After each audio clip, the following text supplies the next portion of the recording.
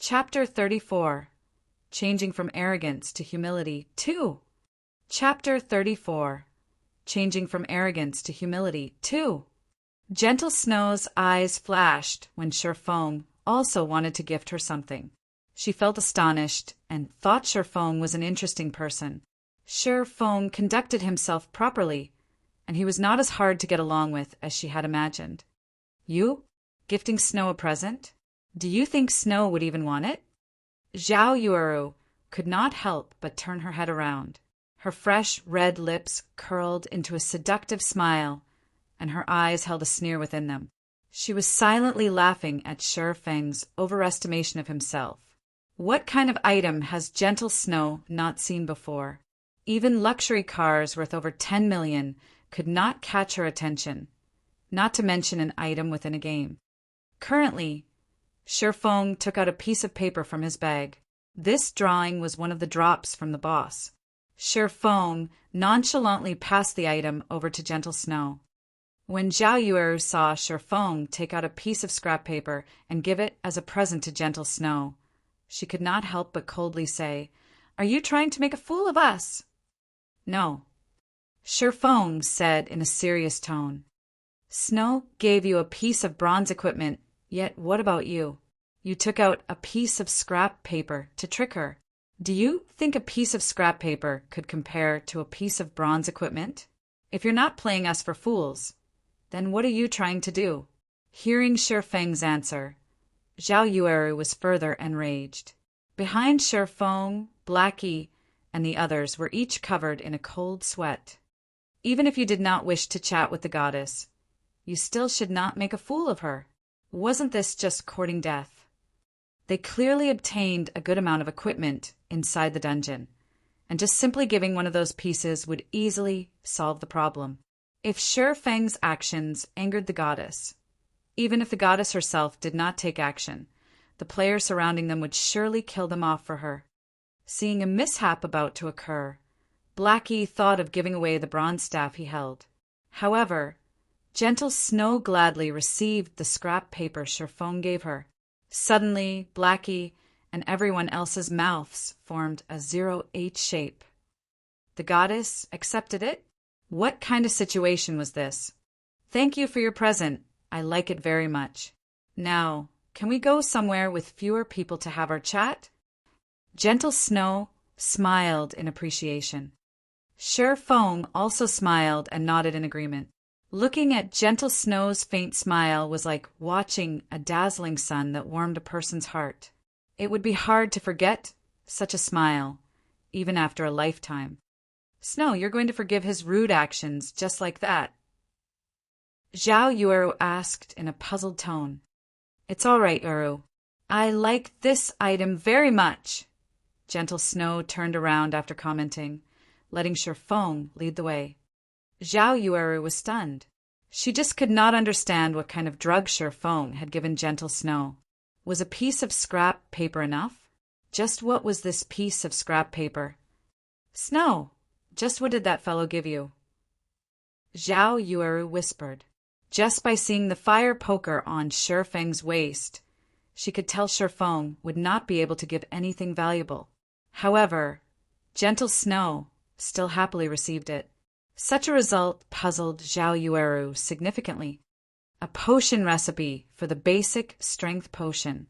When consumed, it will increase a player's strength by 6 points for half an hour. Gentle Snow calmly replied. "What?" Zhao Yueru leaped up in shock. How could he have such a precious recipe? Potion making was very hard to learn. The recipes needed were famed for being rare drops. Even the current Ouroboros only had a few normal recipes, not to mention rare recipes. A recipe that was capable of increasing the strength of a player by 6 points was unheard of until now. If the current level 2 players could have an extra 6 points in strength, that would equate to an additional 12 attack power. Such a potion would have a significant effect when they dove into a dungeon. Regarding guilds who frequently conquered dungeons, the value of this recipe far surpassed that of tens of pieces of bronze equipment. As long as the basic strength potion were for sale, The supply would never be able to meet the demand. Yet, Shifeng gifted such a recipe away. Did Shifeng not know the value of this recipe? However, Zhao Yueru shook her head, denying this assumption. Before, she had seen the confident expression on Shifeng's face. He knew the immense value it had towards their guild. Currently, Zhao Yueru turned her head once more towards Shifeng. A tinge of red appeared on her cheeks when she thought back to what she said before. She felt humiliated. She actually called a rare recipe a scrap paper. When she thought of Shifeng's smile, he was definitely laughing at her lack of knowledge. He was such a hateful bastard. Now you finally know. I've already said he wasn't simple. Gentle Snow smiled at Zhao Yueru. Even after Gentle Snow and Shifeng left the scene, the surrounding players had yet to recover themselves. What kind of situation was this? A noob actually received the attention of the goddess. Was this person really a noob? Boss waving slowly, that noob left with the goddess. Wordless Summer Night was very upset. After watching the goddess being very courteous with Shifeng, even an idiot could tell Shifeng was not that simple. Don't mind it. I've heard from others that the noob entered the hell mode of the Deathly Forest. The snow goddess must have intentionally invited him to learn about the difficulty of hell mode. Waving slowly did not believe that he would misjudge a person. Shifeng was definitely a noob. He must have just been incredibly fortunate. Before, he managed to gain the favor of an expert. Now he also somehow managed to obtain the favor of the goddess. In a rock pit over 200 yards south of the Deathly Forest, Gentle Snow and Shifeng sat facing each other. Surrounding them was a beautiful scenery and gurgling streams. As for the others, they stood to the sides. None of them tried to eavesdrop on the conversation between Shifeng and Gentle Snow. They comfortably sat down and started chatting amongst themselves. I wonder what business Miss Snow has for me. The Deathly Forest. Gentle Snow openly said, I want the strategy for the Deathly Forest. State your price. Hee. I'm afraid Miss Snow is overthinking things. How could I have the strategy to the Deathly Forest? I've only entered the dungeon once. Shifeng would not admit to possessing the strategy. It would bring about the suspicion of others. After all, God's Domain was a game constructed by the main god system. Even beta testers would not know a detailed strategy for the dungeon. It was still possible to trick amateurs such as Blackie, but it was impossible to trick Gentle Snow.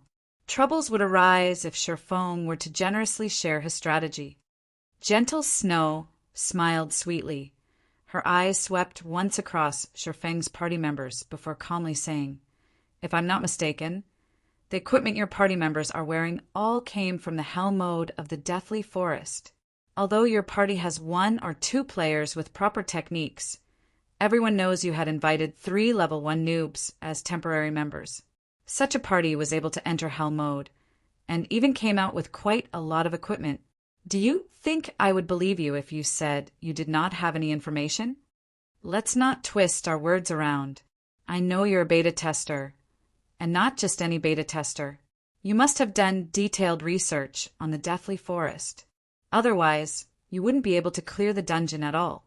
This basic strength potion recipe is the best evidence as to why I would say you've cleared it. You can rest assured, however, that I will not reveal your secret. Gentle Snow fixated her gaze on Shifeng as if she saw through Shifeng's entire being. All right, what you say is correct. Shifeng shrugged his shoulders, silently letting loose a breath. He never thought Gentle Snow would fill up the questionable gaps. It would not be any better for Shifeng if Gentle Snow thought in such a way. State your price, then. Gentle Snow was all smiles with Shifeng. It was as though she was saying, Did you think I could not control a person like you? This lady knows everything. Chapter 35. Changing from Arrogance to Humility 3. Chapter 35. Changing from Arrogance to Humility 3. Seeing Gentle Snow smile with confidence, Shifeng was already snickering in silence. Sheep's will comes from a sheep. If you wish to earn money, it was natural to obtain it from a wealthy person. A first-rate guild like Ouroboros was unquestionably an appropriate target. According to Shi Feng's knowledge, the guild, Ouroboros, had already conquered over 10 virtual reality games. However, the appearance of God's domain had shaken the virtual gaming world. It was dubbed as mankind's second world. It caused the collapse of many other virtual reality games. Afterward, countless companies started madly investing in God's domain, nurturing their guild, growing their influence, and building their place in the virtual financial world. Naturally, Ouroboros also invested in God's domain. They, too, wanted to share a bite of the countless assets. Also, Ouroboros was not just wealthy, it also had a great background. The number of experts working under Ouroboros exceeded over 1,000. These 1,000 men were famed as the God-slaying army in God's domain. The existence of these 1,000 experts allowed Ouroboros to establish a large virtual empire. They unified over 80 cities in God's domain that each had a population of over 1 million players. Ouroboros was a true tyrant in God's domain. During Ouroboros' peak, it was the equivalent to the entire Star Moon Kingdom. As for Shadow, it had only established 10 cities that did not have populations exceeding 1 million players. In such a way, Ouroboros had become a peerless tyrant in the real world. Their position was truly unimaginable. It should be known that Star Moon Kingdom was a relatively large kingdom. Even amongst the hundreds present in God's domain, it was at the upper middle ranks. One could clearly see Ouroboros' prowess when compared to it. How could Shi Feng not wish to work with such a powerful guild? It was just the risk of working with Gentle Snow was too high. Because of her particular identity, the information she could get a hold of was just too great. Shi Feng could not help but be cautious of her. It was why he intentionally revealed some hints, especially with the recipe for the basic strength potion. He wanted to see Gentle Snow's reaction. If she behaved in a bad way, Shi Feng would naturally act ignorant and push all responsibility away. However, the present situation was undoubtedly the one Shi Feng looked forward to the most. Since you've already explained, my asking price isn't high. 20 silver coins. Shi Feng calmly stated. To a small guild of current times, 20 silver coins would already be their entire fortune. Even a 100-man money farming group would need 2 to 3 days to collect such an amount. Zhao Yueru sucked in a cold breath, nearly jumping up when she heard Shi Feng casually ask for 20 silver coins. She stared at Shi Feng, furiously saying, "Why don't you just rob someone? That would be a faster way." "I would do it if I could get that much money," Shi Feng said with a smile. "You should know there is a lot of skill books, weapons, and equipment for players inside the Deathly Forest. They can quickly increase the strength of players. If you could conquer the Deathly Forest a step earlier, the benefits it would bring towards future developments go without saying. Can't you make it a little cheaper? 20 silvers? Even we, Ouroboros, can't simply take out that much money."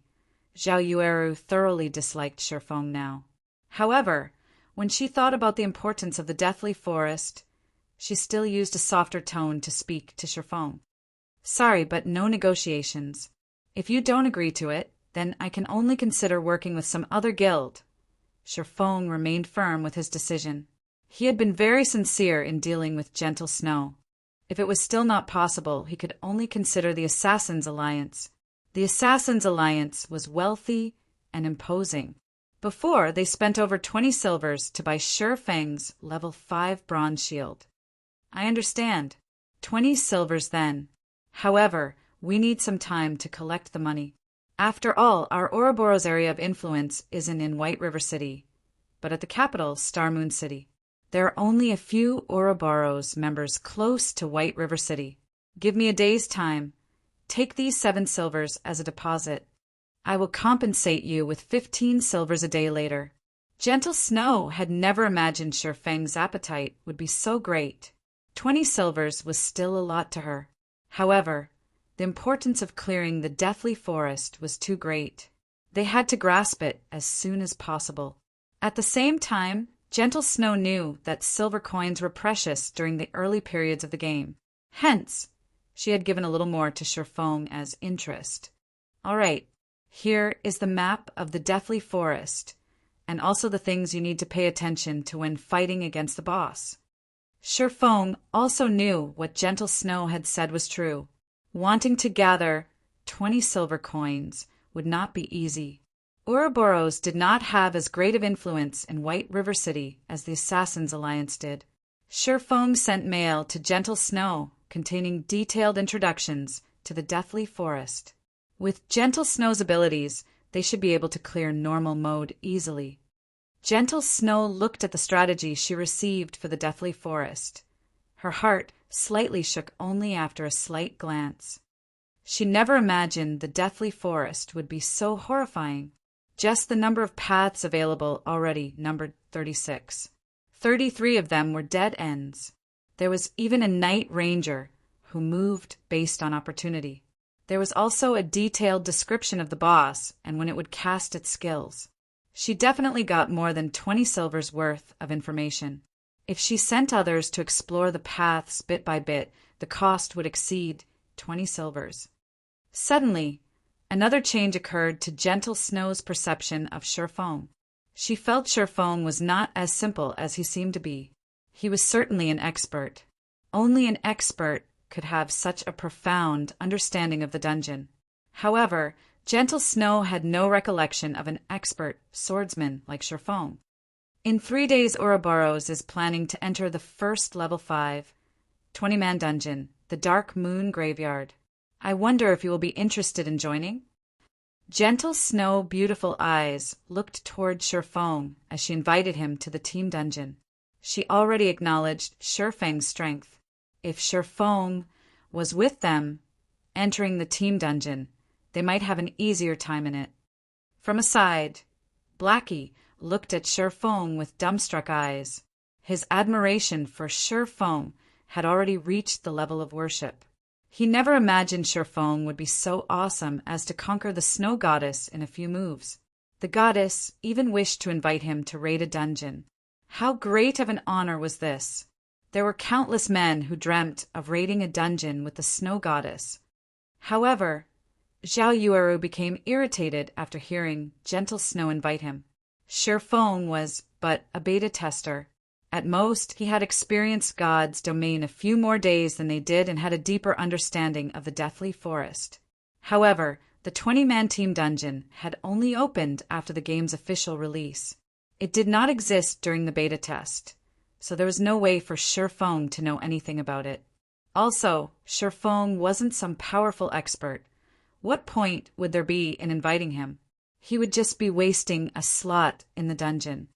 Sherfong entered a thought. There were a lot of good items that dropped from a 20-man dungeon. It had been particularly true for the Dark Moon Graveyard, which dropped a lot of worthwhile equipment for swordsmen. The attributes of the equipment from that dungeon were also much better than the ones obtained from wild bosses. However, Sherfong was not able to organize a 20-man party, so it wouldn't be a disadvantage to join Gentle Snow for a round. All right, but leave a few spots for me. Also, all swordsman equipment and forging designs must belong to me, Sherfong answered with a nod. Can't you be a little more humble? Zhao Yueru looked at Sherfong, pouting. She felt Sherfong was going too overboard. If Gentle Snow had asked anyone else, they would have readily agreed, even going as far as to forgo getting any equipment. Sherfong, however, even wanted priority over equipment. He was not courteous with them at all. Gentle Snow did not imagine Sherfong was truly different from the other people. He did not play around with his words. However, it was interesting that he would say whatever he wanted. Following which, Gentle Snow looked towards the party members behind Sherfong. Although they were noobs, their equipment was all of good quality. They could barely manage in the 20-man dungeon. Thus, Gentle Snow said, "Fine, let's add each other as friends then. We'll be in touch when the time comes. All right, you can just contact me a few hours before raiding the dungeon. I'll arrive on time." Feng accepted Gentle Snow's friend request. Subsequently, Feng and his party members left the small rock pit, heading towards Dark Moon Valley. When the group passed through the Deathly Forest dungeon, Stabbing Heart of the Assassin's Alliance abruptly called out to Feng. "Brother Feng, I nearly failed to recognize you. I never imagined you actually knew a big shot like the Snow Goddess. You must not forget a brother like me in the future," Stabbing Heart jokingly said as he walked toward Feng. "Nonsense. I just happened to meet with Miss Snow by chance," Feng replied with a smile. "Brother Feng, you are too humble. Based on your strength, you are absolutely worthy of becoming friends with the Snow Goddess. After all, both of you are experts of the same level." Stabbing Heart thought Feng was very humble. It was no wonder he was such a great expert. The way he conducted himself was different than ordinary people. Stabbing Heart wanted to befriend Feng even more now. "Our Assassin's Alliance is preparing to enter the dungeon. I wonder if Brother Feng would be interested in joining us? Of course, you can pick any of the equipment that you want." "You are too courteous, Brother Stabbing Heart. However, I still have some things to attend to. I will definitely join if there is another chance in the future." Feng politely rejected the offer. Stabbing Heart spoke in a loud voice. Surrounding players clearly heard his words. At first, everyone thought of Feng as just a noob. His being called upon by the Snow Goddess was just due to luck.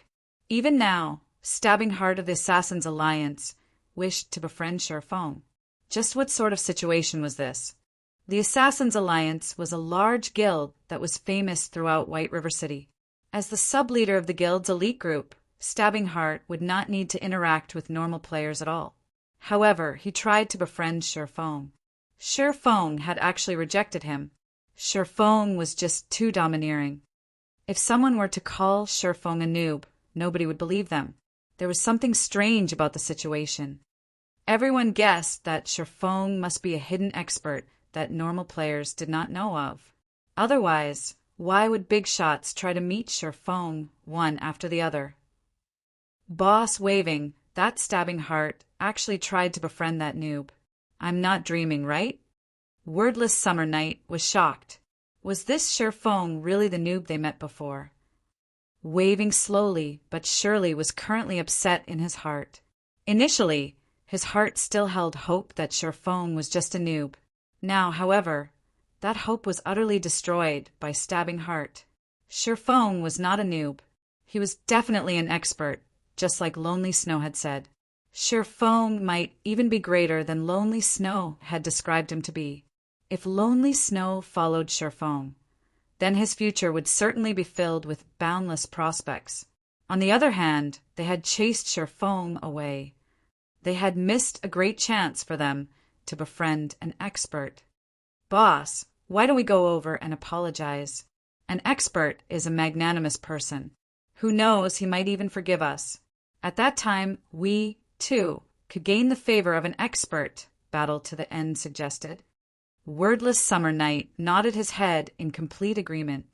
Just as Feng's party was about to leave the Deathly Forest, waving slowly but surely, and the others came running over. "Big Brother Expert, we've had some misunderstandings before, so we're here to apologize to you. We hope you can forgive our ignorance. Here's a silver coin to show our sincerity. We hope Big Brother Expert can take us under your wing." Waving slowly was all smiles as he apologized. The arrogance he had before was completely gone now. Wordless Summer Night and Battle to the End were also sincerely apologizing without stop. They wished to grind monsters with Feng.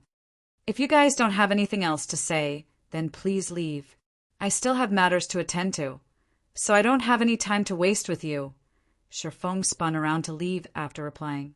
He did not mind one little bit in regards to waving slowly and the others' previous behavior. However, wanting him to carry them? Not a chance. As for Lonely Snow, he only shook his head in regards to waving slowly and the others' actions. If they had known that their actions would lead to such results today, maybe they wouldn't have acted so in the beginning. watching Lonely Snow leave with Sherfong. Wordless Summer curled his lips into a frown, saying in a sour tone, "Bah! What's there to be amazed about? In the future, I, too, will become an expert." However, only Waving slowly knew Lonely Snow would become successful in the future. He was already in a different world than them. Chapter 36, Hazard Gnome.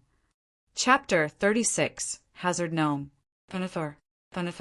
After leaving the deathly forest, Sherfang's party rushed towards Dark Moon Valley without rest. At the current stage of the game, many players had already risen to level 2. Aside from raiding the dungeon at the Deathly Forest, they would stay in Brook Hills to kill level 2 cheetah cubs. Only a few experts would go to the level 4 area, Dark Moon Valley, to level up. However, along with the increase in player levels, it wouldn't be long before Dark Moon Valley would become occupied. After spending over half an hour returning to Dark Moon Valley, the scene they met with was the same as what Sherfong expected. A few elite parties who were uninterested in the dungeon were currently killing level 4 kobolds that were wandering around the outer parts of the valley. These elite parties were quite skilled. They lured 2 or 3 monsters each time, with the shield warrior tanking in front and preventing the kobolds from closing in on their mage and healer. The healer was continuously healing from behind, barely maintaining the shield warrior's HP. Although it was taxing to grind in such a way, the gains from the fight were equally good. The 3 kobolds had dropped 2 coppers and some stone materials. In God's domain, only monsters level 3 and above would drop skill books and bronze equipment. Although the chance was only 10,000 to 1, it was still enough to cause players to go on wild goose chases. Currently, bronze equipment was very valuable. Even more so were skill books. With these enticements here, there would be many experts who would come forth, even if there was some danger involved. After taking a few glances, Sherfong turned and left towards the inner parts of the Dark Moon Valley. The other party members who were new to the Dark Moon Valley were very nervous. It was especially true when they saw the level 4 monsters scattered throughout the entire area. Their breaths became slightly hurried. However, Blackie was extremely calm when he saw these level 4 kobolds. After all, he had previously killed hundreds of them. He did not seem panicked, unlike the other party members. He simply followed Sherfong, entering the deeper regions of the valley. As for the elite parties, they could not help but be shocked when they saw Sherfang's party enter deep into the valley. They had never imagined the newcomer party would have such courage. There were very few players currently present in Dark Moon Valley. It had yet to be completely developed, so there were a lot of kobolds in the middle of the valley. The deeper one headed towards the center, the greater the number of kobolds. There would even be groups that consisted of 10 or more kobolds. Grinding monsters there was just too dangerous. The lowest number of kobolds they had to face was at least 4 or 5. It was not worth risking an unwarranted death. Unfortunately, these people did not know Sherfong was more insane than they previously thought. Sherfong did not just enter the deeper regions of the valley. Instead, he went towards the core of the Dark Moon Valley. There was a good location to grind monsters there. Not only was there a large number of monsters, but their respawn rate was quick as well. Most importantly, the drop rate therefore was high. Regarding understanding, Sherfong was like the local god of the area when it came to the Dark Moon Valley. Be it the location of the monsters, the number of monsters available, or their respawn time, Sherfong had spent countless hours researching in his previous life. His goal at that time was to increase the grinding speed of his party, all to improve his position within Shadow. Life was truly fascinating. Sherfang's sacrifice toward Shadow in his previous life had currently turned around to help himself instead. It could increase his own party's level more quickly, while at the same time guaranteeing him a steady supply of ore. Moving along the path of broken rocks, groups of 4 or 5 level 4 kobolds would occasionally appear. However, it was just a small matter with the equipment of Sherfang's party. Looking at the party's guardian knight, Kola, be it with HP or defense, he could easily tank 4 kobolds at the same time. The healer, Drowsy Sloth, could maintain Kola's HP above 80% without wasting much effort. If Kola had let a monster past, then Lonely Snow would go up and push it back. As for the others, they would fervently deal damage. A simple sword strike from Sure Fong could already deal over 100 damage, whereas Blackie's dark arrows could each deal 88 damage. The fight could not get any easier than this. Within moments, the 5 kobolds were all dealt with. Compared to the elite party outside, Sure Fang's party was stronger by several folds. Sure Fong simply picked up the stone materials and ore that dropped, then continuing deeper into the dark Moon Valley. After spending over an hour moving forward, Sure Fang's party had finally arrived in front of a mountain. The massive mountain was hundreds of meters in height. Kobolds no longer filled the area surrounding the mountain. Wandering gnomes had replaced them. These wandering gnomes each held a small shovel in their hands, using it to dig into the rock wall of the mountain. There were also quite a few gnome overseers that inspected the surrounding areas with a whip in hand. Brother Fong, the monsters here are just too numerous. Are we really going to grind here? Blackie's heart shook slightly when he took a look around. He discovered hundreds of wandering gnomes around the vast mountain. There was even a few level 5 gnome overseers. Compared to the groups of over 10 kobolds outside, this place was a literal battlefield. Kola also gulped down a mouthful of saliva, worriedly saying, "Party leader, I'm not trying to boast, but tanking 6 or 7 of them is my limit. I really can't manage this many monsters." It wasn't just Blackie or Kola. The others as well were apprehensive. Wandering gnomes occupied the entire mountain, and these gnomes were very close to each other. As long as they made a mistake while luring, then they would have to face off against hundreds of level 4 monsters. Such a large number of monsters was much scarier than the Lord rank felt. I know you guys can't fend all of them off. However, whoever said about letting any of you tank hundreds of gnomes? Sure Fong rolled his eyes at his party members. He was extremely clear regarding the party standards. Facing off against 10 gnomes at the same time was nearly their limit. So how could they deal with hundreds at the same time? Even a level 10 player would be finished when met with hundreds if level 4 monsters. However, wasn't there a good saying that stated, "If you can't outfight them, outrun them"? Sure Fang's agility had reached 30 points. Including the bronze shoes he had, his movement speed had exceeded the wandering gnomes by at least 4 points. He could easily kite the gnomes and let Blackie use the AoE skill Hellflame. The efficiency of grinding in such a way was several times greater than that of killing individually. Following which, Sure Fong told everyone about his plan. He needed Blackie to get the timing right, maximizing the effect of Hellflame. As for the others, they were responsible for taking out the gnomes with low HP. When Sure Fong had chosen his position, he grabbed a handful of stones and rushed towards the nearby gnome overseer. Just as Sure Fong approached the 20-yard distance, the overseer had started yelling loudly. Its screams attracted the attention of many of the surrounding wandering gnomes.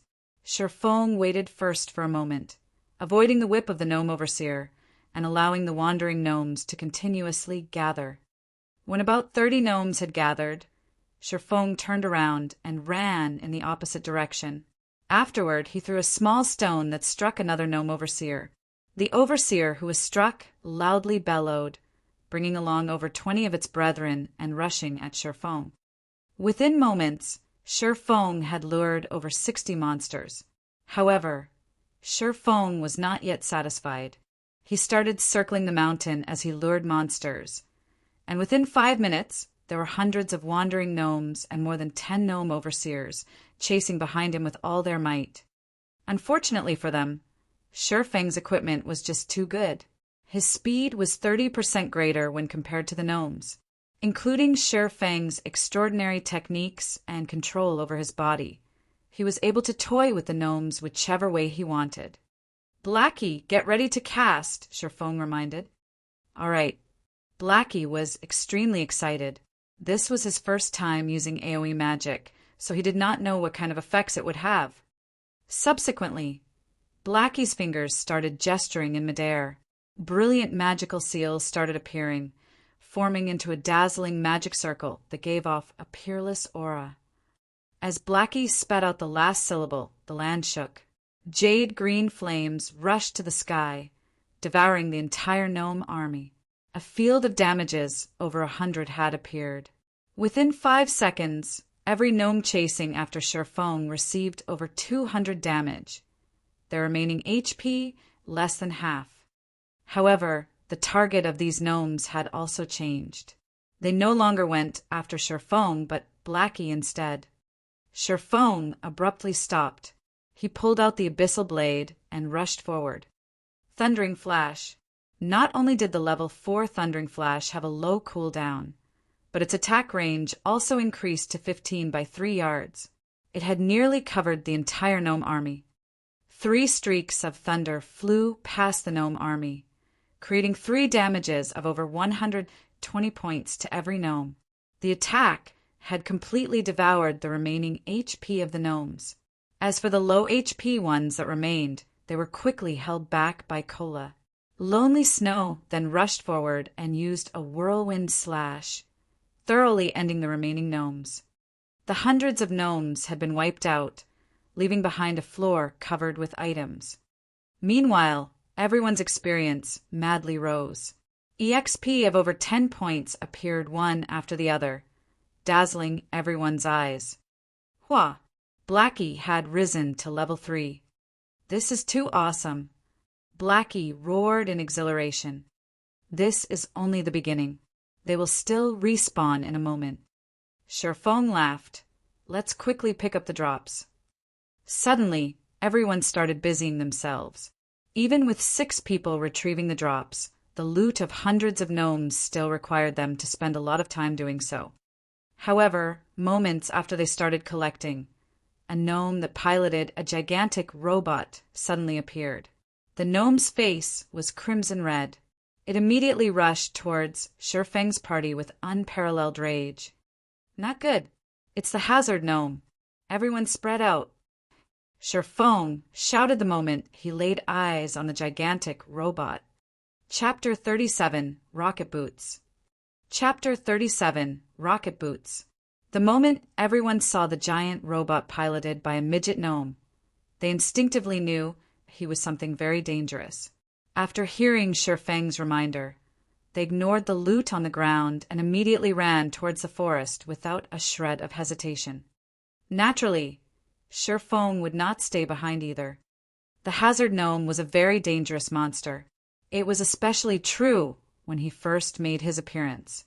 He was even stronger than Werewolf felt with its Death Berserk activated. Hazard Gnome, Special Elite. Level 5, HP 1600/1600. There was a very small chance for the Hazard Gnome to appear after clearing out the wandering gnomes and gnome overseers. However, his appearance also signified the start of a player's nightmare. There was a saying in God's domain that warns people not to look down on gnomes just because they were midgets. If they were enraged, they could easily extinguish your life at any given moment. In his previous life, Sherfong met the hazard gnome once before. At that time, he was with an elite party who was grinding for ore. After killing the gnomes, the hazard gnome appeared. They did not imagine they would meet a special elite, so they had all excitedly rushed at him. However, the situation ended up in a tragedy for the 20-man party. The hazard gnome's 1600 HP must not be taken lightly. His defense was an abnormality, capable of reducing 80% of the damage he received. A level 4 berserker using an axe could only take 2 HP from the gnome. On the other hand, the hazard gnome's attacks were even more powerful. Everyone would get a free trip back to the city after he fired a burst of bullets. Although Sherfeng's party had tried their best to run away, the hazard gnome's hatred for their evil deeds was clearly implacable. The rockets on the robot's back suddenly ignited. The steel machine that was over 3 meters tall rushed at high speed towards Shifeng's party. While being chased, Blackie attacked with his dark arrow as he ran. Although the arrow had struck the hazard gnome, it had only caused a meager -4 damage. Blackie's eyes widened when he saw the damage. He said in a dumbstruck manner, "Disgusting. If the robot wasn't protecting this gnome, I could one-shot him any time. Don't mind it for now, and focus on running. Pay attention to dodging the bullets. As long as we are 1,200 yards away from the mountain, the hazard gnome will return." Shifeng never thought, just after a lecture from him, Blackie's skill would improve to the degree of being able to hit his target while moving. However, fighting head-on with the hazard gnome would be very foolish. Blackie understood Shifeng's intentions. He turned around and started chanting Evil Whip, binding the pursuing hazard gnome with 5 thorns and greatly reducing the gnome's speed. With this, everyone managed to gain quite a distance from the gnome. When the hazard gnome broke free from the 5 thorns, high damages of -23, -24, -23, -23, -24 suddenly appeared on his head. His HP had turned to 1479 within an instant. The damage caused by the Evil Whip was just ridiculous. Blackie was shocked. Before, his level 3 dark arrow had only dealt -4 damage. On the other hand, the Evil Whip had caused over 100 damage total. The difference between them was just too great. Did the hazard gnome have that kind of fetish? Shifeng saw hope when the hazard gnome's HP suddenly fell by a portion. The hazard gnome did not have any immunity towards plant-based attacks. Shifeng immediately commanded, "Everybody stop running. Cola!" Get the hazard gnome's hatred and let his back face toward the group. The others attack and mind your positions. As long as the hazard gnome lifts up his gun, immediately dodge the muzzle. Blackie, attack immediately after Evil Whip's CD finishes. We have a chance to get rid of him. Whether they would live or die before they ran out of the 1,200-yard mark was an uncertainty. So why not fight it out? Who knows, they might even be able to get rid of this hazard gnome. In Shifeng's previous life, there were no players who killed the hazard gnome before. If they were to kill him now, something good might drop. Currently, the hazard gnome's hatred was targeted towards Blackie. However, Lonely Snow was a step ahead of the gnome, using charge on him. He used a whirlwind slash on the gnome, causing 3 points of damage. Although the damage was low, the momentary fainted state it caused gave Cola a chance to use Divine Strike, followed by punishment. The 2 attacks caused -3, -2 damage, and the additional hatred they attracted had the hazard gnome locked onto Cola. The hazard gnome extended the electric saw on the robot's right arm, violently slashing at Cola. Cola blocked the attack with his shield. His body retreated 3 steps backward and a damage of -147 appearing above his head. Cola was shocked. When the next attack from the electric saw came, he hurriedly dodged and rolled to the side, avoiding the attack completely. Drowsy Sloth immediately healed Cola twice, returning close to 100 HP to Cola. Such fierce damage. Lonely Snow was shocked as well. He no longer dared to stay, turning around and running more than 10 yards away from the gnome. He would definitely die, even if he were only struck once by the electric saw. On the other hand, Shifeng was not afraid of him. He immediately arrived at the hazard gnome's back, using out a series of skills: Thundering Flash, Double Chop, and Chop. The occasional critical hit would also cause -16 damage. Compared to the others, Shifeng's damage was already very high. However, the hazard gnome only gave a look of contempt towards Shifeng's attacks. He continued using his electric saw to attack Cola. A series of fierce attacks had forced Cola to constantly retreat backward. His HP was continuously falling as well. Behind, Drowsy Sloth's healing could not keep up with the damage Cola was receiving. He could only watch as Cola inched closer to death. At the most crucial moment, Shifeng used Abyssal Bind. 9 pitch-black chains bound the hazard gnome, giving Kola a breather. Within the 3 seconds, the hazard gnome had only lost 7% of his HP after being barraged by everyone's attacks. The total damage the party dealt was not even the equivalent of a single evil whip from Blackie. When the 3 seconds had ended, the hazard gnome regained his freedom. The green-skinned gnome revealed a mocking smile on his face, his tiny hands moving around and manipulating buttons. The robot's arm holding the electric saw made a roundabout slash, creating a beautiful arc. Shurfeng's entire person was sent flying. He smashed into a tree and lost 286 HP. Kola rushed up in a hurry, his HP having recovered by more than half. He used Divine Strike and Punishment once again, trying to pull back the hazard gnome's hatred. However, the hazard gnome had actually ignored Kola. Instead, he lifted the gun in his left hand, aimed it, and fired a burst of bullets at Shurfeng. A barrage of densely packed bullets flew towards Shurfeng. However, Shurfeng had yet to land after being sent flying, so it was impossible to dodge the bullets. Phantom kill! Shurfeng's doppelganger instantly appeared before him. The doppelganger waved his blade, continuously blocking the bullets. Meanwhile, Shurfeng had already activated gravity liberation. He jumped up to a treetop, avoiding the attack range of the hazard gnome. However, his doppelganger had already been killed. After finishing a cartridge of bullets, the hazard gnome started changing magazines. Afterward, he continued to rush at Shurfeng. Everyone else could only continue attacking, shaving away the hazard gnome's HP bit by bit. However, Shurfeng was not easy to hit after he activated gravity liberation. Shurfeng also used the trees for protection. He was barely dodging the flying bullets as he continued kiting the gnome.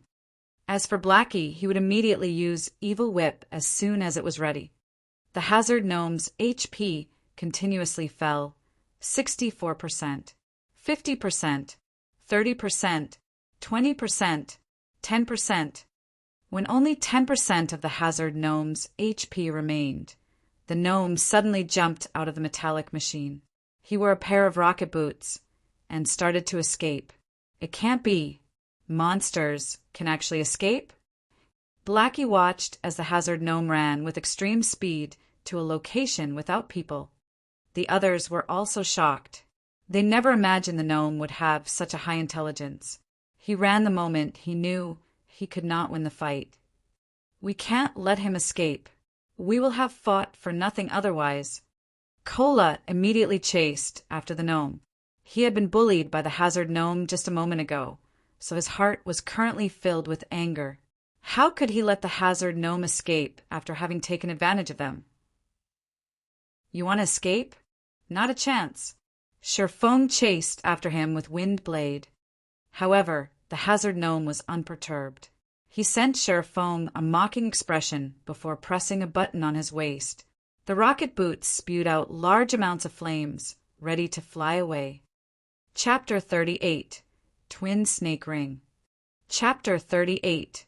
Twin Snake Ring. The hazard gnome's shameless rocket boots shocked everyone. They had never seen a monster that was so good at escaping before. Its human-like expressions and actions were completely different from NPCs. The hazard gnome was like a person pretending to be an NPC. 2 streaks of crimson flame flared, slowly lifting the hazard gnome into the air. Unwillingness filled everyone's hearts. However, they could no longer stop it, but only watch the hazard gnome flee with their own eyes. The mages in the party were over 40 yards away from the hazard gnome. Lonely Snow as well was over 30 yards apart from it. It was not within the range of charge. Also, the faint effect of charge would become ineffective because the target was floating in midair. Only the movement speed increase would take effect. Currently, only Shurfeng was close to the hazard gnome. He was only 15 yards away from it. However, Shurfeng did not have any range attacks. Even if he chased after it, the hazard gnome would raise over 20 yards from the ground by the time he arrived. In the end, Feng would only watch the hazard gnome escape. 9 dragons slash. Feng knew he could not catch up. He waved the abyssal blade, shrouded in black mist, in his hand. Within an instant, 9 streaks of black mist shot towards the hazard gnome. Feng was not willing to allow such a smart hazard gnome leave. Initially, Feng only thought of the hazard gnome as an average special elite. He had never imagined the gnome to be so much like a player. Throughout his 10 years of playing God's Domain, Feng rarely saw such intelligent gnomes. The main god system wouldn't simply bestow a small monster with high intelligence. Such bestowals usually had a deeper meaning behind them. For example, those human heroes or legendary beings were all great characters. Their existences caused people to shudder. Although the intelligence of this hazard gnome did not reach the level of those heroes or legendary beings, he was still much smarter than a boss monster. There might even be unimaginable gains by killing it. Currently, the hazard gnome's displayed information changed. He suddenly became Archismatics. Archismatics, Lord rank. Level 5, HP 600/600. Feng felt a sense of familiarity when he saw this name. It seems that he had heard of it before, yet he could not recall anything about it. However, the gnome only had 600 HP. Feng was confident he could kill the gnome with a 9 dragons slash. Just when the 9 sword shadows were about to pierce Archismatics, the gnome took out a few steel balls from his small bag. He threw the balls at the phantoms of the abyssal blade. Brilliant sparks flared up the moment the 2 attacks came into contact. Hung, hung, hung. A series of explosions forced the phantoms of the abyssal blade back. Just when the phantoms were prepared to attack Archismatics once more, he immediately flew over 30 yards away. Meanwhile, the 9 phantoms of the abyssal blade could only attack targets within 30 yards of its reach. Feng could only watch helplessly as Archismatics escaped. Crap, how could there be such a monster? His escaping ability is just a bug. Blackie stared at the fleeing Archismatics as he cursed. Cola was grinding his teeth in hatred as well, sending a few punches towards a nearby tree. The other party members felt displeasure also. Everyone fought long and hard against this elite monster. However, just when they were about to reap the rewards of their efforts, their prize grew wings and flew away. Was there anything more depressing? Brother Feng, let's continue chasing it. Blackie discovered that the gnome's movement speed was not fast. Also, there should be a limited amount of fuel powering that pair of boots. Who knows, the gnome might land just after a while. Forget it. Let's continue grinding gnomes. Feng shook his head. If they could chase the gnome, Feng would have long since chased after it. However, the gnome's rocket boots were just too powerful. It was titled as one of God's Domain's godly escape tools. Currently, the boots had just been activated. Its speed would abruptly increase in a moment, and the gnome would disappear in the blink of an eye. It would be an impossible task if they wished to find the gnome. As expected, the flames gushing out from the rocket boots greatly increased after a moment. Archismatics disappeared from the air, unable to be seen anymore. Best not let us meet again. You can dream of escaping the next time. Blackie said in an unfortunate tone as he looked towards the spot where Archismatics had disappeared. In his heart, Feng felt that it was a pity to let the gnome go. However, it would no longer be dangerous when they grinded on wandering gnomes from now on. After this experience, the hazard gnome most likely would not show himself ever again. Let's go. Continue grinding on the wandering gnomes. Feng turned around and said to his party, Brother Feng, you're still the best. How could I not think of it? If we killed all of this bastard's kinsmen, we'll see if he doesn't show up again. Blackie laughingly said. Feng was speechless. He turned around and left, no longer paying any attention to the fantasizing Blackie. Suddenly, Feng stopped his feet in shock. Damn, our luck really is too poor. I never thought that Arcus Maddox would actually appear here, and he was also a level 5 hazard gnome. Feng tightly clenched his fists, his brows wrinkled. It was the first time he became so enraged. When everyone looked at Feng's wrathful expression, they could faintly feel the surroundings become chilly. They could not help but retreat a step, their foreheads covered in a cold sweat. Before, they felt Feng was a calm and easygoing person. Never would they have imagined Feng would become so terrifying after becoming angry. The forest around them no longer seemed lively, but more like a frozen hell, silent, cold, and dark. "Brother Feng, are you all right?" Blackie carefully asked. He was shocked. Feng was completely different from when he was mad or arguing with others. It was the first time Blackie saw Feng enraged to such a degree. "Oh, it's nothing." Feng reacted, replying with a smile. He stored back the dense killing intent into his heart. Such killing intent was slowly honed throughout the years Feng had played God's Domain. Compared to the tyrant Bear Cola of 10 years in the future, there was nothing special about Feng's killing intent. However, at present, it was considered unbearable for Blackie and the others. Feng finally recalled the name of Arcus Maddox. Arcus Maddox was a famous Grandmaster engineer within God's Domain. 3 years after Arcus Maddox shocked the nation by creating the Sky Fortress, Twin Snake Ring, he had gone on to establish the Gnome Empire. With it, the new update Emergence of the New World also activated. At that time, countless super guilds started expeditions towards the fortress, Twin Snake Ring. However, all of them were annihilated, and Arcus Maddox was the cause of such a result. On the other hand, Feng was completely unaware of a great character had appeared right before his eyes. He also lost the chance to kill Arcus Maddox, so how could Feng not be enraged? "Party leader, there's a box here. Did it drop from Arcus Maddox during the explosions?" Gluttonous Mouse, who had been silent all this while, asked as he picked up a small metallic box from the grass. Feng received the box and took a look at it. He discovered the words Arcus Maddox carved onto the metallic box. Shortly after Feng opened the box, he said suddenly with a laugh, "Great! Good job, Mouse. With this, we didn't fight for nothing after all." When the group saw Feng in a happy mood, they knew the item must be very precious, as common items were nothing in Feng's eyes. As to wanting the item for themselves, none of them ever had such thoughts.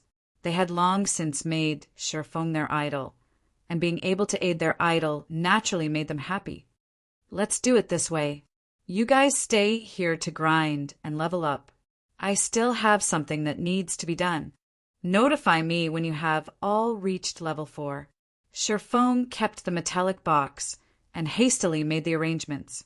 Nobody could help him with the following matter. Only Feng was able to proceed.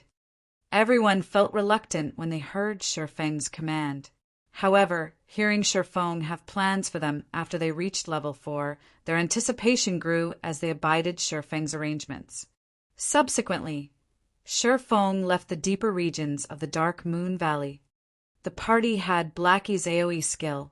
Killing 7 or 8 gnomes at a time was no problem at all, and their leveling speed was at least 2 or 3 times faster than the other parties.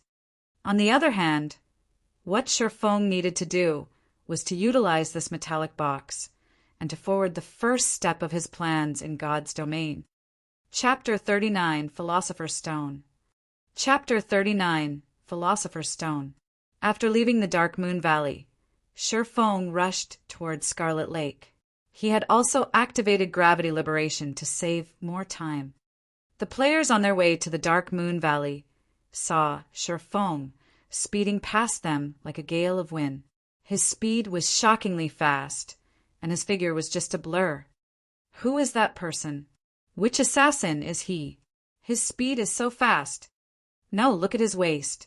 That's a sword hanging there, not a dagger. He should be a swordsman. Crap.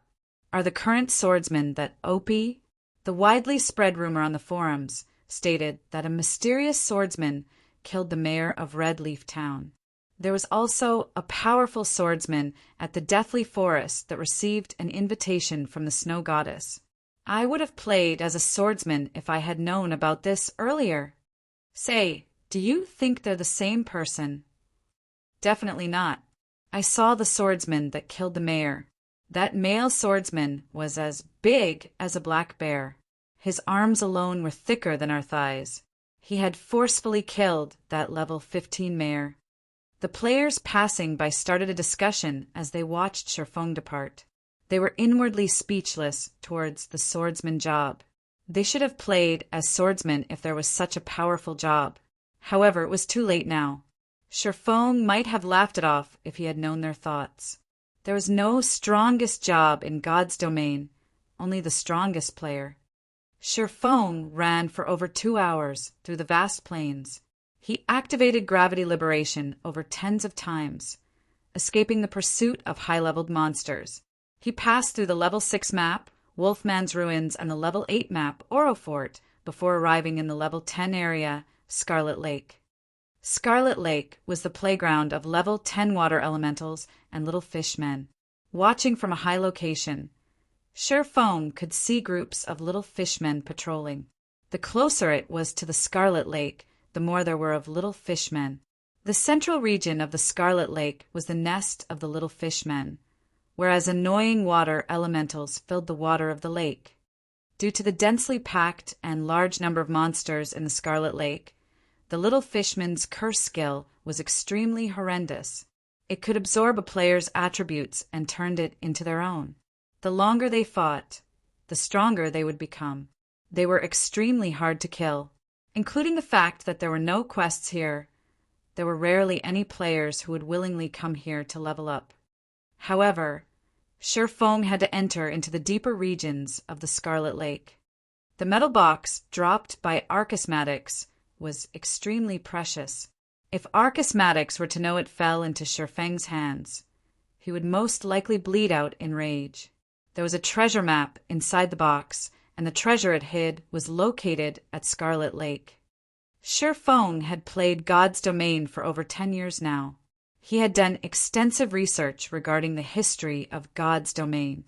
He truly did not think Archismatics would have this treasure map. It was the record of a heaven-shaking secret. 900 years ago, Alchemy Master Molotov had created an item with all his effort. Wars were waged between the large countries in God's domain for this item. There were over 10 heroic figures that fought over it.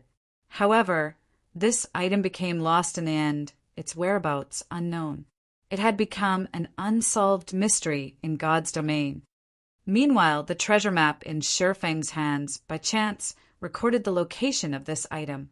This item was the Philosopher's Stone. It was a sacred item for alchemy. If alchemists could obtain the Philosopher's Stone, then they would have the ability to transform stone into gold, amassing immense wealth. They would even be able to revive the dead, breaking the alchemy law of equivalent exchange. Who would have thought such a sacred item would be placed in such an unremarkable location as Scarlet Lake? However, the Scarlet Lake was still a dangerous place for Sherfong. After all was said, there was still a gap of 8 levels between Sherfong and the monsters here. With the suppression due to levels, Sherfong was not an opponent for the level 10 monsters, not to mention the attribute-stealing little fishmen. However, Sherfong could not help but take the risk. The earlier he obtained the Philosopher's Stone, the earlier his heart could be at ease. If he waited until he was level 7 or 8, someone else might claim the item. He wouldn't even be able to feel regret when that time came. Sherfong took out the metal box from his bag, carefully taking out the treasure map within it.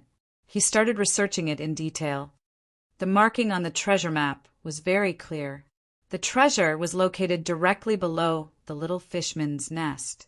However, how would Sherfong be able to circle around all these little fishmen? The problem with the water elementals also needed to be solved. Although water elementals had low HP, They had a 60% immunity to physical attacks. They also had a movement speed reduction skill, so they were a headache for melee players. After observing for half an hour, Feng discovered that the little fishmen were not always on patrol. They would eventually take a break. Also, these little fishmen were only active by the lake's shores. They hardly ever entered the water, because once they entered it, their movement speed would sharply reduce by 60%. Feng could use this short rest period to rush into the lake, and once he was in it, the little fishmen would not be able to chase after him. As for the water elementals under the water, Feng could use the doppelganger phantom kill to lure them away. Then he could swim to the cavern below the little fishman's nest. If Feng did not operate through his plan properly, he would definitely die. If he died, his losses would not be minor. It was not the experience loss that was a problem, however. With his advantage as a reincarnated person, Feng could quickly recuperate the experience he lost. Only he would be sent back to the town after dying once, and the time he would waste by returning here was just too much. 10 more seconds. Feng watched the patrolling little fishmen, his heart estimating the time for him to sprint out. Time passed second after second. A group of patrolling fishmen watched their surroundings. After discovering nothing out of the ordinary, they entered a small wooden hut by the lake to rest, emptying the land by the lake. With all his might, Feng dashed towards the shore. When Feng was about 30 yards away from the lake, another group of patrolling fishmen discovered Feng. They immediately sounded out an alarm, their hands wielding short swords as they rushed toward Feng. When faced with 4 level 10 little fishmen, as powerful as Feng was, he was not their match. Feng's only hope was to jump into the water. However, the little fishmen were very quick, taking only a short moment to catch up to Feng. They waved their short swords, slashing them at Feng's back. Feng knew he could not outrun the fishmen. He turned around and used Abyssal Bind on one of them, then continued by using Parry to block another one of his attackers. As a result, Feng stopped the other little fishmen from moving forward. Using the power behind the fishman's attack, Feng managed to pull away a distance of over 3 yards. He activated gravity liberation and then jumped onto the lake. However, the other little fishmen were quick to catch up, jumping into the lake after Feng as well. Plop! 4 little fishmen fell into the water. Feng, however, was madly running above the lake's surface. Walking on water was a skill that could only be activated after agility reached 80 points. However, Feng had the ring of gravity. As a result, his body had reached a state of near weightlessness after activating gravity liberation. Including his agility that was over 30 points, he, too, could move on the water surface. His speed would not be reduced by the water. In a few moments, Feng had shaken off the unyielding little fishmen. He ran to a location not far from the little fishman's nest, diving into the water. Just after entering the water, Feng discovered a cavern that was surrounded by a lot of water elementals. The water elementals were encircling around the cavern as if they were protecting something. Water Elemental Common Monster. Level 10. HP 750/750. Feng used Phantom Kill. His doppelganger swam over, luring the water elementals. Just as Feng planned, a group of water elementals had discovered the doppelganger. One after another, they chased after the doppelganger. Meanwhile, the doppelganger swam upwards. Although the water elementals had high movement speed underwater, it was an entirely different story when they were above ground. They were the opposite of the little fishmen, becoming extremely slow once they reached the shore. With the water elementals lured away by his doppelganger, Feng took the chance to quickly swim towards the cavern. Before Feng even reached the cavern, the system notified him of the death of his doppelganger. The doppelganger had only earned Feng over 20 seconds. After killing the doppelganger the water elementals discovered an intruder near the cavern. They all hurriedly swam back to the cavern entrance.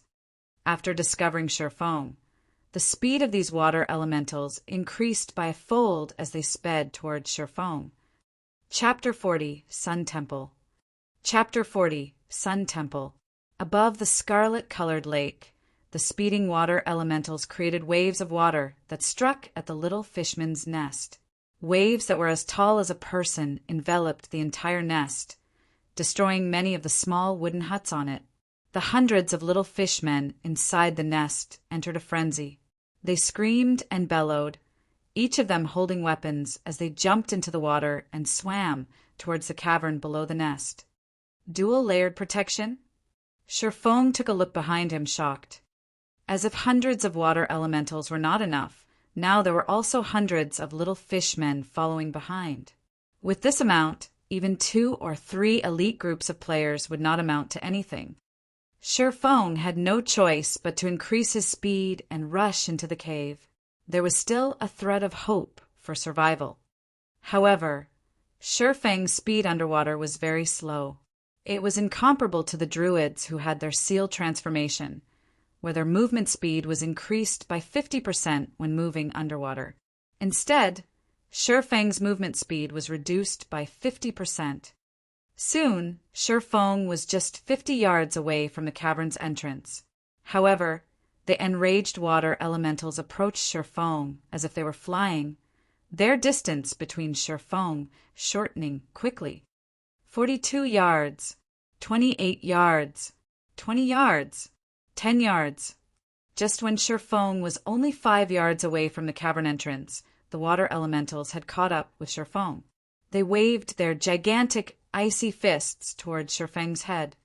The attacks from water elementals carried a freezing effect that reduced movement speed. As long as they hit Shurfong, the water elementals would cling to him till death. Shurfong hurriedly spun around and used parry, blocking the fist of the first water elemental. Using the water elemental's immense strength, Shurfeng's body retreated backward by quite a distance. However, the remaining water elementals also rushed at him. It seems I'll be going back to town. Shurfong looked at the hundreds of water elementals in front of him, feeling powerless. Just when Shurfong was about to give up, he had floated into the cavern. Inside, he saw a human-shaped ghost roaming about. It was roughly 30 yards away from Shurfong. Shurfong gave caution to the wind. If he had to die, then he would die trying. At the very least, he could obtain a little more information for future preparations. Hence, Shurfong used Windblade, his speed increasing by a large leap. Like a gale, Shurfong swept through the water and rushed to the shore of the cavern, escaping the clutches of the water elementals just in the nick of time. The moment the water elementals left the water, their speed was sharply reduced. They could not catch up to Shurfeng's mad dash at all. After leaving the water, Shurfong quickly rushed towards the human-shaped ghost. The moment the abyssal blade was about to slash across the ghost's neck, Shurfong suddenly discovered the half-transparent ghost did not actively attack him.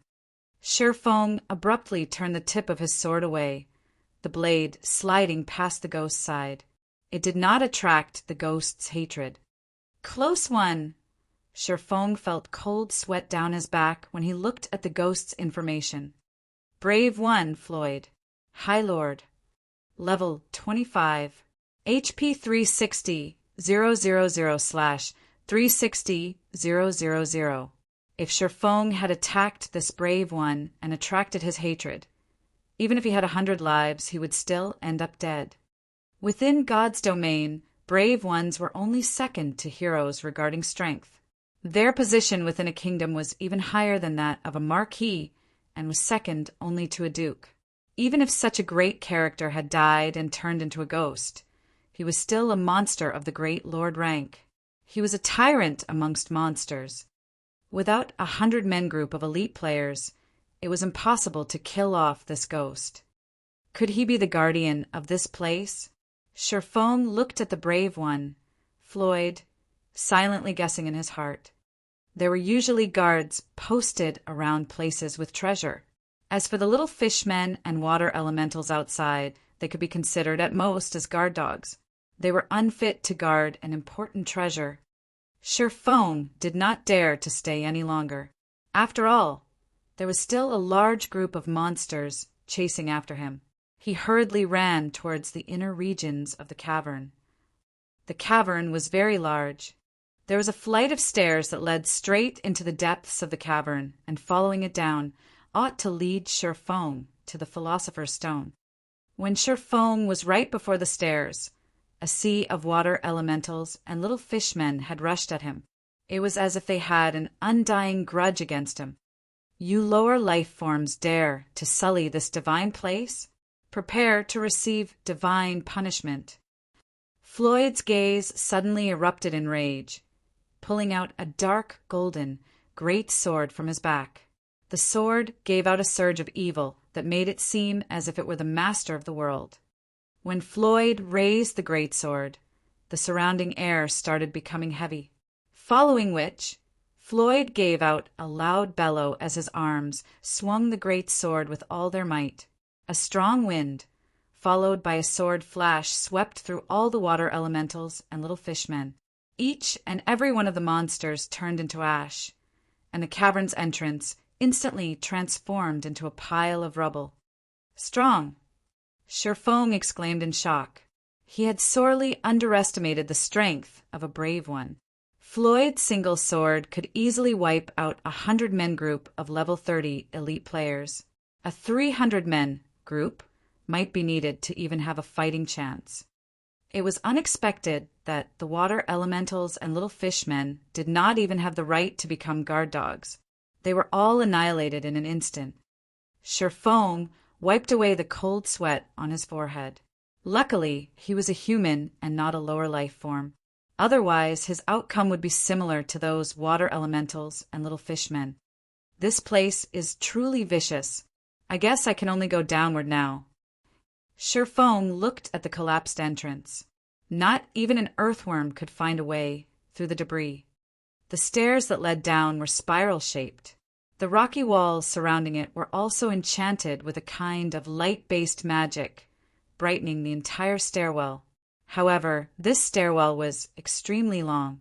Fortunately, there were no dangers here. After walking for an entire half an hour, Sir Fong finally arrived at the end of the stairwell, at the beginning of a wide and spacious hall. The hall was about the size of an entire football field, and it looked similar to a shrine of sorts.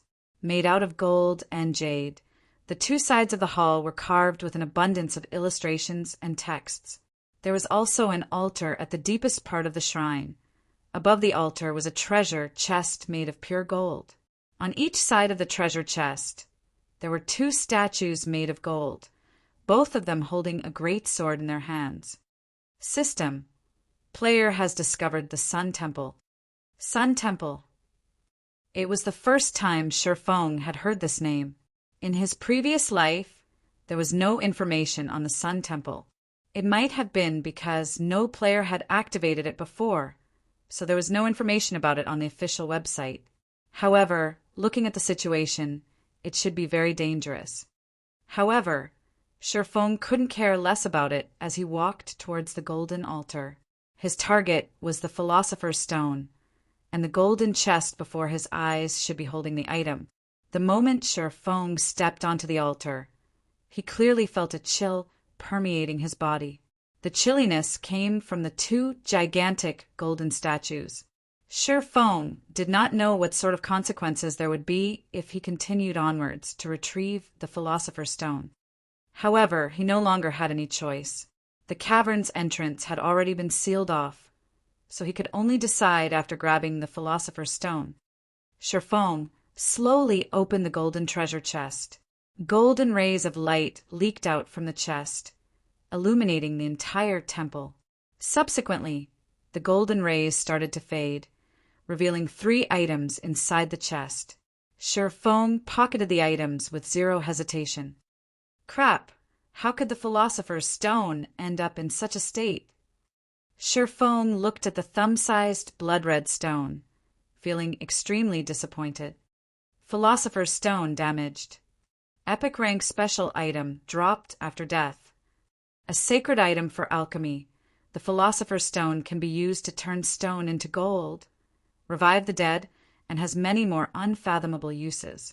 However, the Philosopher's Stone was damaged and broken into 5 pieces by the Sword Emperor Knight. Nevertheless, the Philosopher's Stone possesses immense strength. As long as the 5 pieces are gathered, it will be able to recover all of its strength. Active effect.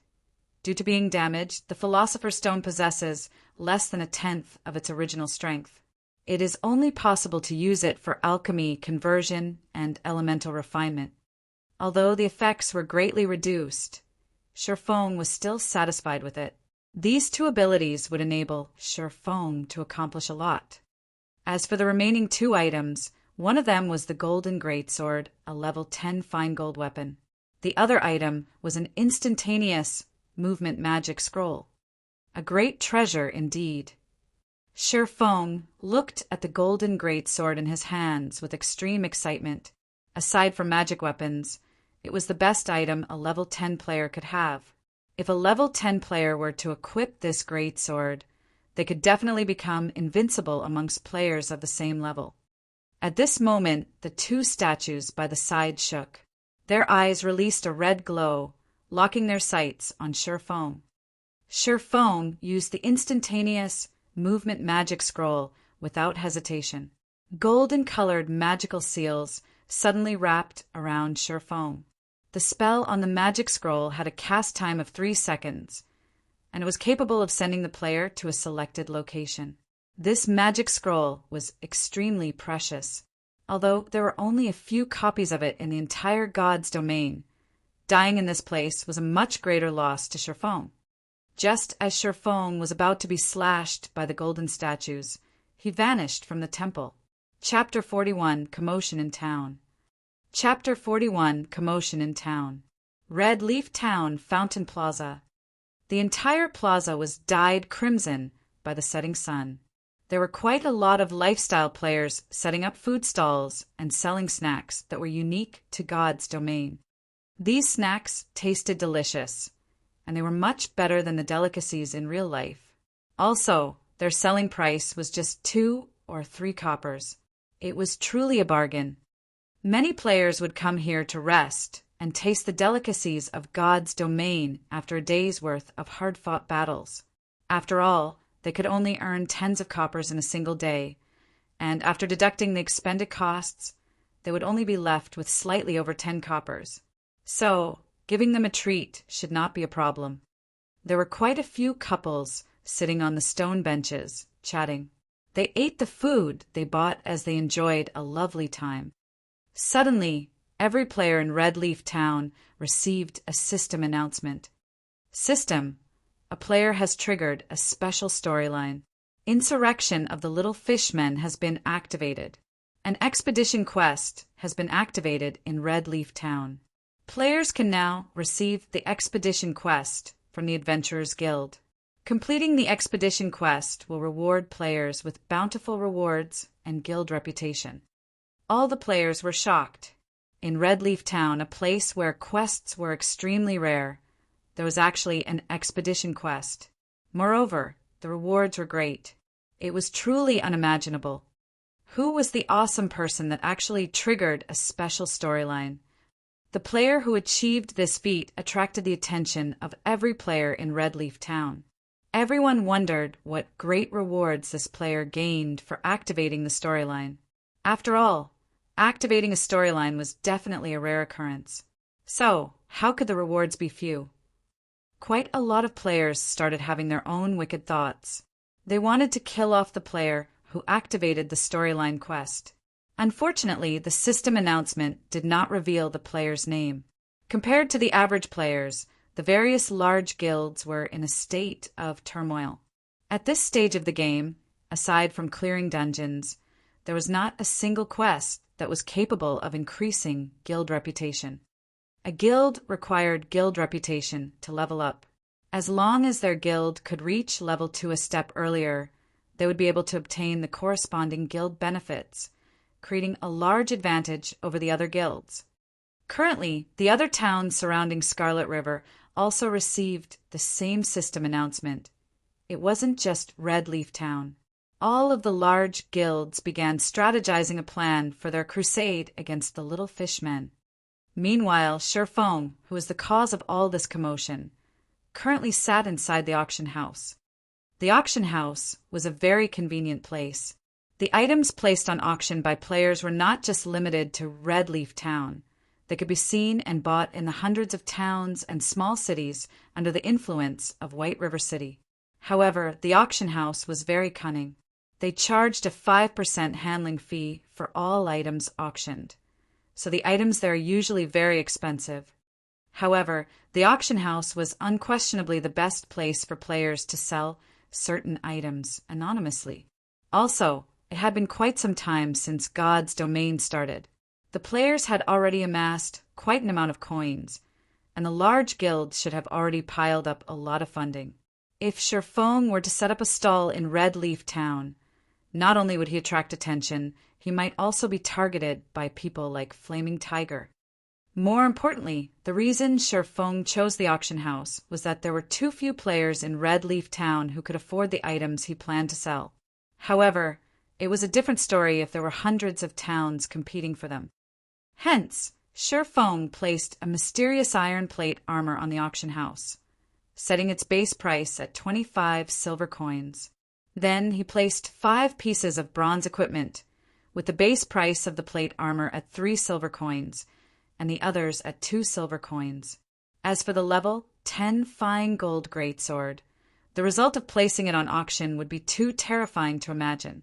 This weapon was worth at least 2 gold coins, which was the equivalent of 200 silver coins. Currently, even 1 silver coin was extremely precious, so who would be able to even afford the weapon?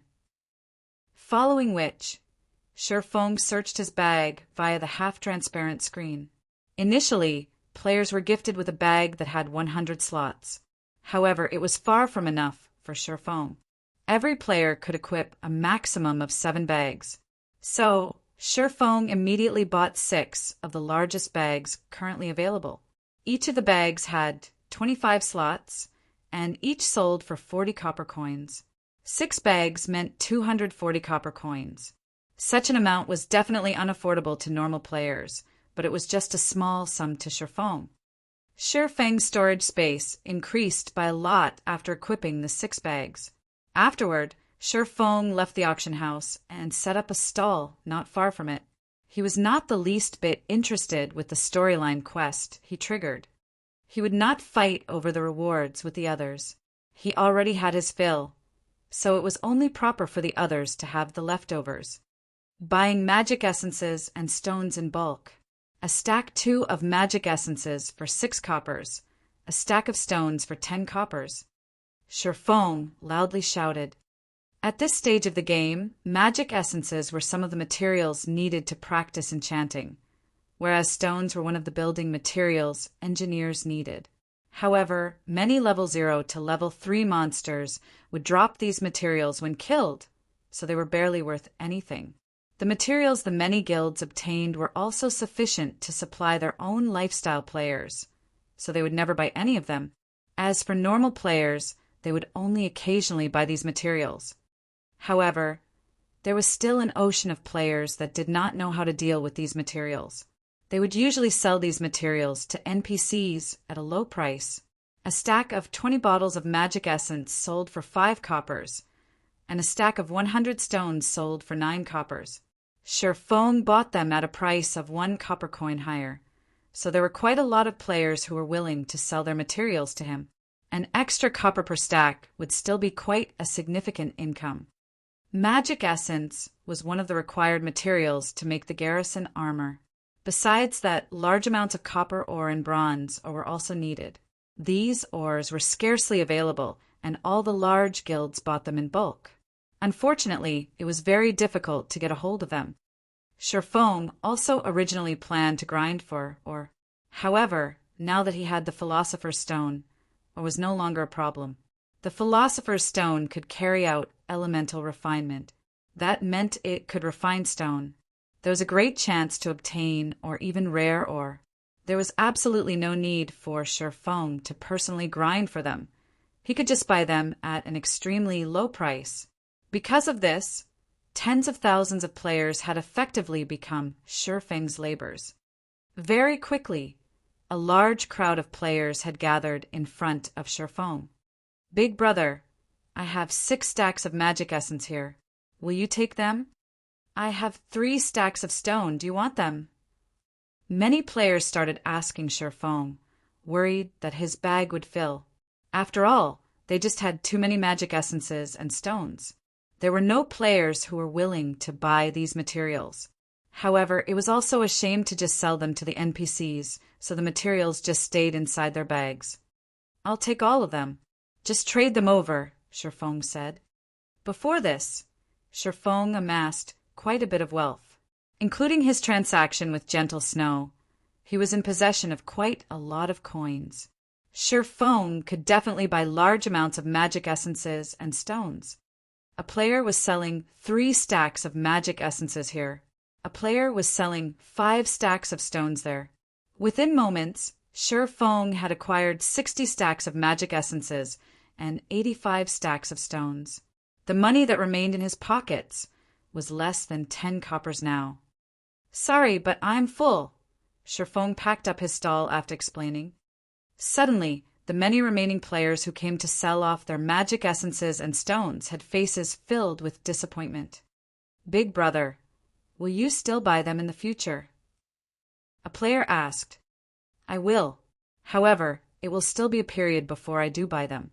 You all can save them up for now." Feng resolutely said. The amount of magic essences and stones Feng just purchased was far from enough for him to become an advanced forging apprentice 3. After leaving the business street, Feng arrived at the Forging Association. He paid 5 coppers to rent a basic forging room for 1 hour. Inside the basic forging room, all the equipment needed for forging was provided. Players did not need to buy their own equipment. The intermediate ranked forging room was a lot better. It could increase the success rate of forging by 3%. However, it costs 1 silver per hour to use that room. As for advanced forging rooms, those were not available in small towns. They were only available in cities. However, their prices were extremely staggering. Chapter 42, Elemental Refinement. Chapter 42, Elemental Refinement. Forging Association inside a forging room. Feng took out a stack of stone, placing it on the table. A stack of stone had 100 pieces in total. They immediately filled up the round table. Some even fell to the ground. "Time to see how good you actually are." Feng smiled as he retrieved the crimson-red Philosopher's Stone. If the Philosopher's Stone were seen by someone else, the consequences Feng would face would be immense. Hence, Feng rented a forging room. Without his permission, nobody could enter the room. Feng took a piece of stone from the table and used the Philosopher's Stone on it. System: do you wish to use the Philosopher's Stone for elemental refinement? Feng immediately chose yes. Following which, the Philosopher's Stone started emitting a faint red glow. A mysterious power flowed into the stone. Pum! The stone the size of a fist suddenly turned into yellow sand, scattering to the ground. The result was a failure.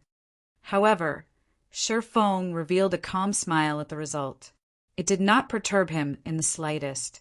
Afterward, he picked up another stone and tried again. Ore was very precious. A normal copper ore sold for 2 coppers. They were only worth 1 copper coin if sold to an NPC. A stack of 100 copper ore could be sold for 200 copper coins to guilds, and they would still fight over them. Compared to a stack of stone which only sold for 10 copper coins, copper ore was just too expensive. Elemental refinement extracted the metal element out of the stone. However, some stones did not possess any metal element, so it was only natural that they turned to sand.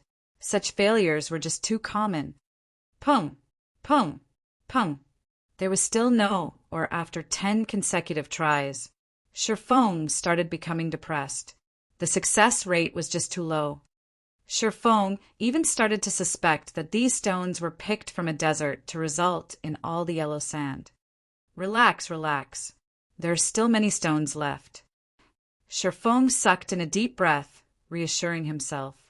He picked up another piece of stone, trying elemental refinement once more. Pung! This time, the stone still scattered into a pile of sand.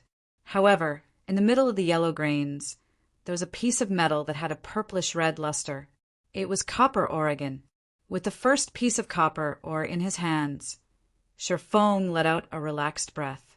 His hands started moving at a faster pace. All the stones above the stone table turned into yellow sand within moments. The stack of stones had yielded a total of 23 pieces of copper ore and 2 pieces of bronze ore again. Compared to copper ore, the price of bronze ore was 3 times that of copper ore. They were worth 3 copper coins when sold to NPCs. Due to the rarity of bronze ore, players would buy them at 7 copper coins apiece. Seeing the ores on the table, Feng felt the Philosopher's Stone was truly a gold mine. Even if the Philosopher's Stone was currently damaged, it was still out of the ordinary. It was no wonder why many kingdoms were willing to muster up their armies and fight for the Philosopher's Stone. Having the Philosopher's Stone in hand was the equivalent of having a wealthy treasury. At that time, a kingdom would find it hard not to become prosperous. Feng kept the ores on the table and brought out another stack of stones. Stack after stack of stones disappeared, whereas the amount of yellow sand had piled up into a small hill. Fortunately, the forging room could be cleaned of rubbish with just a click of a button. After pushing the clean button, the small hill of yellow sand vanished from sight. After spending an hour's time, Feng had refined 40 stacks of stones. He had obtained a little over 7 stacks of copper ore and a little over 1 stack of bronze ore again. They would be worth over 20 silver coins if Feng sold them. Meanwhile, the cost of obtaining these ores were only 4 silver coins. The difference was 5 times the price. It was an absolute profit. Most importantly, ores dropped in very small numbers, so it was impossible to buy them in bulk.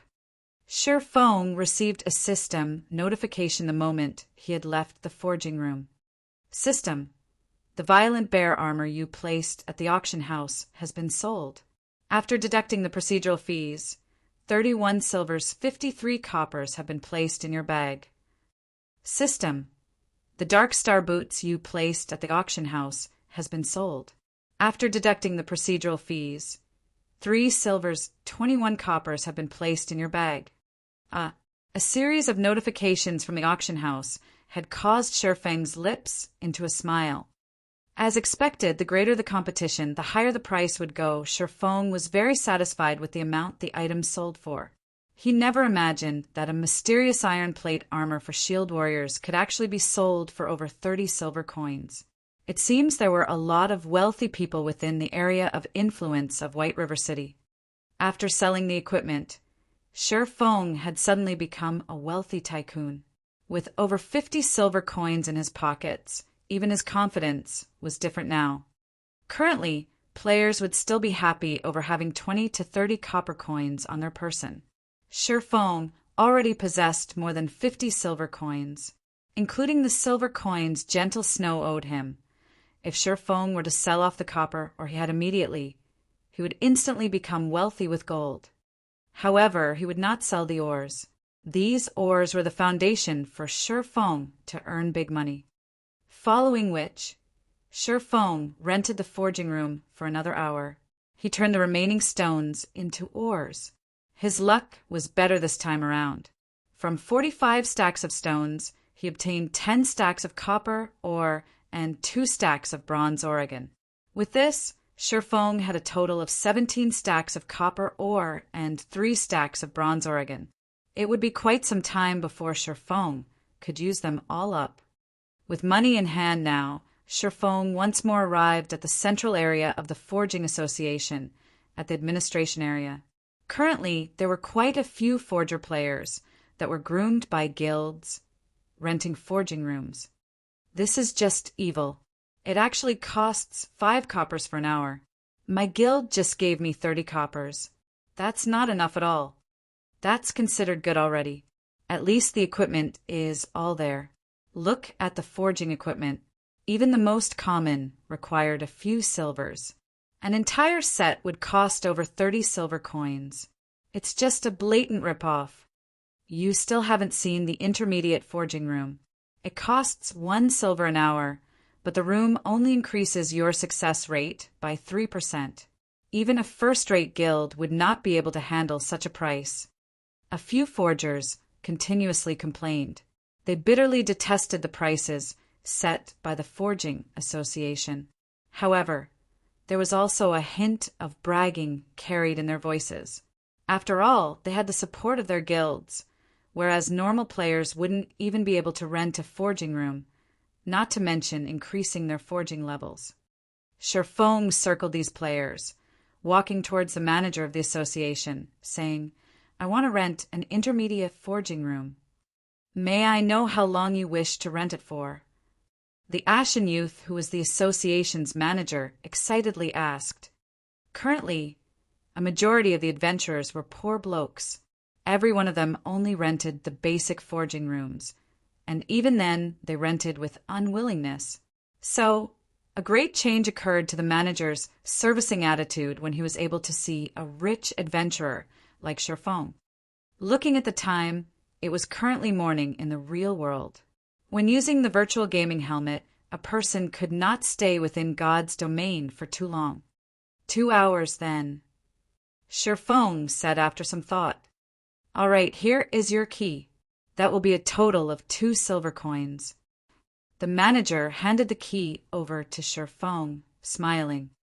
Sherfong took out 2 shiny silver coins, placing them on the table and turning around to leave.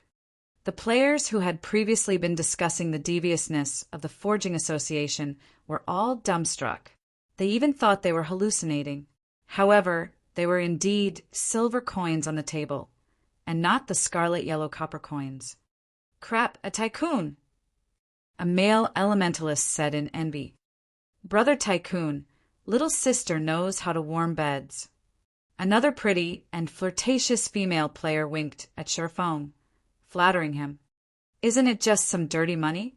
I will definitely become an intermediate forging apprentice a step ahead of him," a male priest said in a sour tone, even though he knew it to be impossible. The facilities of the intermediate forging room were much better than the basic one. On the surface, the room itself only increased the success rate of forging by 3%. However, including the facilities that came with the room, the success rate was increased by at least 5%. To a forger, a difference of 5% success rate was like the difference between heaven and earth. Chapter 43, Book of Forging. Chapter 43, Book of Forging. Sherfong took the key to the intermediate forging room and went up the second floor, ignoring the flirting young lady. The first floor of the Forging Association only had basic forging rooms, whereas intermediate forging rooms were located on the second floor. When compared to the first floor, there were far fewer people on the second floor. There were only NPCs walking around. Players would not come to this place at all. Also, there were only 20 intermediate forging rooms, unlike the basic rooms, which numbered at 50. Sherfong entered the intermediate forging room. The room was much larger and refined. The facilities available were also better than the basic room, especially the hammer and flame. These 2 items were not simple at all. Sherfong held up the silvery white hammer that was placed on the iron-woven felt. 100 refinement hammer, bronze rank. Forging items. When forging, the success rate is increased by 3%. Requirements: strength 4. Just this 100 refinement hammer alone was hard to obtain by players. The best hammers NPCs sold were common hammers. Those hammers did not increase the success rate of forging. As for stealing this 100 refinement hammer, it was an impossible task. Items that belonged to the forging room could not be taken away by players. The flame here was extraordinary as well. Instead of the usual scarlet yellow color, The flame here burned with a scarlet green color. It was not a common flame, but a mysterious flame. Shi Feng took a look at its description. Scarlet Devil Flame, Tier 1 Mysterious Flame. Special item, possesses extremely high temperatures. Items smelted with the flame will have higher purity. When refining potions or forging items, there will be a definite increase in success rates. Mysterious flames were rare and powerful flames. These flames had varying strength, and they could be categorized into 9 tiers. The first tier was the weakest, whereas the 9th tier was the strongest. However, even a first-tier mysterious flame was not something that could be easily obtained by players. Due to the mysterious flame's rarity, its price within God's domain was extremely high, including the fact that both potion-making and forging required mysterious flames. The prices of mysterious flames had become even more shocking. There was once a Tier 4 flame that caused tens of first-rate guilds to fight over it. After the death of millions of players, the flame finally ended up in the hands of the world dominators. Not long after, a master potion maker in World Dominators rose to become a grandmaster potion maker, increasing the influence of the world dominators by a large leap. Shi Feng had a great yearning within him when he looked at the burning, mysterious flame. It was the thirst of a forger. Just when Shi Feng was in deep thought, he suddenly recalled a matter. On the 2nd month of God's domain's operation, the third-rate guild, Glorious Light, had discovered a Tier 2 mysterious flame, Ice Blue Devil Flame. The flame was found in the 100 Ghosts Forest, and its discovery induced great envy into the other guilds. At that time, there were a lot of lifestyle players who had applied to join Glorious Light, allowing the guild's power to abruptly increase and becoming the tyrant of a small city.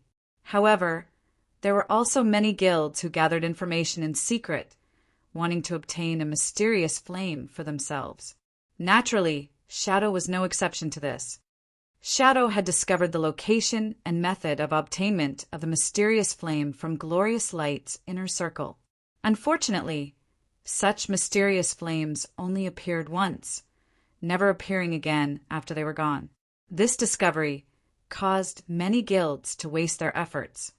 As he was thinking about the Ice Blue Devil Flame, Shi Feng suddenly started having intentions towards this mysterious flame. If he could make it his own, it would definitely be of great help to him in the future when he started his own guild. Moreover, the flame would be of great help in pushing Shi Feng to become a true forger.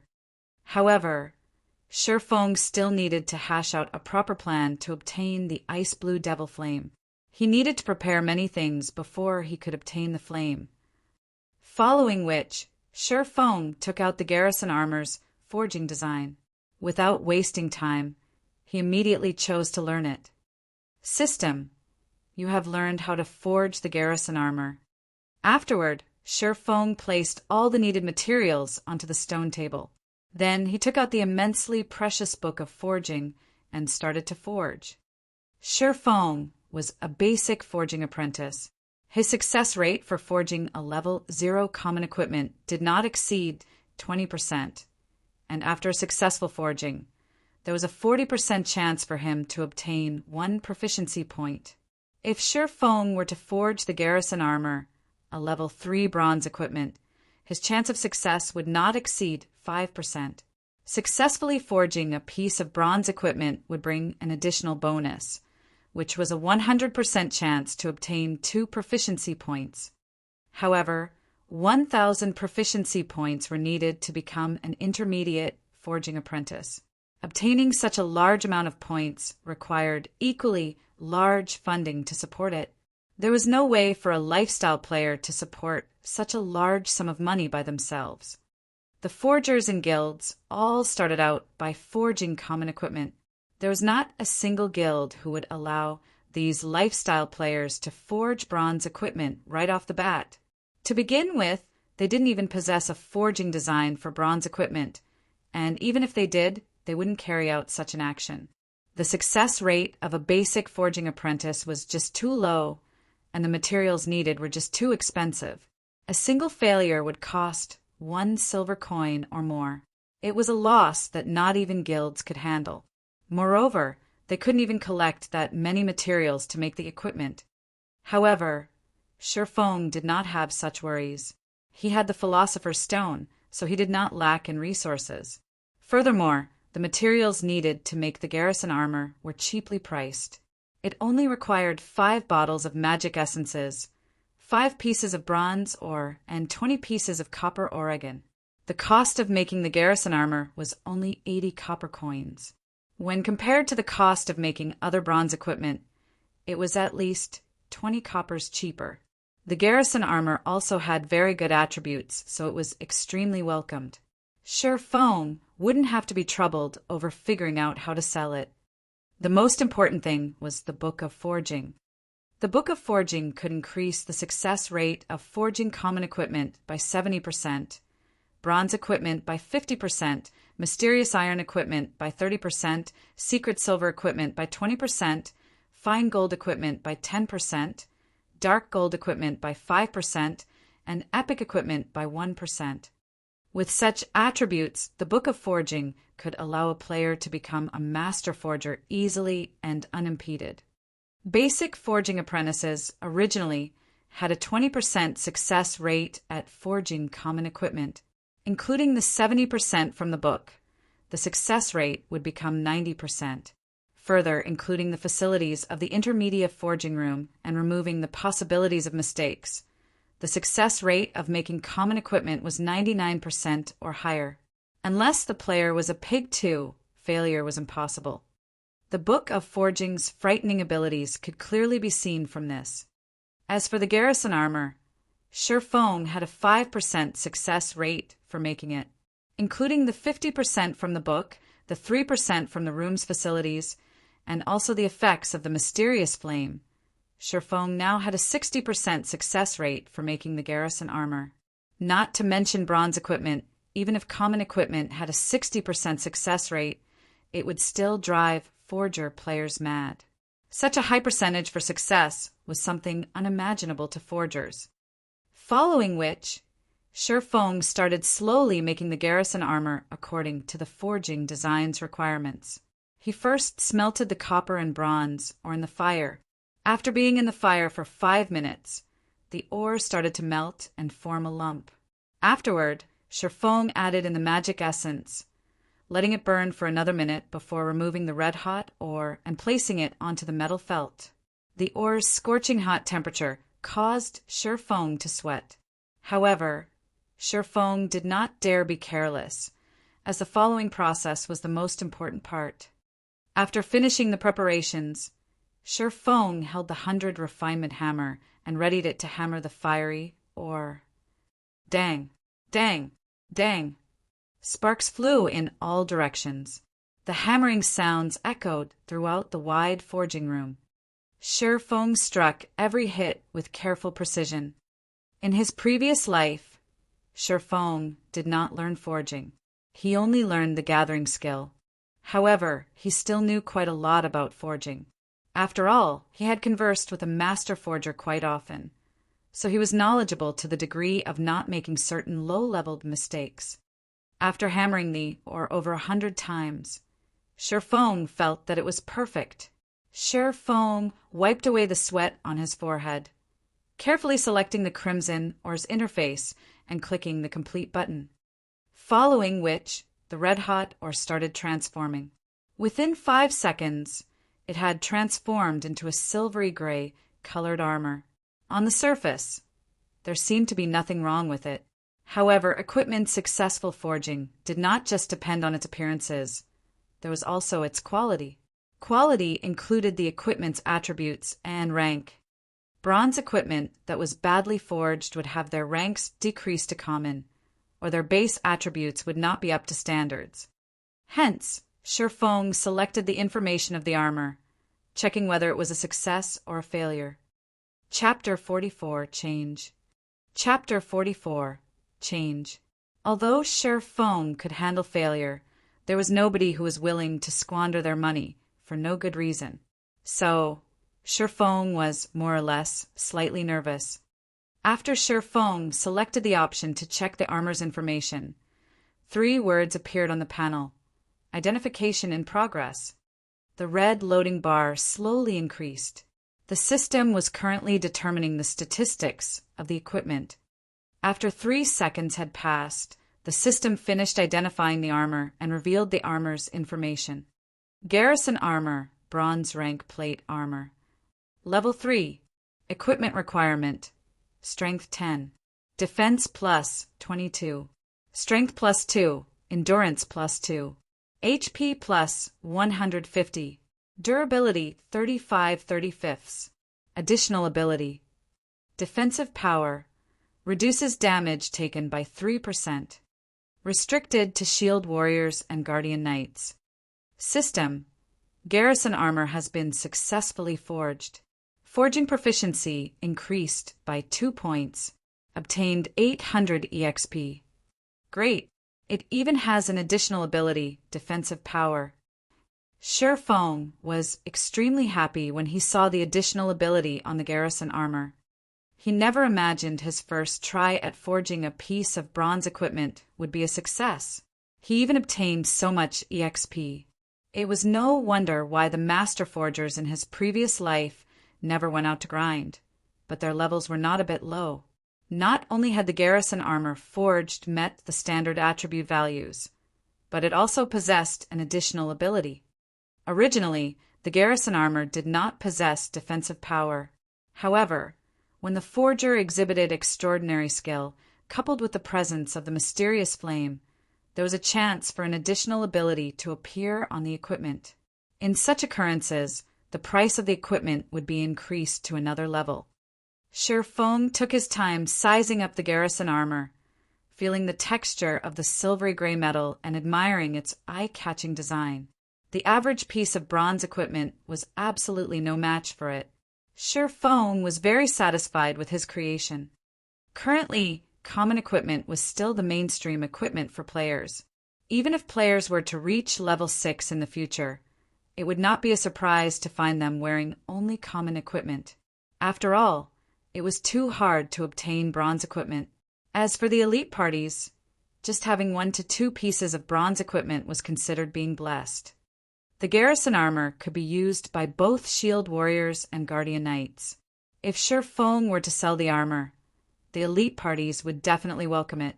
After all, the quality of an MT's equipment could ease the difficulty of conquering a dungeon a lot. Even if Shi Feng were to set the price at 4 silver coins, these parties would still buy the armor, regardless the cost. As for the defensive power of the garrison armor, its benefits towards a party's MT went without saying. Shi Feng would not accept anything lower than 5 silver coins for this armor. With his first experience at successful forging, Shi Feng continued forging garrison armors. However, Shi Feng took out the 100 refinement steel this time. He wanted to know what effects the steel would have when it was used to forge equipment. Within 10 minutes, the second garrison armor took form. However, the color on this garrison armor was different than the previous one. Instead of having a silvery gray color, it was pitch black now. After going through 3 seconds of identification, the system displayed the statistics to Shi Feng. Garrison heavy armor, bronze rank plate armor. Level 3. Equipment requirement. Strength 14. Defense plus 25. Strength plus 2. Endurance plus 4. HP plus 150. Durability 40/40. Additional ability. Defensive power. Reduces damage taken by 5%. Restricted to shield warriors and guardian knights. System. Garrison heavy armor has been successfully forged. Forging proficiency increased by 2 points. Obtained 1000 EXP. System. Due to your forging genius, forging proficiency has been increased by an additional 2 points. Currently, Shi Feng had completely forgotten about the additional proficiency points that his forging talent gave him. Instead, his eyes were fixated on the garrison heavy armor. The attributes on the armor were already comparable to a piece of level 3 mysterious iron equipment. The price tag on it was at least 10 silver coins. Shifeng never imagined that the 100 refinement steel would create such large changes. Shifeng had no choice but to admit that the item given by a master forger was not ordinary. Unfortunately, Shifeng only had 9 pieces of 100 refinement steel remaining. Naturally, now that Shifeng knew the effects of the 100 refinement steel, he would not simply squander them away. He would set them aside and use them when he had good equipment to forge. 2 hours quickly passed by. Shifeng forged garrison armors without stopping during this time. He had obtained a total of 23 pieces of garrison armor, but he also failed to forge for pieces. Shifeng was very satisfied with the result. A single, successfully forged garrison armor could easily remedy the loss of the 4 failures. At the same time, Shifeng himself had also risen to level 3.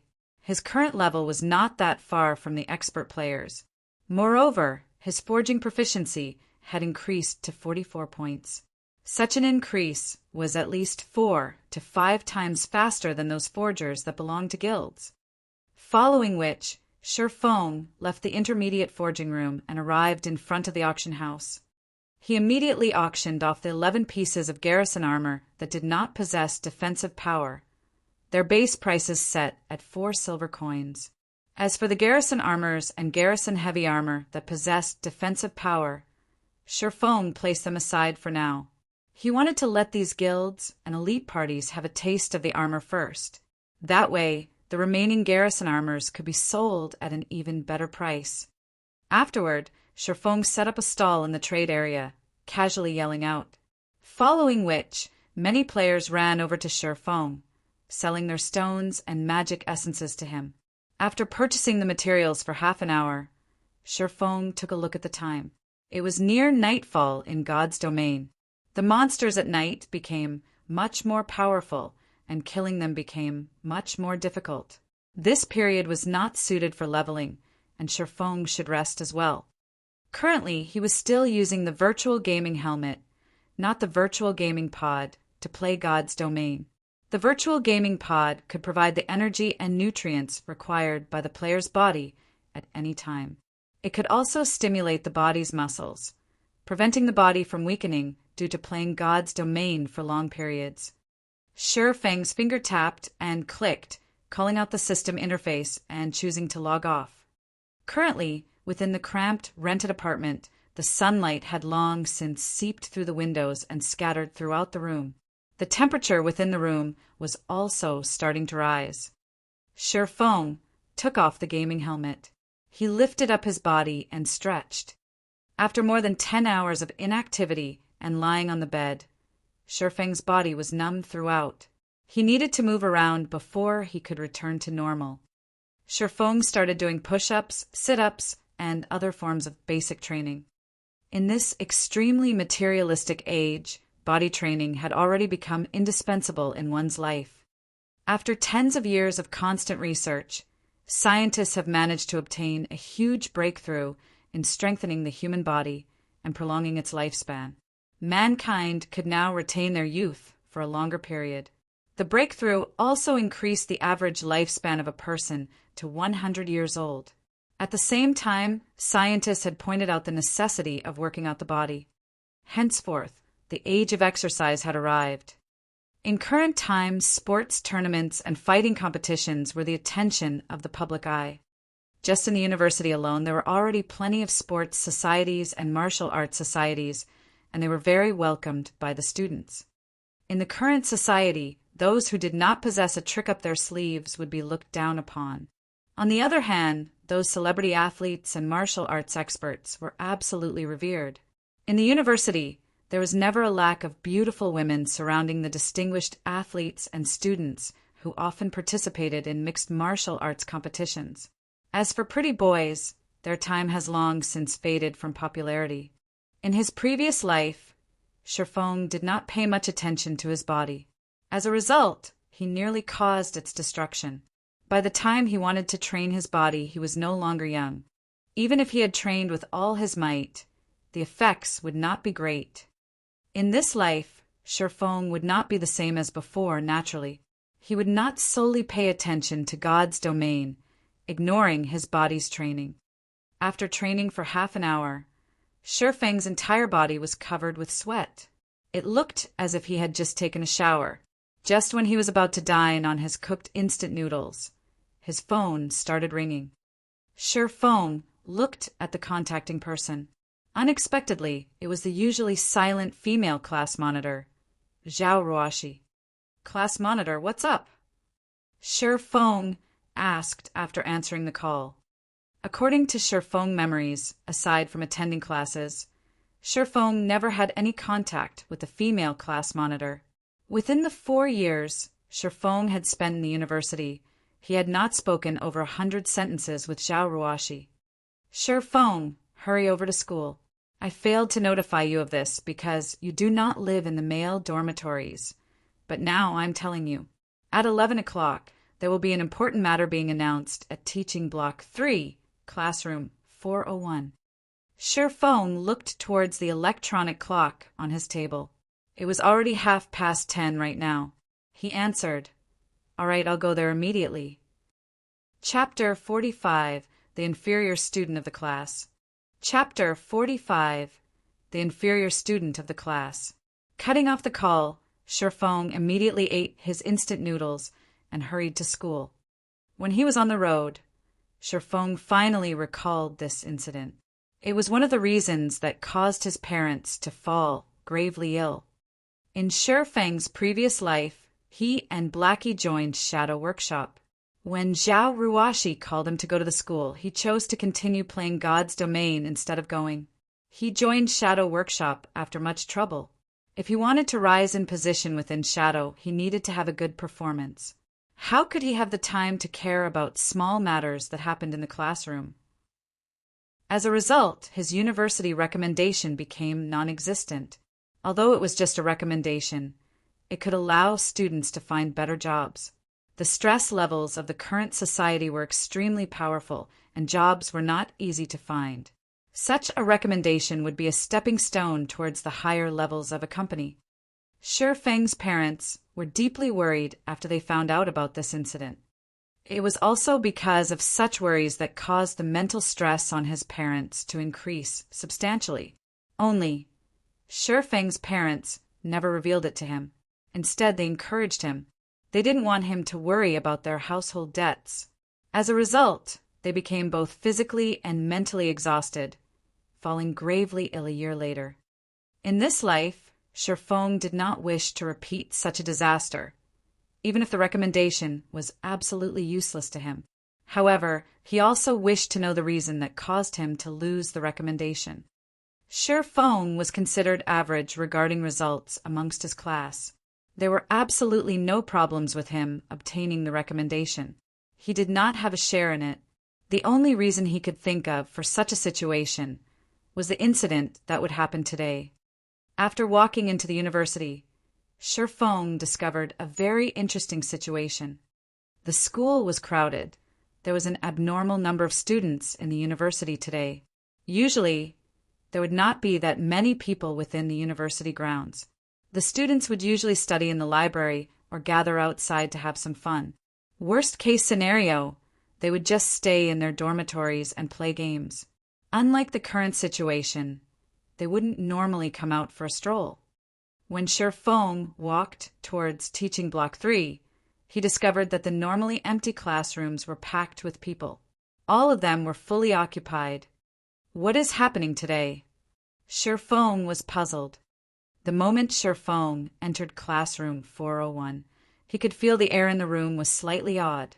His classmates all shifted their gaze towards him, their expressions filled with astonishment. Shifeng was like something that should not be there, yet had actually appeared. The male students only glanced at Shifeng. They did not pay him any attention as they continued with their conversations.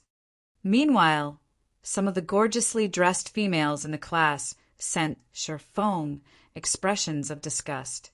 However, Shifeng had long since gotten used to such reactions. When he was about to turn around and look at them, the females immediately turned their heads away. Fellow student Shifeng, you're here. Find a place to sit. When fellow student Ling Failong arrives, everyone in the class will be present. The female monitor, Zhao Ruoshi, had a calm expression on her face when she spoke to Shifeng as if it was all just for formality's sake. However, Shifeng could faintly feel a hint of expectation in Zhao Ruoshi's eyes when she turned around to look at him. However, that expectation was not targeted towards him, but most probably towards the Ling Failong she spoke of. All right. Shifeng nodded his head, simply choosing a corner to sit down in. As for sitting and starting a conversation with the other male classmates, Shifeng could tell it would be impossible just by looking at their expressions. In regards to such a situation, Shifeng could only let loose a bitter smile. In his previous life, he truly has failed at being a functioning human being. However, there was nothing he could do. To save money, he never participated in any of the student gatherings or class events. He had long since become an invisible existence within the class. In the eyes of his classmates, Shifeng might be a very reclusive person. Why is this person here? The class monitor should be the one who notified him. I never thought he would actually show up. He's just an inferior student in the class.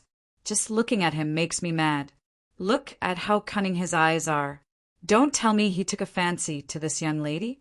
Disgusting. The students in the class started a quiet discussion about Shifeng. They were very shocked at Shifeng's arrival. Usually, Shifeng would never participate in any events, but now this person himself actually showed up. Their disgust towards Shifeng was clear in their speech. Their tones when speaking also showed how much they looked down on him. The reason for such treatment was because Shifeng was weak. He was also often bullied by students from other classes. Moreover, he was the inferior student who was always too poor to join the class outings. It was just an embarrassment to be in the same class as him. Although their voices were soft, Shifeng could still hear them clearly. It was better to say they let Shifeng hear their conversation. Learning was only secondary in everyone's eyes. The truly important thing to have was a strong body. After all, the current age was one where body training was strongly emphasized upon. However, Shifeng's weak body clearly did not fit the current age. So naturally he had become an outcast within the class. However, Shifeng simply laughed away at his situation. He was no longer a child, so why would he be angry over the actions of these children? Currently, his heart was only concerned about the matters regarding the recommendation. Not long after, a robust youth entered the classroom. The youth's height was an entire one, 9 meters. This person was Ling Failong. According to Shifeng's memories, Ling Failong was a person with many tricks up his sleeve. After he graduated from university, he managed to woo the princess of a large corporation. 3 years later, he became the corporation's CEO. However, due to the virtual world's influence towards the real world growing ever larger, Ling Failong invested in God's domain as well. At that time, he looked for Shifeng, his classmate, wanting to collaborate in God's domain. At that time, Shifeng was the captain of Shadow Workshop. He was also the guild leader of the guild, Shadow. Shadow was barely considered a second-rate guild during those times. However, it still had control over a large city with a population of 500,000 people. Considering they were once classmates, Shifeng agreed to Ling Failong's proposal. Afterward, although Shadow earned quite a lot of money from the collaboration, Ling Failong earned even more. At the same time, Ling Failong groomed several powerful subordinates. Then he somehow managed to gain the favor of a first-rate guild, abandoning Shadow. Everyone watched as Ling Failong entered the classroom. The male students all stood up, displaying their respect towards him. On the other hand, the gorgeous female students from before sent meaningful gazes towards Ling Failong. Even Zhao Ruoshi had some changes to her calm expression. Shifeng had plenty of experience with women in his previous life, so he could tell Zhao Ruoshi was somewhat interested in Ling Failong. What kind of situation was this? Shi Feng could not make heads of the current situation. It would be fine if it were just the other students, but Zhao Ruoshi was the class flower. She had a calm personality, an oval face, a graceful body, and even her family background were good. Normally, male students from other classes could be seen chasing after her. However, none of them ever entered her eyes. So, why did she take a fancy upon Ling Failong? Was Ling Failong fated to become a protagonist in life, a person who was loved and welcomed by all? Everyone sit down. Like a leader, Ling Failong naturally walked up to the lectern. He gratefully said, "Thank you for coming to congratulate me. I would not be here today were it not for all of your support. Brother Failong, you are too humble. More than 5,000 people entered the school's fighting competition, yet you've managed to enter the top 10. You are the pride of our class. You now have the rights to enter Jinhai City's fighting competition without going through the pre-selections. This feat is not achievable by the average person. You mustn't forget about us once you've become a martial arts master in the future." "That's right, Brother Failong. We're looking forward to you becoming the champion." The students in the class gave their congratulations one after the other. Some of the female students even thought of throwing themselves at Ling Failong. However, Shi Feng was an exception. He was truly dumbfounded. Originally, he thought a huge incident occurred, but it was just the school's fighting competition having just ended. They were only here to congratulate Ling Failong for being able to enter the city's fighting competition. If it was before, Shi Feng might have envied Ling Failong. After all, there were just too many people who liked fighting competitions. Those who were able to participate in the city's fighting competition were much more appreciated than some big celebrity. This was due to the difficulty of entering the fighting competition. There was a strict selection system, and it was considered good to have 3 to 4 people selected out of 10,000. If these selected participants performed well, they might even get a contract to become the spokesperson for a large enterprise. With all the celebrity advertisements that would be offered, it wouldn't be difficult to amass wealth. Their futures would have boundless prospects. However, along with the rise in popularity of God's domain, people became even more addicted to fighting battles and wars in the game. After all, being able to personally experience the fight was still the best experience. The lack of danger of fighting in the game only made it even more exciting. As a result, many experts became idols of the players in God's domain. Chapter 46, Meeting an Acquaintance. Chapter 46, Meeting an Acquaintance. As everyone was giving their congratulations to Ling Failong, the person himself had his eyes swept over to a corner of the room, the corner where Shi Feng sat. His eyes held a hint of dissatisfaction when he looked at Shi Feng. He was the pride of the class, and, even more so, a future celebrity. Yet, an inferior student like Shi Feng actually did not intend to flatter him. After a round of flattery, Ling Failong allowed the students to return to their seats. "I thank everyone for your support. Please quiet down for a moment. I am here today because I have a matter that I wish to discuss," Ling Failong said. Hearing Ling Failong's announcement, everyone listened attentively. Only Shi Feng remained uninterested towards Ling Failong's matter. However, Shi Feng could not help but pay attention after hearing Ling Failong speak. "It's something related to the school's recommendation," Ling Failong calmly said. "Everyone knows how I am obsessed with fighting. However, my grades at school aren't that good, so it has caused some problems with my recommendation.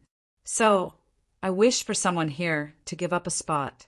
The school has already agreed to this, so I am here to discuss this matter with everyone else. Brother Long, this is only a trivial matter. It is only a recommendation. As the pride of the class, as long as Brother Long requests it, there will definitely be someone in the class willing to give up their spot," a bootlicking male student said. Although everyone in the class agreed to this person's words, there was nobody who willingly stood up to give away their recommendation. In the end, finding a job was just too hard. The recommendation was much more valued than a person's educational background when working inside a big company. If they were to give up their recommendation, what would they do in the future? As for the ones who had no rights to the recommendation, to begin with, naturally it was easier to be brave, standing from a safe distance. They continuously incited the others, like hot-blooded madmen. Ling Feilong's expression slightly darkened when he saw nobody taking initiative. Since everyone is reacting so proactively, it won't be good if I'm the one who does the choosing. How about this? Let's raise our hands and vote. Ling Feilong suggested with a smile. That's a good idea. Brother Feilong is the smartest. Then let's start voting. The hot-blooded madmen all stood up one after another, their faces holding expressions of delight at the misfortune of others. Shifeng, who sat by the wall, was suddenly enlightened after looking at this scene. Crap! So it was these bastards who stole my recommendation. A wrathful flame ignited within Shifeng's heart.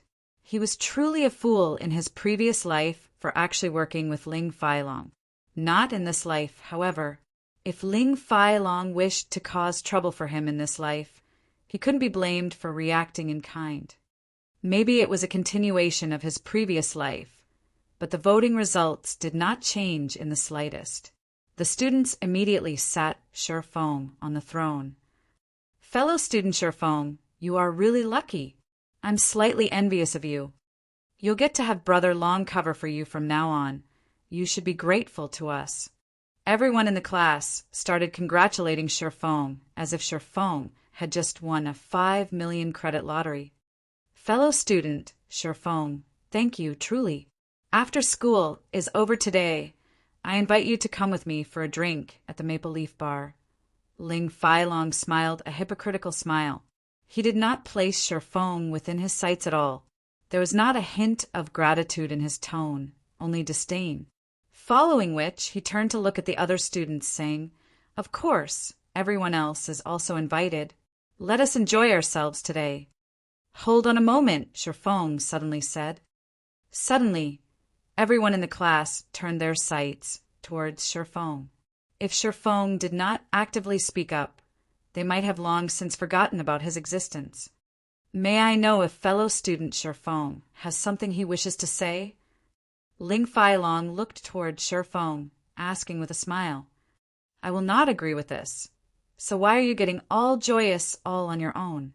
Shifeng shot a glance at Ling Feilong, saying, If any of you wish to give him your recommendation, then just give it to him. In any case, I won't be letting go of my recommendation. If there are no other matters, I'll be leaving. Suddenly, the entire classroom became dead silent.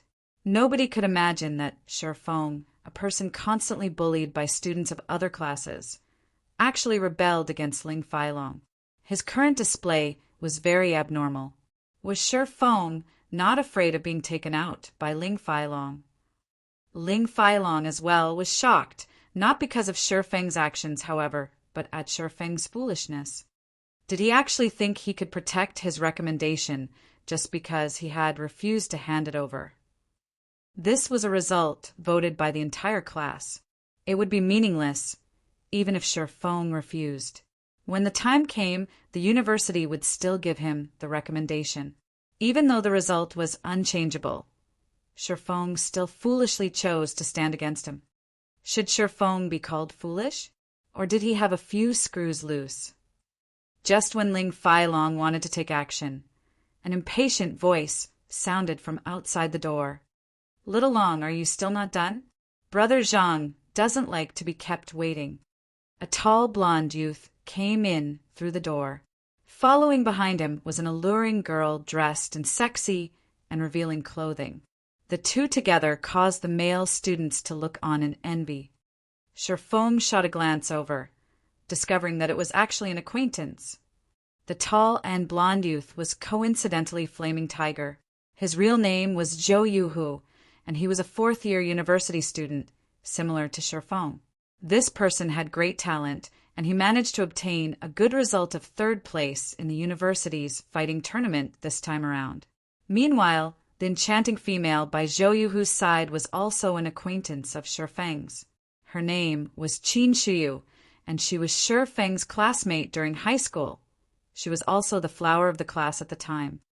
Shi Feng was truly blind during those times, young and dumb. He was actually enchanted by Qin Shiyu, even to the point of confessing his love to her.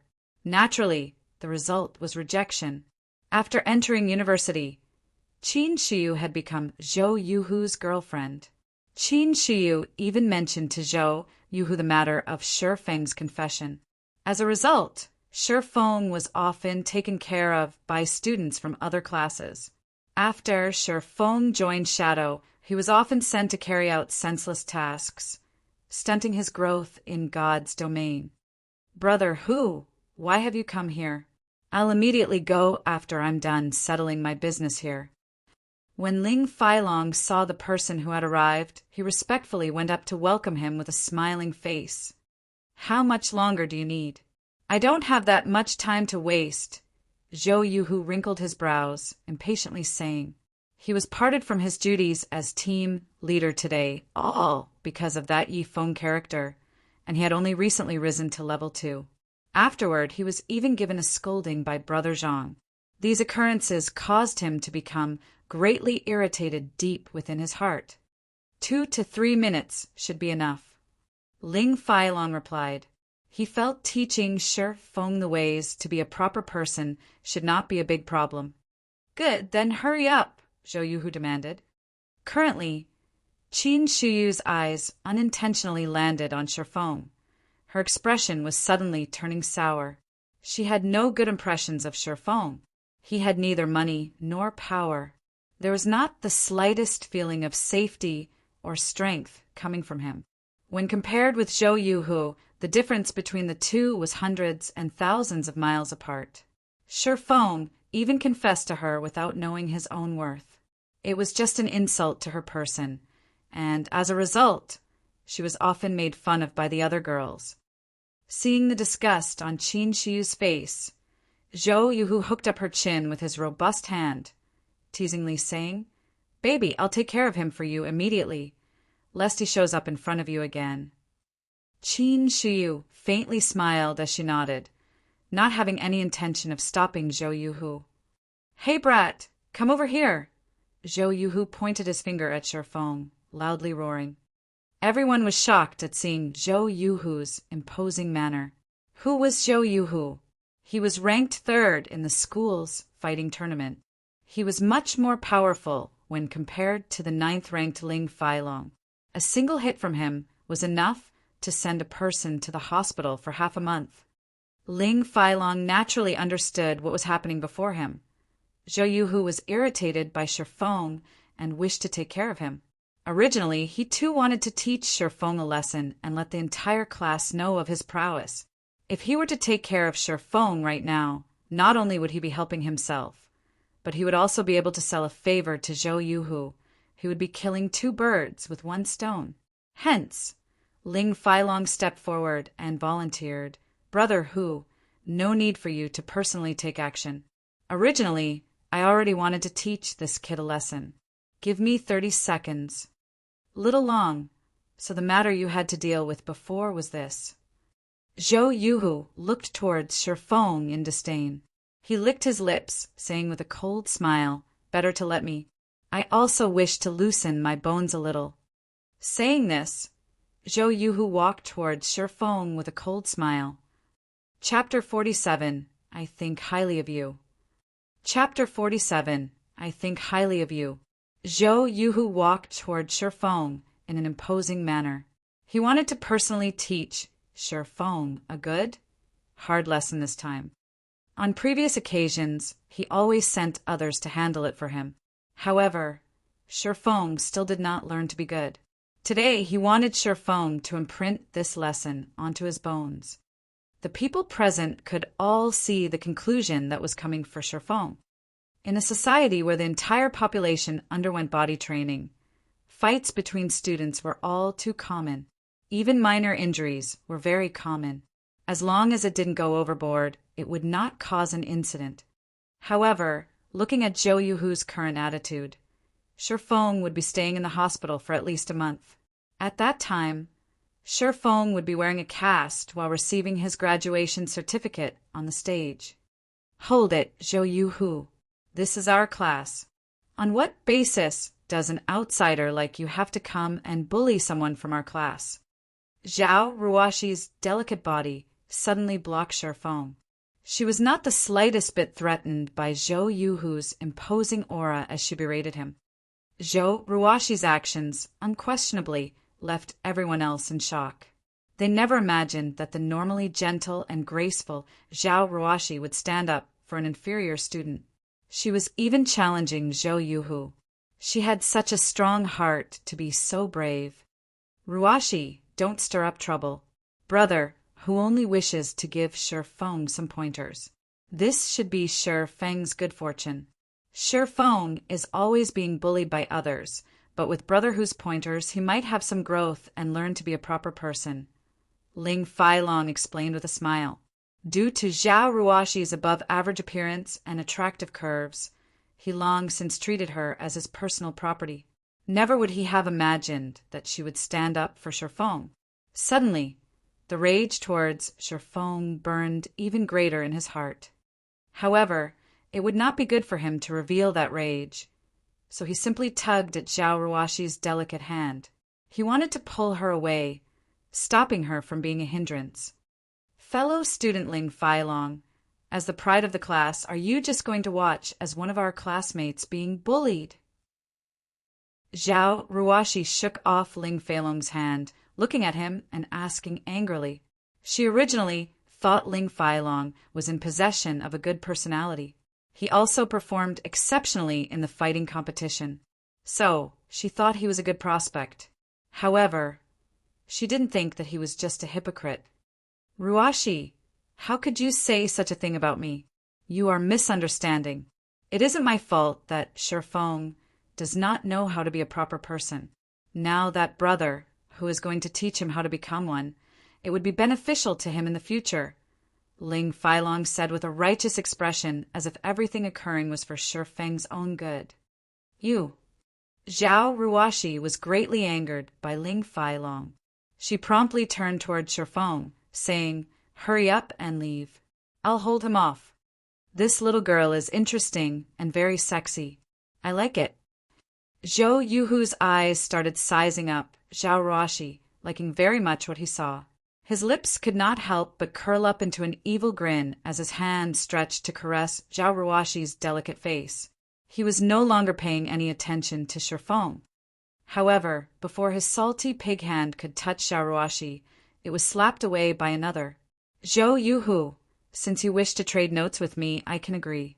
However, just trading notes would not have much meaning to it. How about we spice it up a little? Shifeng proposed with a calm smile. He took a step forwards, tugging on Zhao Ruoshi's jade-like arm and pulling her to his side. Zhao Ruoshi did not react to Shifeng's actions at all, until she was dragged behind him. She only then began to look at Shifeng's average stature in stunning shock. When did Shifeng become so manly?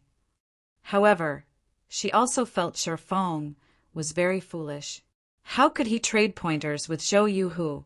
Now, Zhou Yuhu would have an excuse to teach Shifeng a lesson. Zhou Yuhu rubbed the reddened back of his hand and raged. He glared at Shifeng, suddenly discovering Shifeng's current appearance was very calm and stable. It was as if Zhou Yuhu was looking at an entirely different person. Before, Shifeng would easily be incited and get into fights with others. Now, however, not only was he not aroused, but he was also smiling happily. Was his brain damaged?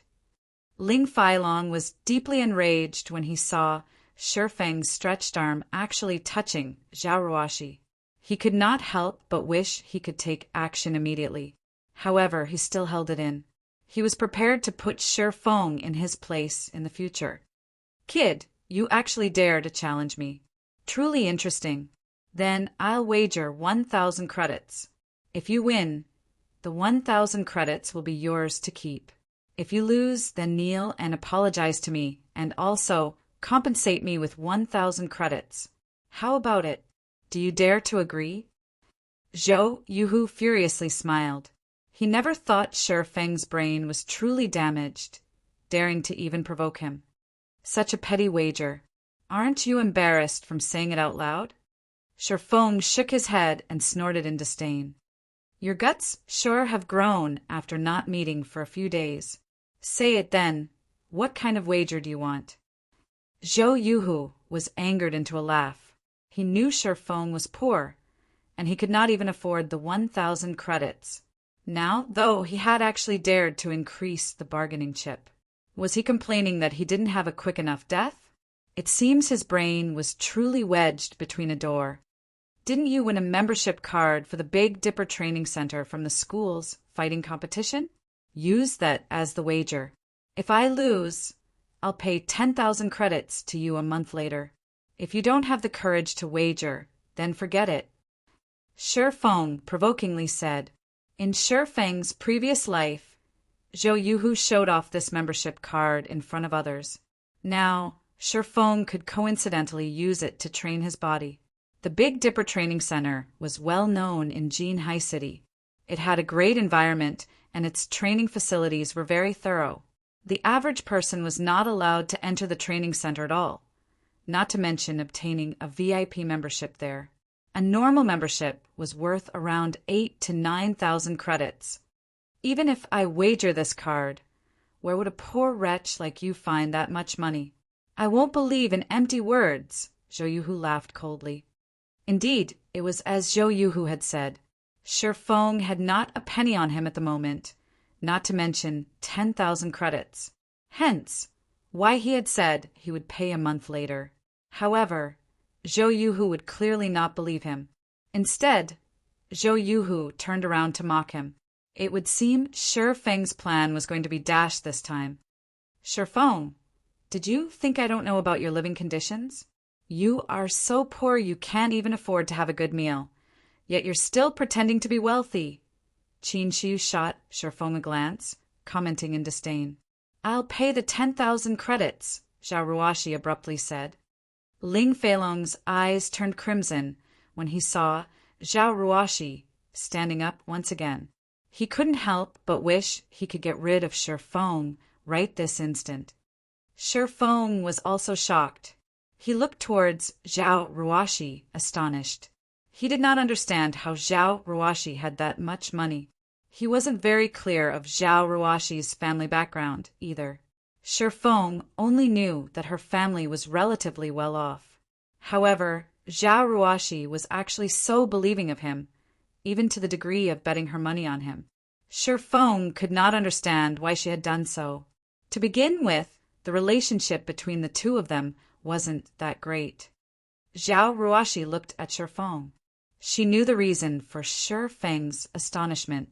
However, to not let him misunderstand, she quietly explained, I'm only lending you the money because I can't stand Zhou Yuhu's arrogant attitude. I think highly of you, so even if you lose with dignity. Thank you. I will definitely return twice the amount to you, Shi Feng gratefully said. This money was very important to him. Now, Zhou Yuhu would definitely agree to the wager. After Shi Feng obtained the membership card, he would be able to regularly train his body. It was better to start training earlier rather than later. The earlier Shi Feng could train his body, the larger the benefit it would have to his future. Zhao Ruoxi had helped him greatly this time. When he started earning money in God's domain, paying Zhao Ruoxi an extra 10,000 would even be considered too little. However, Zhao Ruoxi did not take Shi Feng's word seriously. She only nodded with a smile. She did not think that Shi Feng could return her money, not to mention double the amount. Ha ha ha. Interesting. Then let's draw out the contract at the fighting arena. Zhou Yuhu licked his lips. He was even more interested in Zhao Ruoxi now. Although his luck in God's domain was bad today, his luck in real life was truly good. Not only had he found a good-looking girl, but he could also receive 10,000 credits for teaching Shi Feng a lesson. It truly was a blessing in disguise.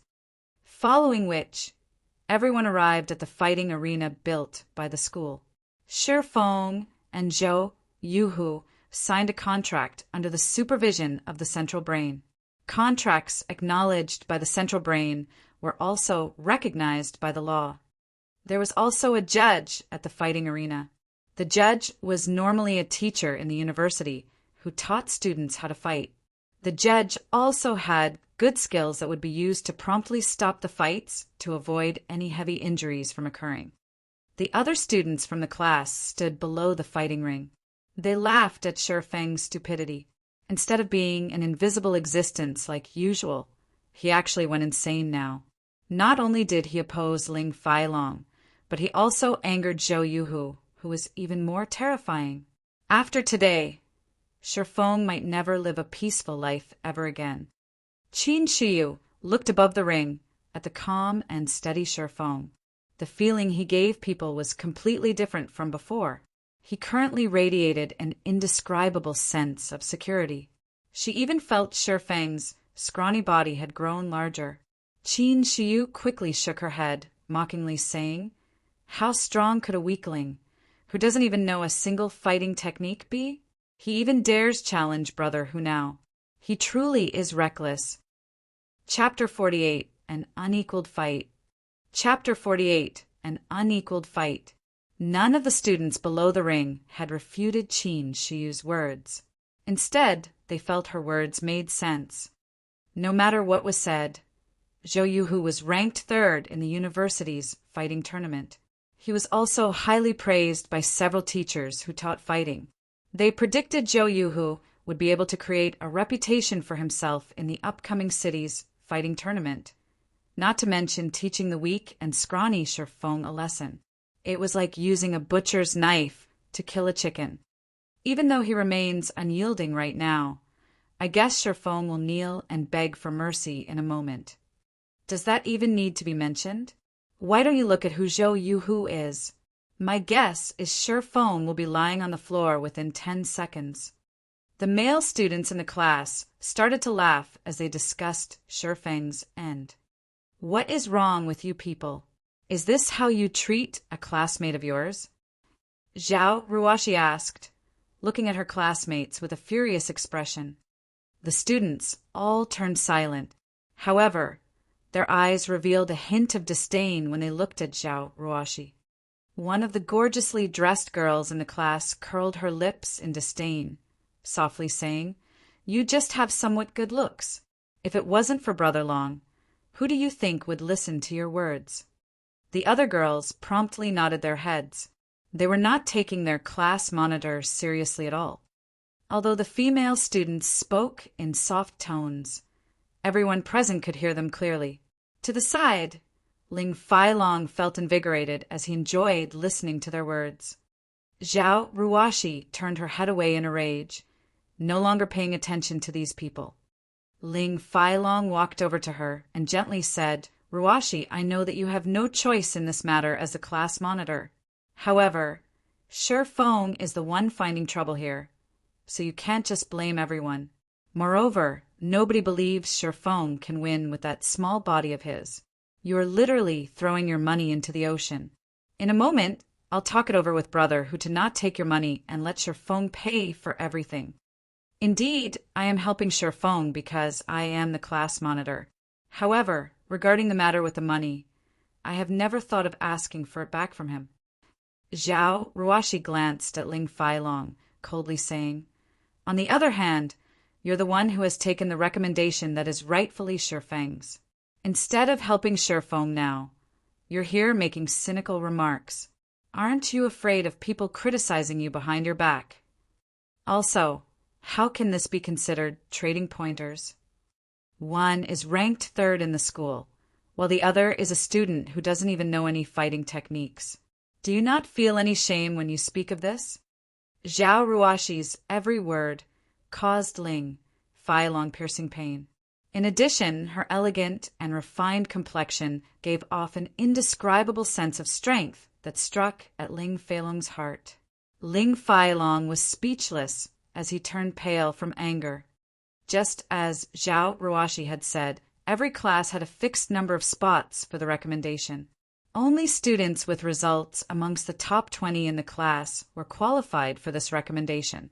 However, Ling Failong had managed to obtain the qualifications to participate in the city's fighting competition after much difficulty. If others were to know that he was a university student without a recommendation, it would be an absolute humiliation. The school had previously considered such reputational problems as well. Hence, they had made it so that the top 5 contestants of the fighting tournament would receive a recommendation, even if their studies were not good. However, Ling Failong was only 9th ranked, so naturally he could not obtain it. Hence, he had suggested such a matter to the school.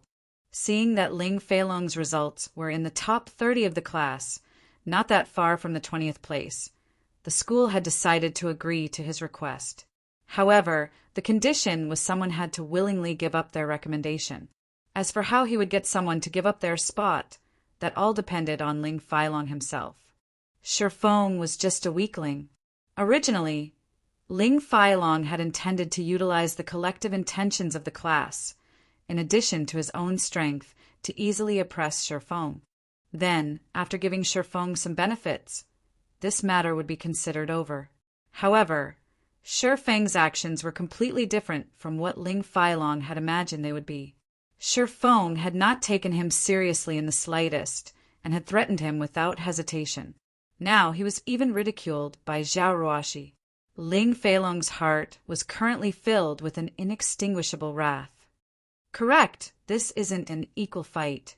However, can Shifeng blame others for being weak himself? Who was the one who agreed to this competition? Surely you can't blame me for this. Ling Failong looked at Zhao Ruoxi with blood-red eyes. If Zhao Ruoxi did not have a beautiful appearance and attractive body, he would have long since sent a slap flying over. However, he endured it. Using force was definitely not a smart move.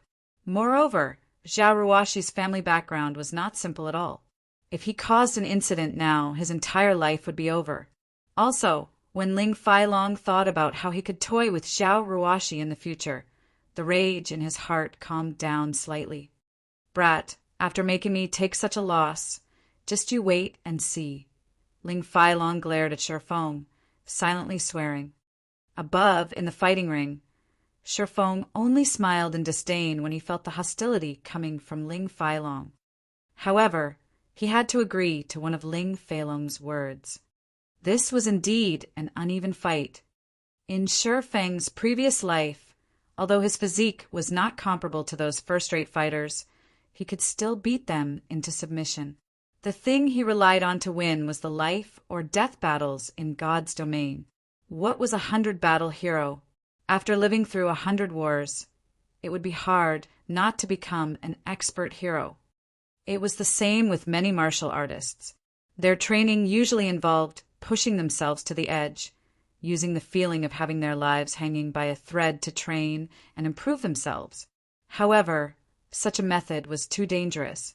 The average person would definitely not do such a thing.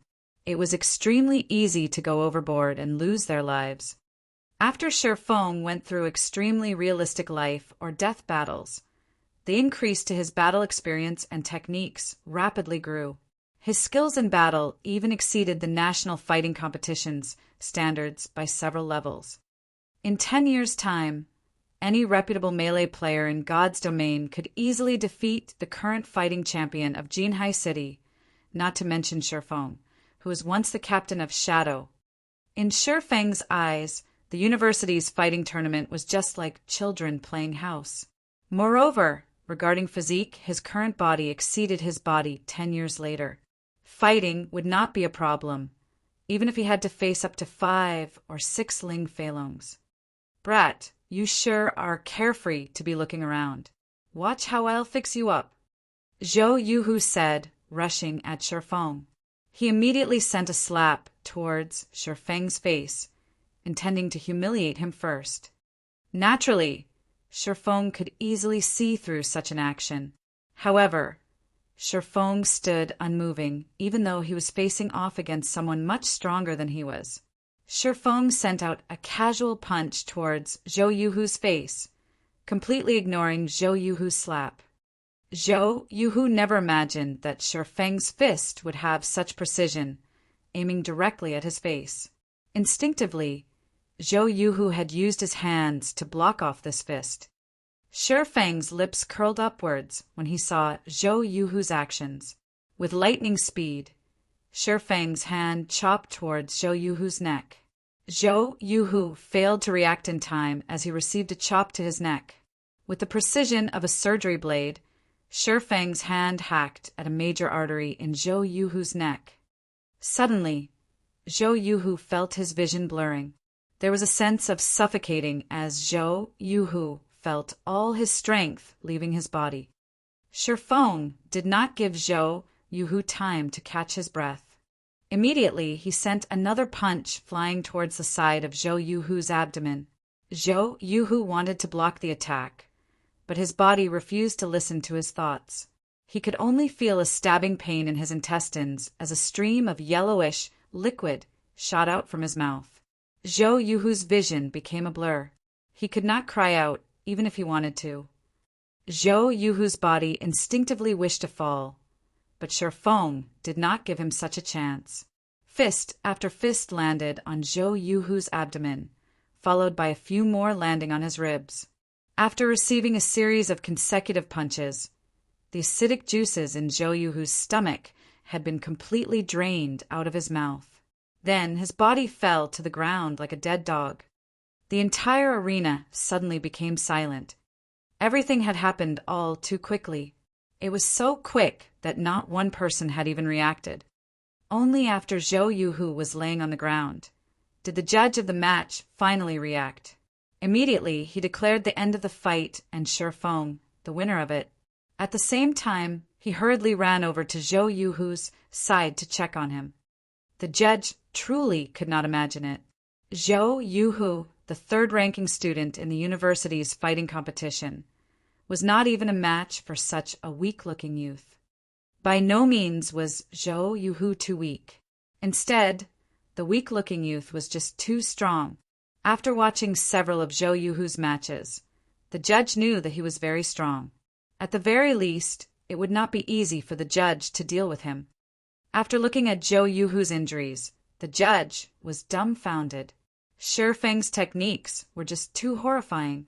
Every one of his moves was perfectly measured, breaking only 2 to 3 of Zhou Yuhu's ribs, but not heavily injuring him. Zhou Yuhu only needed more than a month's time for his chest to heal up. Chapter 49: A New Light. Chapter 49: A New Light. Seeing Zhou Yuhu unmoving on the ground, it was clear he had lost consciousness. The teacher then reported that Zhou Yuhu had no major injuries, and he would wake up in a moment. However, his injuries still needed to be tended to. Also, he had to rest for more than a month. As for the city's fighting competition that would be held in 3 weeks, Zhou Yuhu could forget about joining. Everyone's sights shifted toward Shi Feng.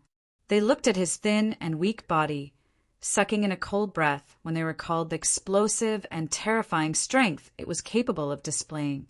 When they thought about the words they said to Shi Feng before, cold sweat started pouring out from their backs without stop. Currently, the expression in the male students' eyes as they looked at Shi Feng had completely changed. There was no longer any ridicule or contempt contained within them. Instead, there was a deep fear. The third-ranking student in the school was actually defeated in a single exchange. Who else could become Shi Feng's opponent? If Shi Feng wished to take care of them, the consequences they would face would be unimaginable. On the other hand, they had actually dared to gift Shi Feng's recommendation to Ling Failong. Thinking up to this point, the hearts of the hot-blooded warriors from before started to beat madly. Under the Central Brain's witness, Shi Feng received the membership card for the Big Dipper Training Center and 10,000 credits, following which he circled a glance at the people below the ring. When a few of the less courageous male students were met with Shi Feng's deep and profound eyes, their legs suddenly turned weak as they lost consciousness, foam appearing at their mouths. Teacher, not good. Little Lu has fainted. Before this sentence could finish being said, another male student lay flat on the ground. Meanwhile, The male students that remained standing started becoming scared in their hearts. Shifeng was just too terrifying. He actually shocked 2 male students into unconsciousness just by looking them in the eye. However, they were also envious of the 2 that lost consciousness. If they had fainted over, they wouldn't have to bear such a pressure right now. Currently, the air surrounding them was still as if frozen. Breathing was starting to become a difficulty for them, and even their limbs felt heavy as if they were filled with lead. As for the female students in the class, they were all dumbfounded. Their heads quickly lowered when they saw Shifeng looking over. They felt uncomfortable throughout their bodies, as if they were frightened rabbits that were being stared at by a big gray wolf. Qin Shiyu's delicate mouth widened. She rubbed her eyes, verifying what she saw over and over. Only then did she understand that Zhou Yuhu was struck unconscious by Shifeng. Shifeng was just too powerful. Why had she never discovered so before? If she could be with a man such as this, her sense of security would be off the charts. Just thinking about it had made her happy. As for money, that would not be a problem. Just based on his strength alone, Shifeng could definitely get into the city's fighting tournament. Entering into the top 10 would also not be a problem. When that time came, there would definitely be many requests for him to become a celebrity spokesperson. When Qin Shiyu saw that Shifeng was looking over, she slightly tidied up her clothes and hair, appearing neat and moving. She also revealed deep cleavage, feebly saying, "Brother Feng, it's noon already. I know a good restaurant that has a great environment and good tasting food. I'll treat you. So, let's go there and have a try." However, Shifeng did not pay Qin Shiyu any attention. Instead, he was looking for Zhao Ruoshi. When he found Zhao Ruoshi, he immediately walked over, completely ignoring Qin Shiyu. Seeing Shifeng's cold and indifferent eyes, Qin Shiyu suddenly felt she had lost something very important. It was as if a knife stabbing at her heart. She regretted being blind and foolish when she was in high school. "Class monitor, here's your 10,000 credits. I'll repay the remaining 10,000 credits as fast as I can." Shifeng handed the money over, speaking with a calm smile. However, Zhao Ruoshi would not receive it. She blinked her attractive eyes as she looked at Shifeng as if she was looking at an exotic animal. There was both shock and joy contained within them. "Are you really Shifeng?" Zhao Ruoshi asked in a quiet and uncertain tone. Throughout Zhao Ruoshi's 4 years in university, her impression of Shifeng was one of an introvert. He was often bullied by others. He also appeared very prideful, never receiving help from others. He was like an injured little wolf, licking his own wounds alone. She had never imagined Shifeng's actions today would have such a great difference from before. She now viewed Shifeng in a completely new light. Shifeng had turned from being a little wolf into a slumbering dragon, who was unassuming when slumbering, but amazing when he took action. Even Zhao Yuhu, the 3rd-ranking student in the entire university, was no match for him. If he had entered the school's fighting tournament, he might have already become the champion by now. "Of course I am Shifeng. Class monitor, why would you ask such a question? Could it be that I am just too handsome and different from my previous appearance?" Shifeng joked. He naturally understood Zhao Ruoshi's thoughts. He had attracted too much attention today. However, even Shifeng himself did not wish for such a situation to occur. The developments up to this point were all unintentional. "TCH, don't get cocky. You are just barely able to enter my eyes." Zhao Ruoshi immediately snatched the money from Shifeng, her fair and delicate face revealing a calm smile. As if she had thought of something, she quietly said, "The fellowship party hosted by the university is in 10 days. There will also be the upper echelons of well-known corporations in Jinhai City attending the party. Aren't you trying to find a profitable career? This is a good chance, so you should consider attending." The moment Zhao Ruoshi finished speaking, she thought of Shifeng's financial situation. He definitely did not have the money to attend the party.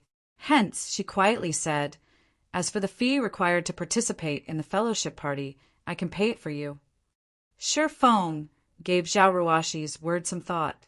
The fellowship party hosted by Jinhai University annually was a big event, and that person might even participate in this party. Hence, Shi Feng nodded his head in agreement, saying, "Thank you, class monitor. I'll go. As for the participation fee, I'll pay that myself." Zhao Ruoxi was slightly glad when she heard Shi Feng agreeing to go. However, there was an indescribable sense of disappointment when she heard Shi Feng saying that he would pay the participation fee on his own. The conversation between the two was also heard by everyone else. However, everyone doubted their hearing when they heard their class monitor, Zhao Ruoxi, actively invite Shi Feng to the fellowship party. She was even willing to pay for his participation fee. Zhao Ruoxi was a truly beautiful woman, only she normally made no efforts to enhance her looks with makeup. Her clothing was also very common. However, it was still unable to mask her elegant and refined face and exquisite body. As long as she dressed herself up somewhat, even the school's top beauty might not be her match. Hence, there were quite a few rich and influential men who tried pursuing Zhao Ruoxi. However, every one of them was rejected. Ling Failong was the only one who had managed to shorten the distance between them after much difficulty. However, it was only to the degree of getting Zhao Ruoxi to treat him somewhat better. Zhao Ruoxi's pridefulness was clear to behold. Now, however, Zhao Ruoxi had actively invited Shi Feng. It was an absolutely jaw-dropping scene. With such a beauty inviting them, who could refuse? However, Shi Feng had tactfully rejected Zhao Ruoxi's kind intentions. By the side, the wrathful flame in Ling Feilong's heart burned madly as he listened in on the two's conversation. Shi Feng, one must properly know one's own worth. There will be many great figures of Jinhai City attending the fellowship party. Just based on the clothes you are wearing, the security might even chase you away. At that time, you'll embarrass everyone in our class, Ling Failong mockingly said. You don't have to worry about this point, fellow student Ling Failong. Shi Feng turned to look at Ling Failong. He pointed towards the ring, a cold glint flashing past his eyes as he coldly said, "On the contrary, didn't you say you wanted to teach me how to become a proper person before? This place is the fighting arena, so why don't we exchange some pointers? Teach me how to become a proper person." Shi Feng, you. Don't get ahead of yourself. I am only following the suggestion of the entire class. Ling Failong stuttered as he looked at Shi Feng with hesitant eyes. He suddenly felt chills throughout his body, inadvertently retreating a step back. Having him exchange pointers with Shi Feng was just digging his own grave. For those who have never participated in a fighting competition, they would not be able to know the true meaning and horror of the exchange between Shi Feng and Zhou Yuhu. Zhou Yuhu was very powerful, and even Ling Failong himself knew he was definitely not a match to Zhou Yuhu. However, Zhou Yuhu was still dispatched by Shi Feng within a moment. This fight could not even be considered a proper fight. It was just a one-sided play. The suggestion of the entire class. Shi Feng swept a glance towards his classmates standing to the side, coldly saying, "What were your suggestions?" Naturally, everyone would not stand on Ling Feilong's side. Even an idiot could tell how afraid Ling Failong was of Shi Feng. Fine, I admit defeat. It was I who was blind. You tell me what's to be done. Ling Failong looked above the ring at the unconscious Zhou Yuhu, gritting his teeth while saying, if he were to come into conflict with Shi Feng right now, he would not have any chance of resisting. He also did not believe that Shi Feng would show mercy. If he had continued offending Shi Feng, he would definitely be laying on a hospital bed for at least a month. When that time came, he would not be able to even participate in the city's fighting tournament, and such a loss was not something he was willing to bear. The 5,000 credits voucher for the Big Dipper Training Center awarded by the school, Shi Feng demanded. The Big Dipper had the best nutritionist in Jinhai City. With this voucher, Shi Feng could replenish the nutrients required by his body and quickly improve his physique. Ling Feilong was extremely unwilling to give away the Big Dipper voucher. This was an item that could not be bought outside, even with 10,000 credits. After receiving the voucher, Shi Feng left the fighting arena. Shi Feng started training his body immediately after returning to his rented apartment. After tiring himself out, he looked for information related to God's domain and Jinhai City on the internet. He was making ample preparations for his future development plan. It was especially true for the fellowship party this time around. He had to prepare sufficient information before the fellowship started. Otherwise, it would be too hard to carry out his plan. When noon came, Shi Feng ate his lunch and lay on the bed. He wore his virtual gaming helmet, starting his second day in God's domain. Chapter 50. The Popular Garrison Armor. Chapter 50. The Popular Garrison Armor. Dark clouds hovered over the skies of Red Leaf Town, surrounding the full moon that hung in midair. On the streets, magic lamps brightly lit up the town. Shi Feng had just logged in. It was still nighttime in God's domain. A majority of the players were currently in the trade area, making the place very crowded. There were only a scant few experts who would hunt for monsters to level up at this time of day. During the daytime, the street of the trade area was desolate. However, that street had currently turned into a bazaar, bustling with noise and excitement. Players could be seen setting up stalls throughout the wide cobblestone street, and above their white sheets of cloth were some items required by auxiliary jobs and also a few pieces of common equipment. Buyers and sellers were bargaining with each other, and some faces turned crimson over 1 or 2 coppers. System: the garrison armor you have placed on auction has been sold. After deducting the processing fees, a total of 5 silvers, 31 coppers has been added to your inventory. System: the garrison armor you have placed on auction has been sold. After deducting the processing fees, a total of 5 silvers, 67 coppers has been added to your inventory. System: the garrison armor you have placed on auction has been sold. After deducting the processing fees, a total of 5 silvers, 98 coppers has been added to your inventory. Before Shi Feng had taken a step forward, a series of auction house notifications from the system entered his ears. Shi Feng casually selected the system notifications to appear, immediately becoming shocked. The garrison armor's value had totally exceeded Shi Feng's estimates.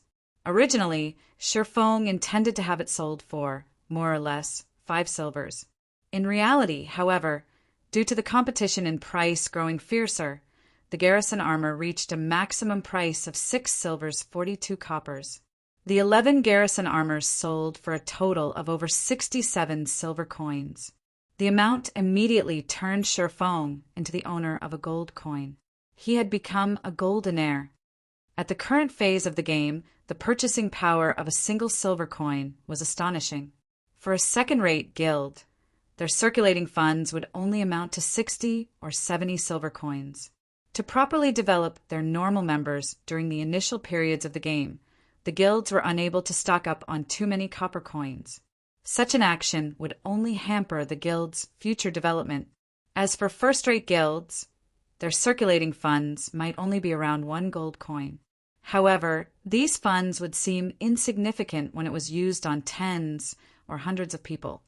Now, Shi Feng was a true tycoon. After a day of battle, a majority of the players were currently returning to town with their spoils of war. These players carried a lot of materials on their persons, and naturally, Shi Feng would not let this chance get away. Shi Feng casually chose a location with few people, setting his white cloth on the ground and starting up his stall to purchase materials. The highest leveled player right now should be at level 4, whereas the average player was still at level 2 and expert players at level 3. Hence, the materials they sold varied greatly. There were high-ranking goods, and there were also common goods. The current prices for high-ranking materials were very expensive, so Shifeng would naturally not buy them. Shifeng relied solely on himself to make the garrison armor, so the money he could earn was limited. However, Shifeng was just selling these pieces of equipment to accumulate some funds. Only when he had the funds could he earn more money. Buying magic essence, 6 coppers a stack, stones 10 coppers a stack. Also buying hard stones, 23 coppers a stack, Shifeng shouted. After hearing Shifeng's words, the players on the street crowded around him, one after another. Boss, I have 10 stacks of stones. How many stacks do you want? I have 6 stacks of magic essence. Do you want all of them? I have a stack of hard stones. After grinding in the wild for an entire day, magic essences and stones had become materials that polluted the street. Normally, players would sell these materials to NPCs or save them up for practicing their own auxiliary jobs. However, materials such as hard stones were very rare. They were usually found in level 3 areas, only being dropped by kobolds or little rock monsters. There were 20 pieces of hard stones in a stack, and they were worth 20 coppers when sold to NPCs. Hard stones were used in forging. However, it was quite luxurious to use them at this stage of the game. Guilds very rarely purchased hard stones, so their prices were not very high. However, they would have a great purpose once players reached level 7. There were many special monsters in the level 7 monster areas, and it was extremely taxing on the durability of a weapon to fight against these monsters. A weapon would break when its durability reached 0. Once a weapon was broken, the chance of successfully repairing it was only around 20%. If failed, it would turn into scrap. Meanwhile, hard stones could be used to make whetstones. When used on a weapon, it could temporarily increase its damage. More importantly, it could recover a weapon's durability by 5 to 10 points. With the whetstone, players did not have to return to town just to repair their weapons, saving them a lot of time and also increasing their monster grinding efficiency. In Shifeng's previous life, hard stones were sold with extreme popularity. The price of whetstones increased with even greater speed, allowing many forgers to make a hefty profit. To quickly increase their levels and gain an advantage, Shadow Guild had also been butchered by those sharks. They could only grit their teeth as they bought the whetstones. In this life, it was Shifeng's turn to make a huge profit. He was going to stock up these hard stones in advance. After purchasing materials for over an hour, Shifeng had a total of 80 stacks of magic essence and 120 stacks of stones. As for hard stones, Shifeng had only collected 12 stacks of them, a very small amount. Shifeng's bag was quickly filled. He had no choice but to make a trip to the bank's warehouse to store all these items. The bank's warehouse had a fixed space of 500 slots. Expanding the warehouse's space for the first time would give an additional 500 slots at the cost of 20 coppers. The second time was 1,000 slots for 50 coppers. Afterward, every 1,000 slots would cost 1 silver coin, and every additional 1,000 slots would result in a management fee of 10 copper coins per week. Currently, such an amount of money was nothing to Shifeng. Immediately, Shifeng expanded 3,000 slots, and in the future he would have to pay a processing fee of 30 coppers every week. After storing all the materials, Shifeng ran towards the auction house. The auction house linked together all the small towns under the influence of White River City. Although there were few people who sold common materials here, there would surely still be some people who sold hard stones. Only the prices they set were slightly higher. However, players would have no choice but to buy whetstones for their weapons when they reached level 7. So, Shifeng wasn't concerned about the loss of money. After arriving at the auction house, Shifeng discovered a very peculiar situation. There were quite a lot of logistics members of guilds present at the auction house. Each and every one of them were standing guard at the auction house, and it was a wonder what they were actually waiting for. Shifeng randomly chose a place to sit down, calling out the operating panel of the auction house. Just when Shifeng was searching for hard stones, he heard a few logistics members of guilds complaining to each other. How long more do we have to wait? Why is that garrison armor still not showing up? Let me buy it so I can report back. You've only waited for 3 hours. I've already been waiting here for more than 10 hours.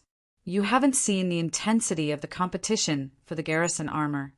I've heard because of this garrison armor, there were quite a few guilds who were able to kill many wild special elites, reaping astonishing gains. There was even a guild that managed to obtain quite a few pieces of equipment and skill books, thanks to the garrison armor.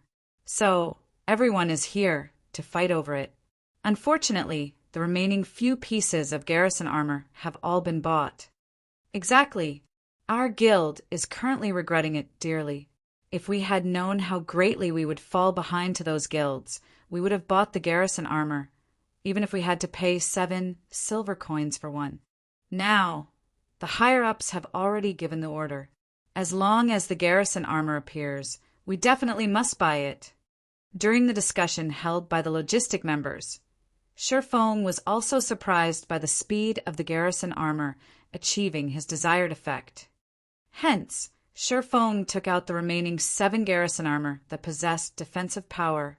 He stealthily placed them on auction, setting the base price for each piece at 8 silver coins, 2 silver coins higher than his original estimation. However, these guilds should be able to accept such a price. As for the best garrison heavy armor, Shifeng would only sell it after a period of time has passed. He would first let these guilds slowly digest the current garrison armor. After placing the equipment on auction, Shifeng started searching for hardstones. Shifeng wondered if there were many players who had auctioned them off. Chapter 51, Competition at the Auction House. Chapter 51, Competition at the Auction House. Shifeng called out the search panel, immediately entering the words, hardstone. Suddenly, rows of information appeared on the semi-transparent screen. In a single glance, Shifeng could see over 100 stacks of hardstones being sold.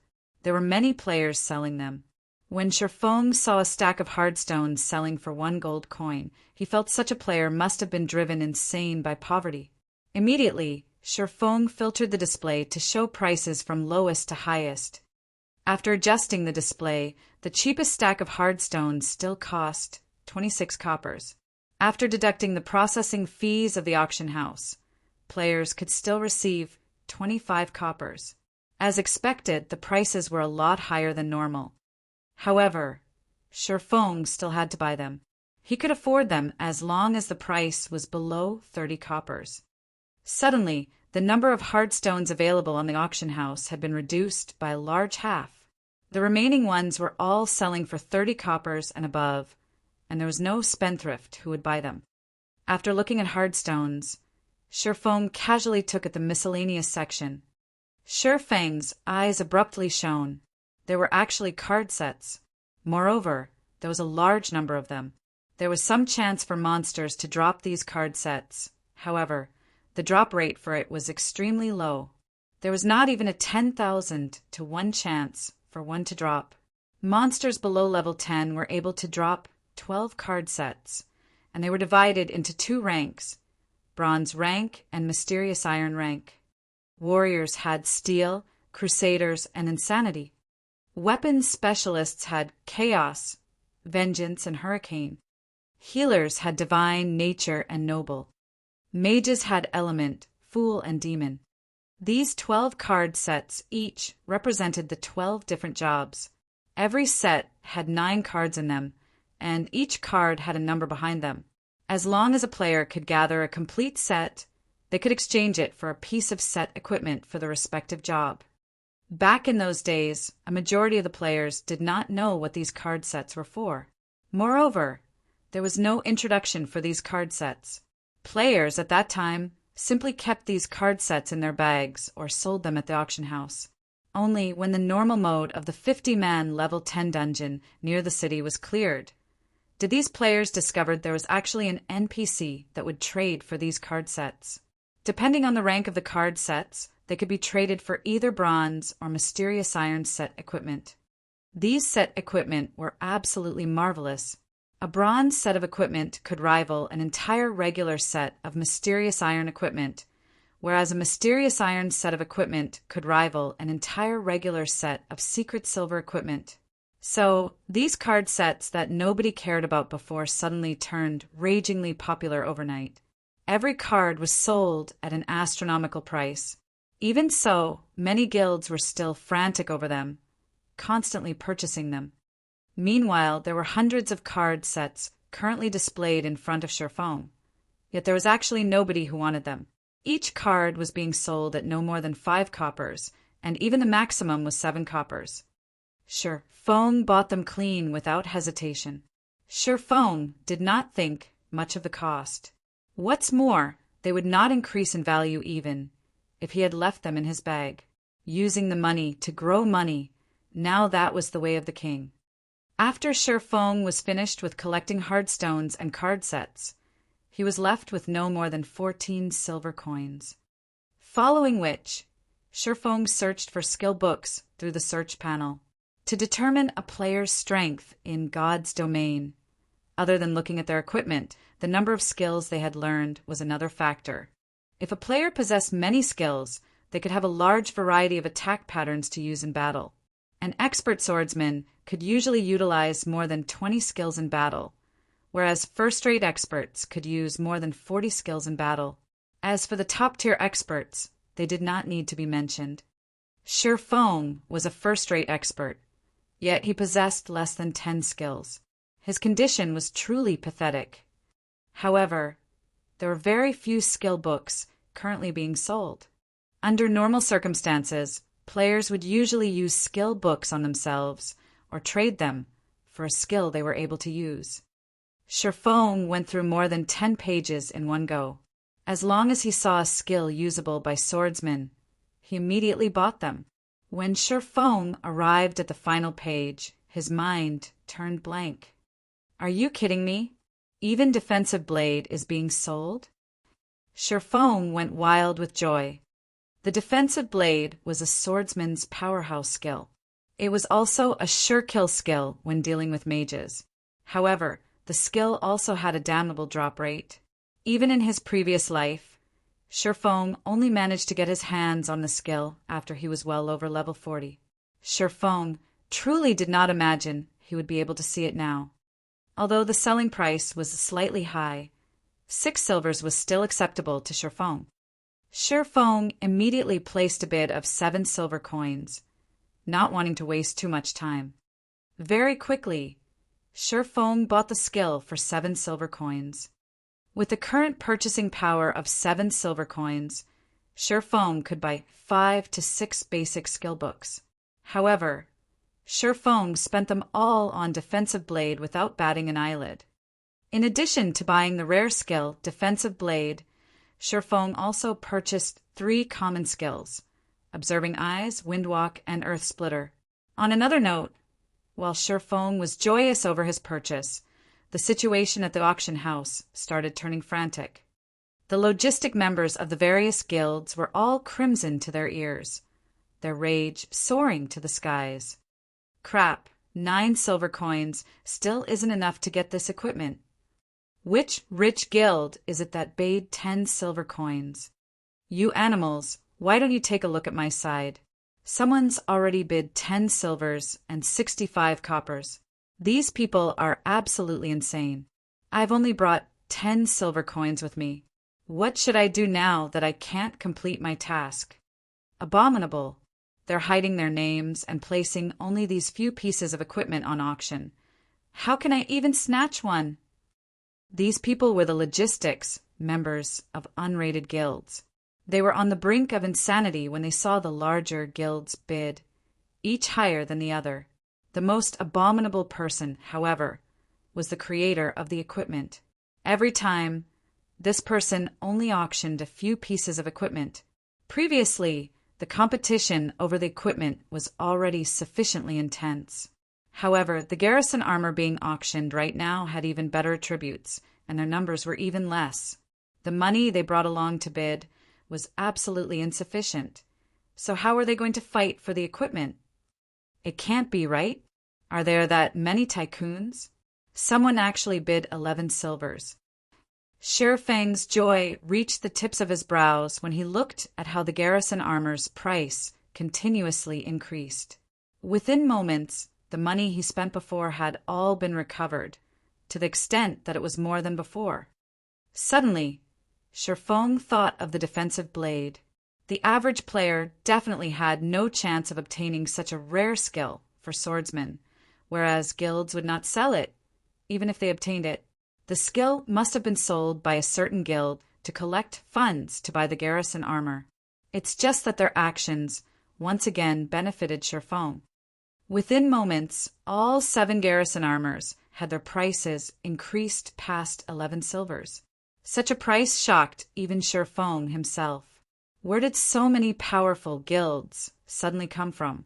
With the financial resources of such guilds, they ought to not spend that much money on a piece of bronze equipment. However, what Sher Fang did not know was, after he had placed the garrison armors on auction, the logistics members of various large guilds reported the situation back to their guild leaders. Previously, these guild leaders saw the MT of other guilds tanking special elites with the garrison armor. These MTs were able to allow the other players to attack the special elites with ease, obtaining various skill books and bronze equipment, mysterious iron equipment even. At such a sight, the eyes of these guild leaders had long since turned red with envy. Unfortunately, they had no solutions to this matter. They wished to let the lifestyle players of their own respective guilds forge this equipment, yet they did not have the forging design for it. They also wished to contact the player who had forged these garrison armors, yet this player had hidden his name, preventing any means of contact. Their only choice was to watch on, helplessly. Now, however, the garrison armor, this time, even possessed defensive power. They definitely must buy it. Hence, these guilds started gathering funds immediately. Do you hear me? You definitely must get it. Immediately bid 13 silver coins. I want to see who else dares to bid. What? Is it already at 13 silvers? Bid 13 silvers, 50 coppers. I don't believe there is a guild that is wealthier than us. There were over 100 towns under the influence of White River City, and there were hundreds of guilds continuously bidding for the garrison armor. After half an hour, all 7 garrison armors were auctioned off, with the lowest being sold at 14 silvers, 60 coppers. Sher Fang earned more than 1 gold coin in an instant. Seeing how fervent these people were, Sher Fang took the chance to place the garrison heavy armor on auction, setting its starting price at 16 silver coins, following which Sher Fang left the auction house. It was still night, and there was about half an hour before sunrise. It was very unwise to go out and level right now, so Sher Fang went to the library in Red Leaf Town first. He wanted to have a better understanding of the diary, which contained elvish words he obtained from the hell mode of the Deathly Forest. He might even obtain a new find. Chapter 52, Holy Sister. Chapter 52, Holy Sister. The journey to Red Leaf Town's library was very dangerous. If a normal player went there was a 30% chance for that person to die once. As for the remaining 70%, he would die many times. Hence, before heading to the library, Sher Fang stored all the hard stones and the Philosopher's Stone into the bank. The Philosopher's Stone would drop after death. If Sher Fang had unexpectedly died on the way to the library, then it would be a major loss. Following which, Sher Fang took out the 4 skill books he bought previously and chose to learn them. Observing eyes, able to see clearly unknown and concealed targets. There is a fixed chance to detect targets' weak point. Cool down, 40 seconds. Wind walk. The user is wrapped in wind. Movement speed increased by 30%. There is a 50% chance to avoid damage from ranged attacks. Duration of 10 seconds. Cool down, 2 minutes. Earth Splitter. Requires sword. Causes 30 base damage to target after use, and based on the period of charging power between 2 seconds to 3 seconds, a maximum of 300% weapon damage can be increased. Attack range of 8 yards. Cooldown 1 minute. Defensive blade. Requires sword. Normal attacks range increased by 10 yards after use. Able to block up to a maximum of 6 ranged attacks or 3 melee attacks. Duration of 25 seconds. Cooldown 3 minutes. With these new skills, Shifeng's survivability and attack potential greatly increased. Thus, the danger of him going to the library was no longer great. Red Leaf Town's library was distanced far from the trade area. It was located in Red Leaf Town's slums. The slums were the second most popular location after the trade area. There were all sorts of people there, and it was a place where crooks mixed with the honest folk. It was also the favorite visiting location of some players, and this was due to the slum's alternative name, Paradise of the Fallen. The moment Shifeng entered the domain of this paradise from the corners of the street, he discovered eyes filled with greed directed at him. These were the rats hidden in the darkness, the ones unaccepted by the light, and the wanderers of hell's boundaries. There was bound to be a portion of players in God's domain that was different from ordinary person.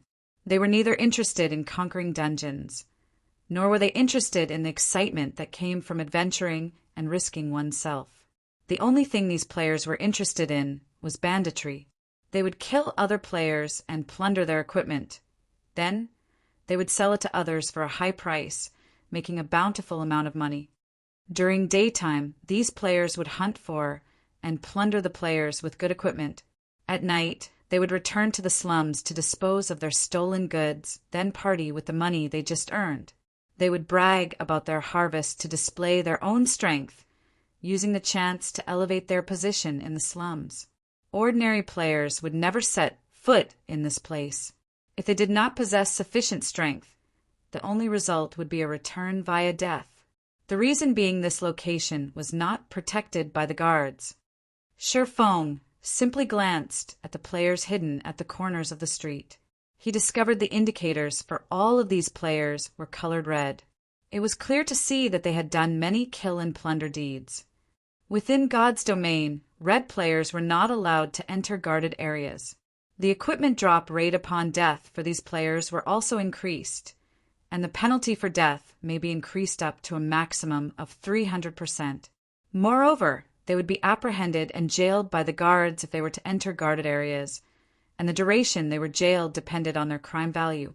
However, even with all these disadvantages, there were still many players who had chosen to go down this path. After all, the rewards came very quickly this way. Red players also had a place they could stay in Red Leaf Town. For example, the slums. Moreover, if one wished to receive a good quest in the slums, one had to be a yellow player or even a red player. Regarding these players who lived on the edge of a knife, Shifeng paid no attention to them. He immediately headed towards the main road of the slums. On both sides of the street, there were quite a few flirty ladies dressed in revealing clothes. When they noticed the clothing Shifeng was dressed in, they started flinging coquettish glances at his direction. They wanted to spend a pleasant night with Shifeng, earning some coin along the way. "Little brother, are you here for some fun? Come over here to Big Sister." Big Sister guarantees that you will have a pleasant night. An alluring lady dressed in vibrant red leather clothing blocked Shifeng's way. Shifeng immediately used observing eyes. Charlene, elite rank. Level 8. HP 1200/1200. Ha ha ha. Charlene, you're trying to sneak a bite again. How can you not invite us to such a happy occasion? A group of robust and fiendish men walked over, each of them carrying a cold grin on their faces. Is this a robbery? Shifeng took a look at his surroundings, calmly asking.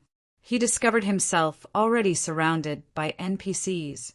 There were also a few red players by the corner of a broken house, sneers on their faces. In God's domain, it was very common for players to be robbed by NPCs. Moreover, it was also not Shifeng's first time being robbed by NPCs. The incident that left the deepest impression on him was when he was at Creation Mountain Range. It was there that he was robbed by an NPC warlord. At that time, Sherfong could only helplessly pay out a road toll. Currently, before him, there was a level 8 elite NPC in addition to a group of level 7 common NPCs. It was a scene very commonly to the slums, but Sherfong had nobody to blame but himself for coming to this place. Brat, since you look like an upright person, we won't trouble you too much. Hand out 5 silver coins, and we'll let you pass. Otherwise, we'll personally take action, a scarred man said with a sneer. Then come over here and get it, Sherfong sneered as he pulled out the abyssal blade. If you were to pay the road toll, then congratulations. Not only would you lose your money, but you also had to lose your life. You would lose at least a piece of equipment that was on your person. This was the reason why normal players had a 30% chance of dying once in the slums. If you wanted these NPCs that wandered the boundaries of darkness to uphold their promise, there was definitely something broken with your brain. Charlin's attractive face revealed a trace of malevolence. Brat, you are courting death, a level 7 blade-wielding man rushed at Sherfong. Sherfong stabbed the abyssal blade towards the man without hesitation. Double chop, chop, thundering flash, earth splitter. Sword slash after sword slash pierced through the man's neck and heart. With a body fully geared with bronze equipment, combined with the abyssal blade's attack power, Sherfang's attacks had immediately reduced the man's 750 HP down to 0. Still want to continue? Sherfong glanced at the surrounding NPCs, sneering. The NPCs were all shocked by Sherfong. They all parted and gave way to Sherfong, one after another. Meanwhile, the players hiding in a corner were also shocked. Sherfong had killed off a level 7 NPC in just a few moves. This player was just too strong. Naturally, these players would not find trouble with a player whom they knew was strong. In the slums, strength was everything. Stealthily, these players left the scene of the incident. Only Charlin stayed behind with an interested expression. Little brother, you are really powerful. You've made Big Sister truly admire you. I wonder where you are headed. Big Sister can guide you there and save you a lot of trouble, whereas you only have to pay a very small price. Charlin walked toward Sherfong, offering with a calm smile. No need to trouble yourself. I'm familiar with the way to the library. Sherfong did not wish to get entangled with these NPCs. He only wished to search for clues regarding the Elven Diary. Charlin smiled with even more joy when she heard Sherfong decline. I am the librarian, Charlin. You can ask me matters regarding the library. There's no one more familiar with it than myself. Charlin puffed out her prided twin peaks, smiling sweetly. Isn't Redleaf Town's librarian a holy sister? Sherfong did not believe her. Oh, are you talking about this? Charlin took out a set of nun's clothing and changed into it within an instant. Suddenly, her wild demeanor completely vanished. She was like an angel that had descended to the world, incomparably divine. Her presence made others desire repentance before her. At the same time, the information that Charlin displayed had changed. Holy Sister Charlin, Divine Official. Level 20. HP 10,000/10,000. Sherfong was also shocked. What kind of situation was this? Even NPCs had a side job. Chapter 53. Darkness Descends. Chapter 53. Darkness Descends. Sherfong was still slightly unable to accept Charlin's makeover. However, Sherfong could be considered lucky for being able to meet the rumored librarian. According to the information he knew, the librarian of Redleaf Town was full of mystery, her whereabouts unknown. Sherfong never imagined the librarian to be the female NPC who participated in a robbery against him. If Sherfong had truly started a fight with Charlin just now, the consequences would be unimaginable. What did playing the pig to eat the tiger mean? Charlin was definitely a veteran in this field. Divine Official was the Tier 3 job advancement for an oracle. In the case of swordsman, it was called Sword King, whereas between these two was the Sword Master. Even if a Divine Official was only level 20, she could still easily dispatch a level 50 lord. Perhaps Charlene was the most powerful NPC in all of Redleaf Town. Do you believe me now? Charlene giggled at Sherfong. Her entire body radiated a golden glow as if she were the reincarnation of Mother Mary. Since you have some business with me, let's talk about it at the library. System. Player has activated the epic quest. Darkness descends. Contents unknown. Sherfong stumbled suddenly when he heard the system notification, nearly falling. What was the reason for him to actually trigger this epic quest? Darkness Descends was the famous epic quest of God's domain. From the information he collected from the internet and Shadow, the difficulty for completing this epic quest was truly unimaginable. Of course, the rewards were also unimaginably bountiful. In Sherfeng's previous life, the person who completed this epic quest was the Spirit Emperor, Fantasy Extinguisher. He was a legendary character among summoners. He was globally ranked within the top 20 summoners and top 500 in the entire game during the peak of God's domain. Although he was only ranked within the top 500 within God's domain, it should not be looked down upon. The entire world had a total population of 100 billion. Although there were only 100 million players in God's domain currently, this number would increase past 10 billion in a year.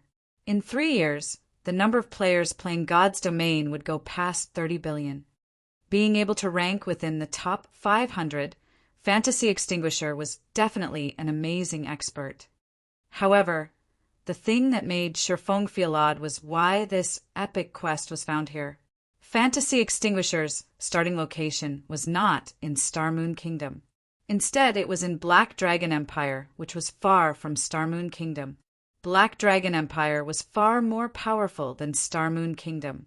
Its landmass was 3 times that of Starmoon Kingdom's. The competition between players and guilds there was much fiercer. Could it be a reward for getting the first clear on the hell mode of a dungeon? Sherfong silently guessed as he followed Charlene. He felt it was a great possibility. Otherwise, why would an epic quest that should be found in Black Dragon Empire be found here in Starmoon Kingdom? At this moment, Sherfeng's system communication rang. Sherfong took a look at the caller, learning it was Gentle Snow contacting him. Miss Snow, do you have business with me? Seeing that you're logged on, I have something to tell you. Gentle Snow spoke in a very indifferent tone. She was like mysterious ice, unchanging even after 10,000 years, and had no interest towards anything at all. I'm in need of money to purchase something, so I might need more time to return the 15 silvers that I owe you. At the latest, I will return it to you by the end of today. All right. If you are really in a bind, tomorrow is fine as well, Sherfong calmly replied. He no longer paid any heed to the 15 silver coins Gentle Snow owed him. Currently, he had more than 1 gold coin on his person, and he was troubled over how to spend it. Gentle Snow was slightly surprised by Sherfeng's indifference even toward that much money. However, since Sherfong had already said so, naturally, she would not be courteous to him. She softly thanked him, saying, "Thank you. However, aren't you afraid I won't return it, causing you to lose everything? You are the snow goddess. Why would you even try to cheat an average player of such a small amount of money?" Sherfong said with a grin, "Average? You dare call yourself average? Even I am shocked by the map and strategy you provided. We only spent an hour to clear the normal mode of the Deathly Forest, then went on to clear hard mode as well. Unfortunately, hell mode is just too hard. We could not clear it no matter what." Gentle Snow faintly smiled, saying, "I am very curious as to how you all managed to clear hell mode. If you said it was due to your party members' help, I would not believe you. To conquer the hell mode of the Deathly Forest, She especially rushed over elite members of Ouroboros from other towns. However, they couldn't get past the first chieftain-rank boss, Willie, no matter what they did. Willie's damage was especially terrifying. Even a shield warrior fully equipped with bronze equipment could not tank it. Gentle Snow truly could not understand how Shifeng's party had cleared Hell Mode. Just lucky, Shifeng honestly said. Since you don't want to say it, I still have to fight over a piece of equipment. So, I won't speak with you any longer. Don't forget our dungeon appointment. Gentle Snow did not continue pursuing Shifeng about how he was able to clear Hell Mode. Just hard mode alone gave them a great harvest. Fight over equipment? Is it the garrison heavy armor? Shifeng casually asked. And how did you know? Are you also fighting for this equipment?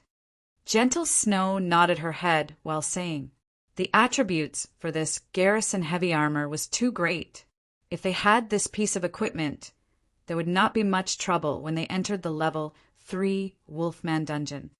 Shifeng knew he had said too much, but he remained calm as he replied, yes, but I didn't think there would be that many people competing for it. I've already given up on it by now. Indeed, the price has already reached 23 silver coins, and only a guild with strong funding will be able to buy it. I won't speak with you any longer. I still need to sell some items. Gentle Snow disconnected the call after finishing her piece.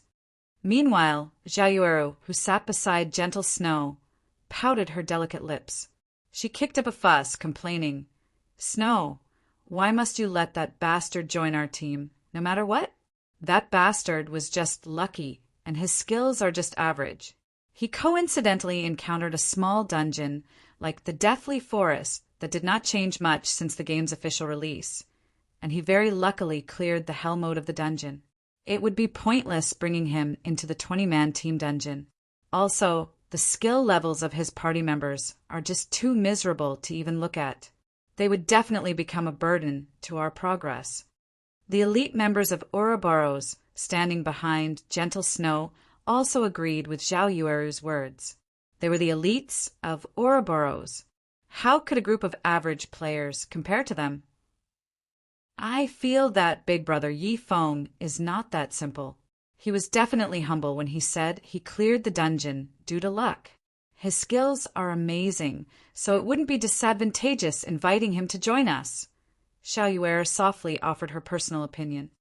Little girl, what do you know about liars? You just don't know how bad that bastard is. Also, he spent that much time just reaching level 1. His skills are only SOO. This lady can insta-kill him with a single flame explosion. Zhao Yueru gave Xiao Yuer a stare, speaking confidently. All right, stop arguing. I, too, feel Yifeng is not that simple. Otherwise, how could he clear the hell mode of the Deathly Forest with a group of novices? When we enter the team dungeon, we will see where his standards lay. If he is not bad, I might consider recruiting him into the God-slaying army. Now, however, let's first bid on this garrison-heavy armor. Gentle Snow let out a soft cough. Everyone abruptly became silent, astonished. They never imagined that Gentle Snow would have such considerations. She was actually planning to let Yifeng join the God-slaying army. The members of the God-slaying army were the elites amongst the elites of Ouroboros. Each member had great skill, and they were experts who were selected out of tens of thousands of players. All of the guild's resources were prioritized on the God-slaying army. Aside from the guild leader and sub-leader, members of the God-slaying army had the most authority within the guild. Many experts in the virtual world struggled tirelessly to join the God-slaying army. However, a large majority of these people were all rejected. On the other hand, Yifeng, who suddenly appeared before them, actually possessed a very great chance of entering the God-slaying army, and such a sight had caused great envy within them. Chapter 54, Bible of Darkness. Chapter 54, Bible of Darkness. When Gentle Snow disconnected the call, Shifeng let out a breath of relief. Fortunately, he was not discovered. If Gentle Snow found out that Shifeng was the creator of the garrison armor, terrifying consequences might have occurred.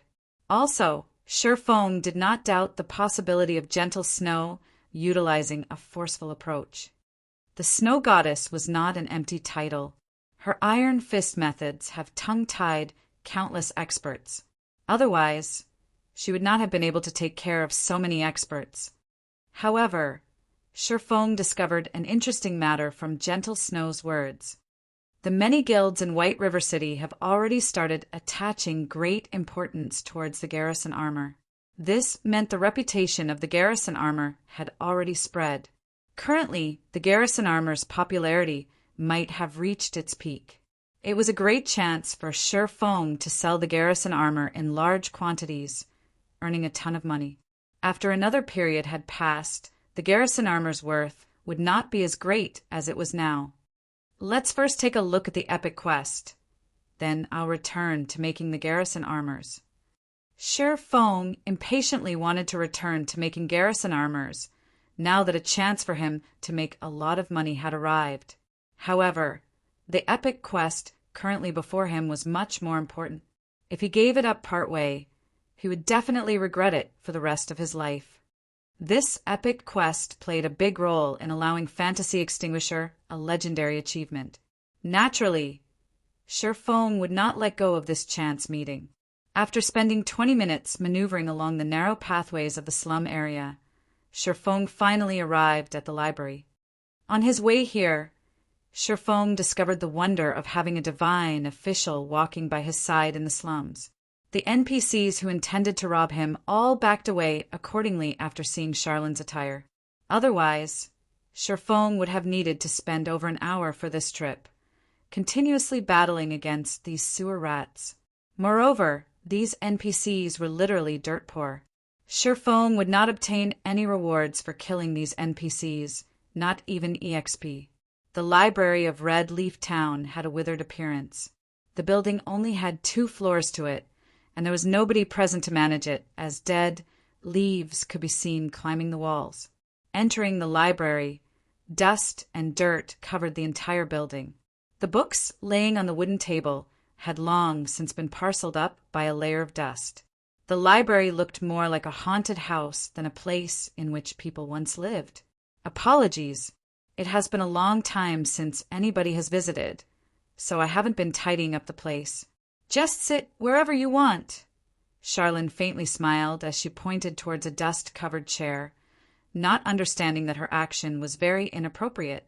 Revered divine official, I have come here because I wish to have this diary translated, Shi Feng said, getting straight towards the point. His eyebrows slightly wrinkled when he looked towards the finger-thick layer of dust covering the chair. He truly did not wish to dirty his clothes. However, Charlin remained minding her own business as she searched for something on the bookshelf. It was like she did not hear Shi Feng speak at all. Shi Feng was long used to such behaviors, so he chose to remain silent. There were all sorts of NPCs in God's domain. It was especially true for important NPCs. Unique and bizarre behaviors were considered small matters. There were well-known NPCs that were much more damnable. These NPCs caused many first-rate guilds to curse their mothers. After waiting for 10 whole minutes, Charlin finally came out from the pile of bookshelves. In her hands, she held a thick and tattered old book. I know why you are here. The moment you've set foot in the slums, I could sense the evil energy coming from your body, Charlin said gravely. She placed the tattered book on the table, causing all the dust in the building to abruptly soar. Let me have a look at the item. Shi Feng naturally knew the diary triggered such a scenario. He took out the tattered diary from his bag, carefully passing it to Charlin. Charlin was not in a hurry to receive the diary. Instead, she chanted out a phrase of divine words. Suddenly, streaks of golden divine words wrapped around the diary. Just when Shi Feng was wondering about Charlin's actions, a change suddenly came over the diary. Black smoke suddenly appeared on its pitch-black cover, and a sinister-looking face came into view. It looked as if it was in extreme pain. Evil be gone. Divine spear. Charlene shouted, her jade-like hand drawing out divine words in midair. At the same time, she started singing out a Tier 3 divine curse, her voice echoing throughout the entire library. A golden-colored hexagram appeared above the library, covering the entire building, and from the magic formation, 3 golden spears of judgment came flying out. The spears pierced the diary, tearing apart the sinister face. "Ha ha ha, I won't give up. We will meet again." The sinister face loudly laughed as it spoke the bone-chilling words. Both of its eyes were firmly affixed toward Cherfone, as if the words it spoke were meant for him. Within a moment, the black smoke above the diary dispersed. Meanwhile, Charlene's forehead was covered in sweat. Her complexion was deathly pale, and she currently looked extremely weak. "System, you have been cursed by a great demon. All attributes reduced by 50%, experience received from killing monsters reduced by 95%. System, you have been eyed by a great demon. The phantom of the great demon will come for you in 30 days. If you are killed by the phantom, your body will be taken over by the great demon." Crap! Make it more ruthless, why don't you? Regardless of how self-restrained he had been, Cherfone could not help but curse when he saw this notification. When compared to human standards, a great demon was the equivalent of a Tier 4 job. It was on the same level as a Sword Emperor. Although it was just a phantom, it would still require Charlene, who had a Tier 3 job, to handle it. However, instead of aiming for Charlene, the great demon actually went for a bystander and a minor character like Cherfone. With this curse around, how would he be able to level up? Not to mention the 50% reduction in attributes. It had caused his attributes to sink down to the level of an average player. It would be a problem if he wanted to kill monsters of a higher level. He also had to face the phantom of the great demon. "Miss Charlene, are you all right?" Although he was cursed, Cherfone still spoke politely. Charlene shook her head slightly, speaking with a smile. "Nothing too bad. I never imagined that you would actually bring such a terrifying item. You've weakened me quite a bit. However, the problem has been resolved now. If you had dragged on for a few more days, your body might have been possessed by the great demon, and your body would suffer in hell for all eternity. Thank you, Miss Charlene. If it weren't for you, I might have already been dead." Although Charlene's words felt somewhat wrong, Cherfone had still thanked her. He rejoiced at the fact that he had come to the library without delay. Otherwise, he would truly be finished. However, the problem right now had yet to be resolved. No need for thanks. This diary is not as simple as it seems. It is a key, and it records the method to unlock the curse on a gate. Your job now is to find this gate, enter through it with this diary, and find the Bible of Darkness that is kept within. I can destroy the Bible of Darkness as long as you retrieve it for me. Once it is destroyed, the great demon would not be able to descend, Charlene explained. System. Epic quest, Darkness descends accepted. Find and destroy the Bible of Darkness and prevent the great demon from descending. Rewards unknown. Although Cherfone had known about the extreme difficulty of completing an epic quest, there was still no need for it to be so damnable. At the very least, the quest should tell him where to find the Bible of Darkness. In Cherfone's previous life, Fantasy Extinguisher had completed this quest in Black Dragon Empire. However, Cherfone couldn't just go to Black Dragon Empire. Even if he went there, the teleportation gates had not been activated at this stage of the game, so he would have to run there. However, even if he ran till his legs broke, he would still need to waste several months before he could reach the borders of Black Dragon Empire. Chapter 55, Moondrip. Chapter 55, Moondrip. Cherfone entered deep thought. He did not understand how Fantasy Extinguisher completed this epic quest in his previous life. Who the heck would know where the Bible of Darkness was stored? Moreover, in his previous life, the information Cherfone collected regarding this quest was very incomplete, so the parts he could use as reference were extremely limited. Currently, the evil curse Shurfeng was shouldering even made leveling a problem. No matter what, he had to think of a solution to this problem. Otherwise, the problems he would face in the future would be even greater. Esteemed Miss Charlene, I am now cursed by the demon. Do you have any methods to resolve it? Shurfeng calmed his heart. He turned to look at Charlene, who was currently in a delicate state, asking, "Also, where can I find the Bible of Darkness? Even just a clue is helpful." Hearing Shurfeng's series of questions, a bright smile appeared on Charlene's pure countenance. "You sure have a lot of questions, huh, you little bastard? It's not like I don't have a method to resolve your curse. However, you should know, to get something, you have to give something in return. There is only one way to dispel the curse, and that is to carry out a moon drip. The moon drip is a ceremony that can dispel all magic and curses in the world. However, many materials are required to carry out the ceremony. I will provide the materials required, but in return you have to pay 3 gold coins as remuneration for my services.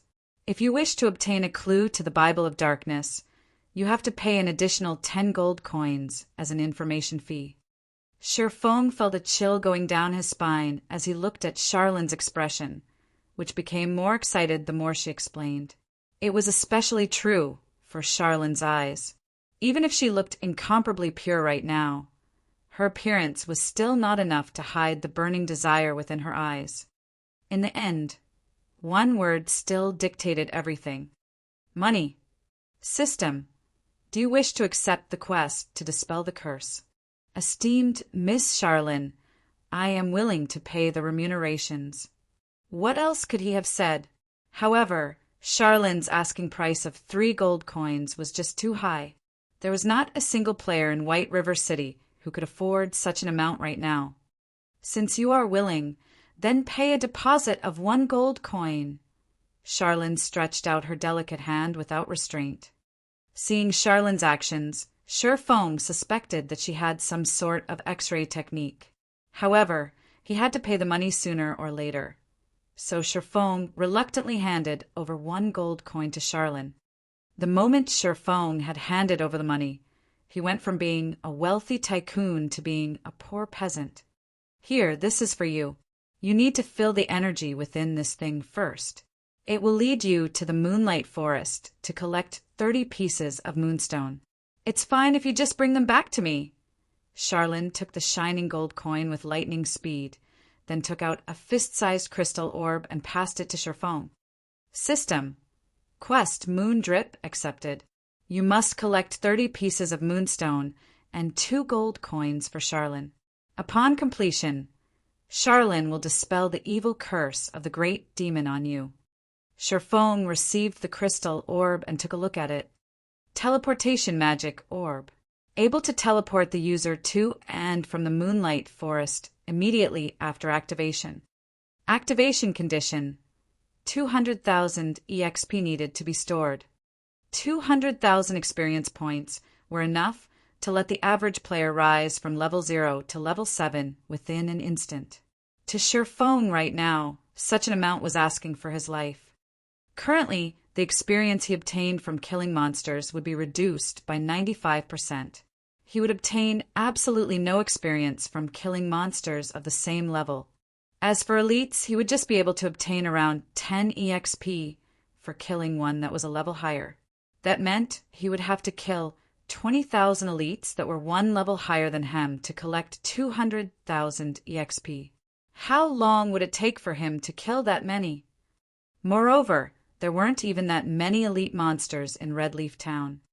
It really is worthy of being called an epic quest.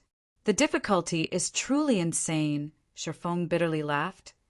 In Shurfeng's previous life, Fantasy Extinguisher had the support of the first-rate guild, Fantasy Shrine. So, he was able to complete the quest after much difficulty. However, Shurfeng did not have the support of a first-rate guild. It would be extremely difficult if he wanted to complete the quest. However, as long as Shurfeng completed it, the rewards would easily outshine the troubles. The rewards for this epic quest resulted in Fantasy Extinguisher's fame. Although Shi Feng did not have a first-rate guild supporting him, he was a reincarnated person. He still had quite an advantage over the other players. At the very least, he would not lose out to the first-rate guilds regarding earning money. It looks like I can only return and forge garrison armors for now. Shi Feng kept the crystal orb and left the library. He planned to first earn enough gold coins before thinking of a way to store up 200,000 EXP. The sky outside was already bright by the time Shi Feng returned to the trade area. Many players already left to kill monsters and level up, emptying the streets by quite a bit. Shi Feng immediately went to the bank to retrieve the forging materials and the Philosopher's Stone. Just when Shi Feng was headed to the Forging Association, a notification came from the system. System, the garrison heavy armor you have placed on auction has been sold. After deducting the processing fees, a total of 31 silvers, 53 coppers have been added to your bag space. Is it worth that much? Shi Feng was shocked. The level 3 garrison heavy armor was just a piece of equipment that had similar attributes to a mysterious iron equipment. At most, it was worth 20 silver coins. Now, however, it had been sold for over 30 silver coins. One could just imagine how frantic these guilds were towards the garrison heavy armor. Shi Feng's enthusiasm was further boosted with the arrival of this information. He could not help but wish he could immediately forge 100 pieces of garrison armor, selling them and making a big profit. Hence, Shi Feng activated Windwalk as he rushed towards the Forging Association. Without hesitation, Shi Feng reserved an intermediate forging room for 20 hours. If he did not reap the money of those guilds right now, he would not be doing justice towards his own reincarnation. Inside the forging room, Shi Feng refined all the stone he collected, going all out as he forged the garrison armors. When the first garrison armor was successfully forged, System, garrison armor has been successfully forged. Forgery proficiency increased by 2 points. Obtained 800 EXP. System, do you wish to store the experience obtained in the teleportation magic orb? Suddenly, Shi Feng halted the work he was doing. He called out the system interface, taking a careful look. I obtained 800 EXP from forging. Shi Feng placed a hand on his chin, pondering. Suddenly he said with a smile, how could I forget about this in a panic? The curse is only aimed at the experience obtained from killing monsters. It has no effect towards experience that is rewarded. Although a lot of time was needed to forge a piece of equipment, it was a different story if the success rate was very high. Shi Feng's leveling speed at that time would be a lot faster than the average player, even with the 95% experience reduction state he was currently under. With such an opportune method in hand, the difficulty of the epic quest had been greatly reduced in an instant. Moreover, Shi Feng had the Book of Forging. It could increase the success rate of forging the garrison armor up to 60%. With it, Shi Feng's leveling speed would greatly surpass even the expert players. It would not be long before he would finish collecting the 200,000 EXP. In such a way, Shi Feng could earn not just money, but experience as well. It was killing 2 birds with 1 stone. It was absolutely great. Fantasy Extinguisher most likely did not imagine there was such a quick method to dispelling the curse. Thinking up to this point, Shi Feng immediately adjusted for the system to distribute 100% of the experience he obtained to be stored in the teleportation magic orb.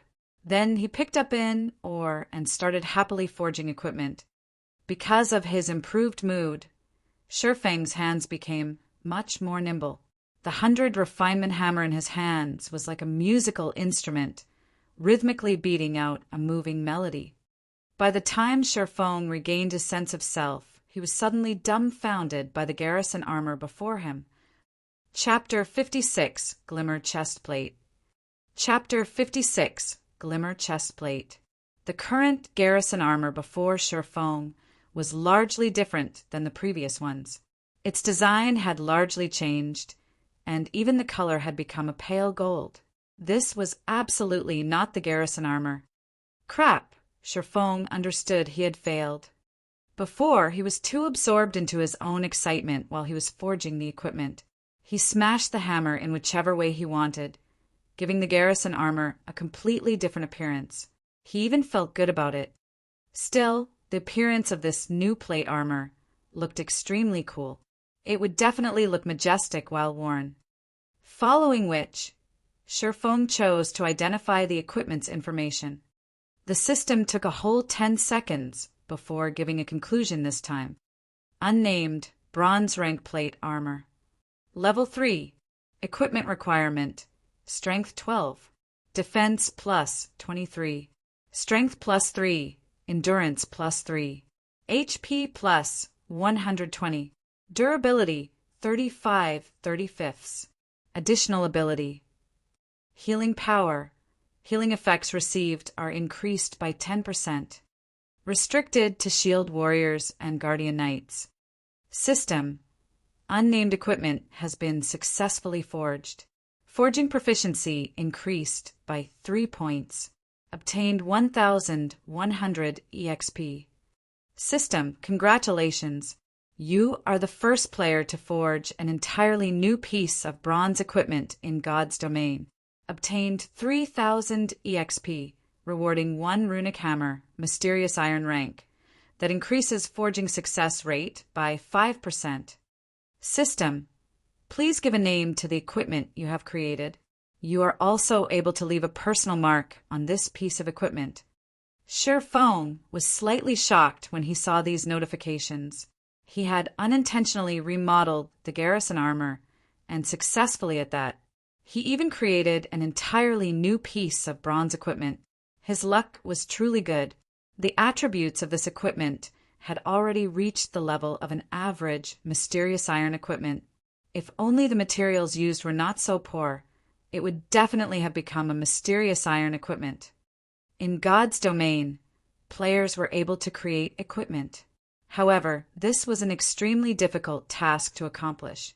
Not only did the player have to be extremely familiar with forging, but they also had to have a thorough understanding of the various materials available. After undergoing hundreds of trials, only then could completely new and good quality equipment be created. Usually, players who wanted to create new equipment would only start to do so after they had risen to become an advanced forger. After all, to become a master forger, not only did a player require sufficient proficiency, they also needed to create 3 entirely new pieces of mysterious iron equipment, and also 1 entirely new piece of secret silver equipment. Only after all those conditions were achieved could a player become a master forger. Due to this condition, the players who became master forgers were extremely rare.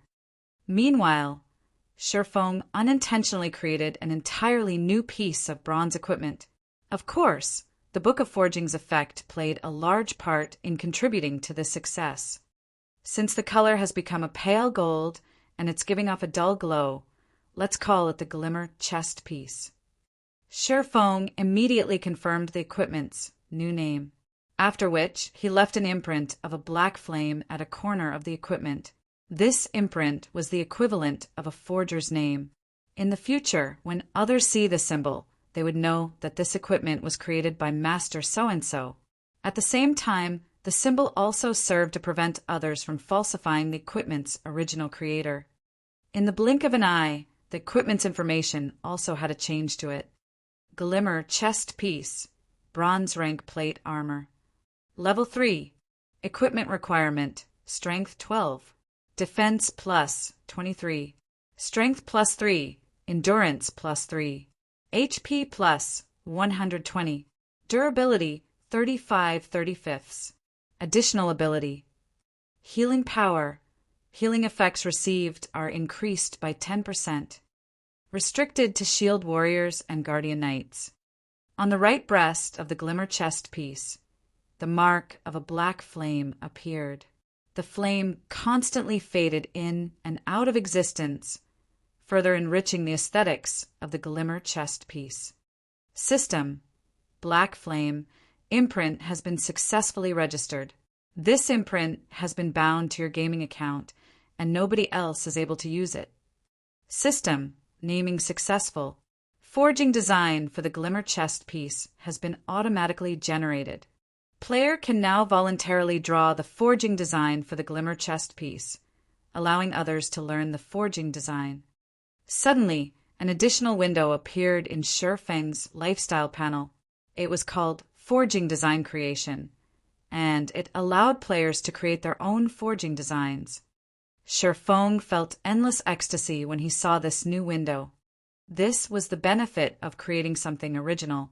As long as Shifeng had a pen and drawing paper, he could fabricate as many forging designs for the Glimmer chest plate as he wanted.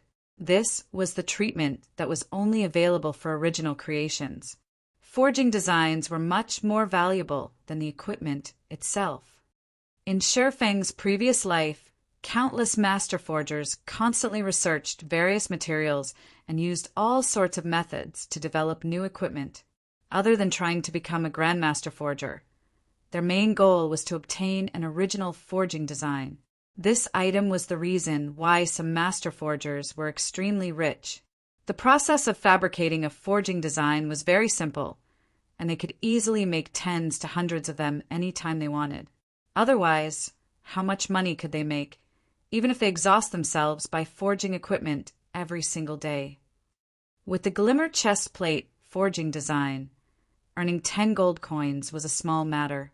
At that time, it was even possible for Shifeng to earn up to 30 or 40 gold coins.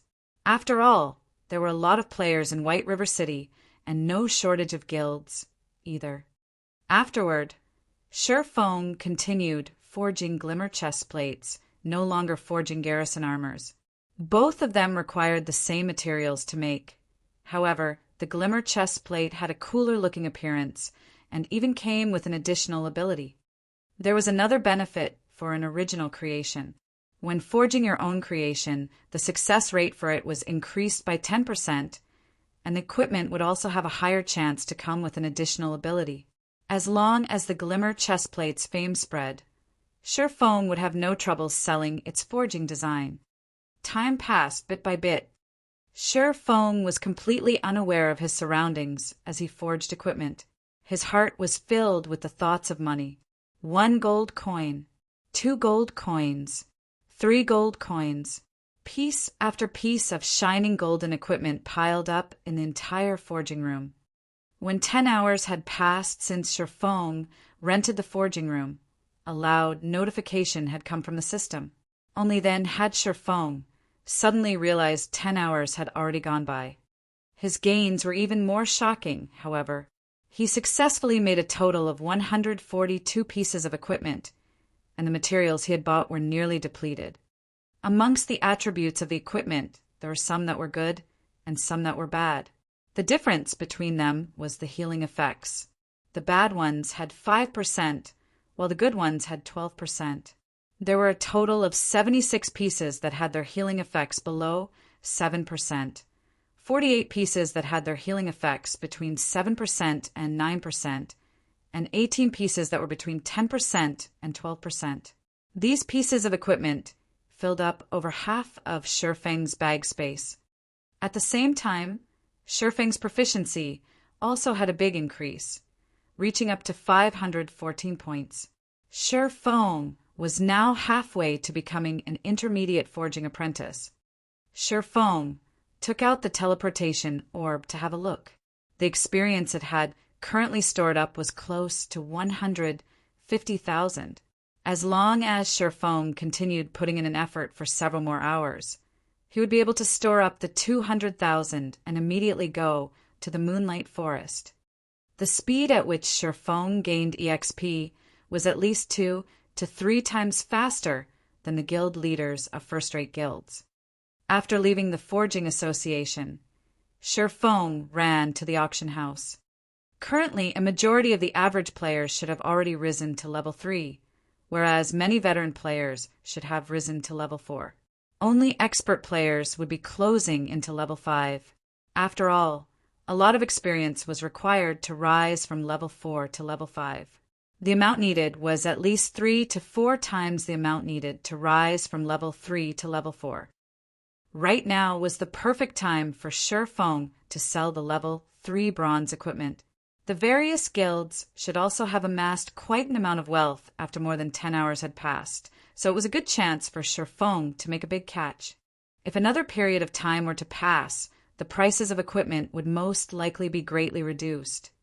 After arriving at the auction house, Shifeng noticed that the number of logistic players present significantly had reduced. It seemed as if they were no longer as enthusiastic towards the garrison armor as before.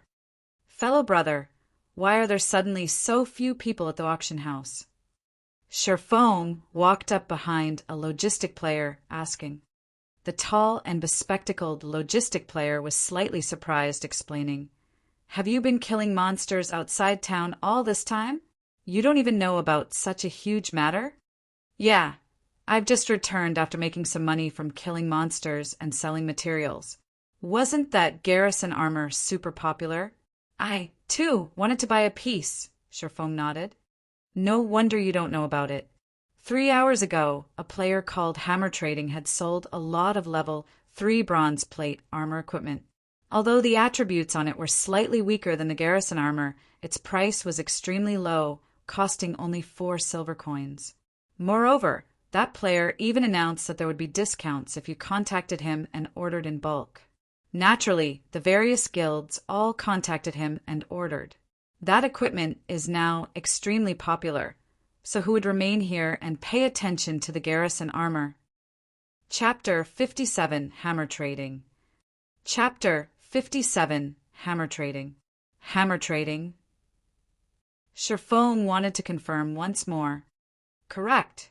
He even posted a thread on the forums criticizing the Blackheart forger that made the garrison armor. Currently, the thread has already received more than 7 million clicks. With it, that guy has quickly become a famous person in White River City. I heard many large guilds have already sent out an olive branch to him, trying to recruit him with a high price. The logistics player had a face filled with envy while he spoke. He couldn't help but wish he could turn into hammer trading. That way, he would be able to live a life filled with beauties and riches. Shifeng only smiled at the player as he turned to walk towards an empty seat. He sat down and called out the game's official forum. He wanted to have a good look at this hammer trading who nearly robbed him of his business. In Shifeng's previous life, hammer trading did not reveal himself as quickly as this. Before Shadow scouted him, he had been playing God's Domain with tens of fellow schoolmates. With the support of these schoolmates, in addition to some chance meetings that had allowed him to become an intermediate forging apprentice, he managed to become acquainted with the upper echelons of Shadow. At that time, there were very few intermediate forging apprentices. The bronze equipment that was forged at the time was also very popular. Seeing such a situation, Shadow also wanted a share of the profits. So, they paid a large price to hire hammer trading. Along with the continuous support of Shadow Workshop, hammer trading grew to become a shocking figure, becoming a relatively famous forger and earning Shadow a lot of money. Afterward, hammer trading also obtained the forging talent in addition to the great support from Shadow, allowing him to become a master forger.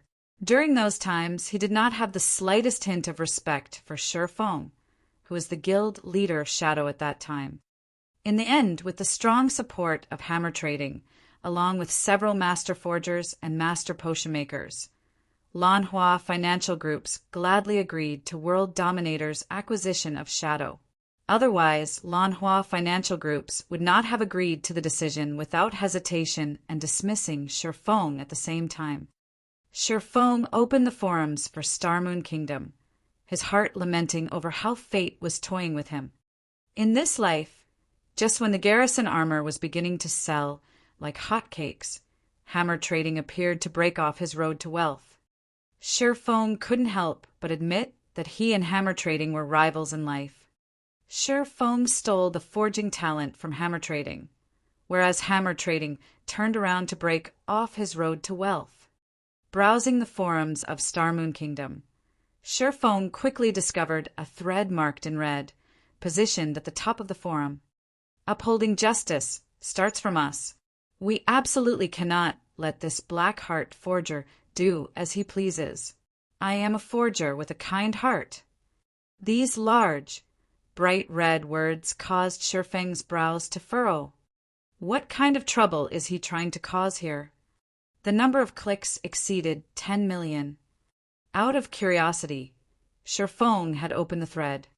Shifeng looked at the eloquently written condemnation that had over 10,000 words. The article had justifiably mentioned that the cost of making a piece of bronze equipment did not even exceed 1 silver coin.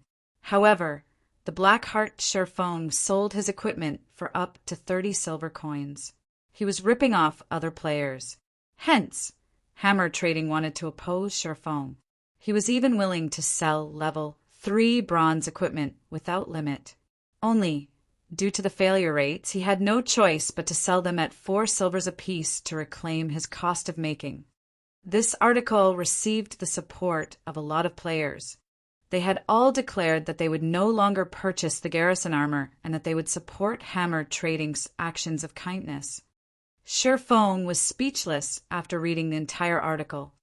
The entire article was just trying to put a smear on his reputation while heightening Hammer Trading's own self.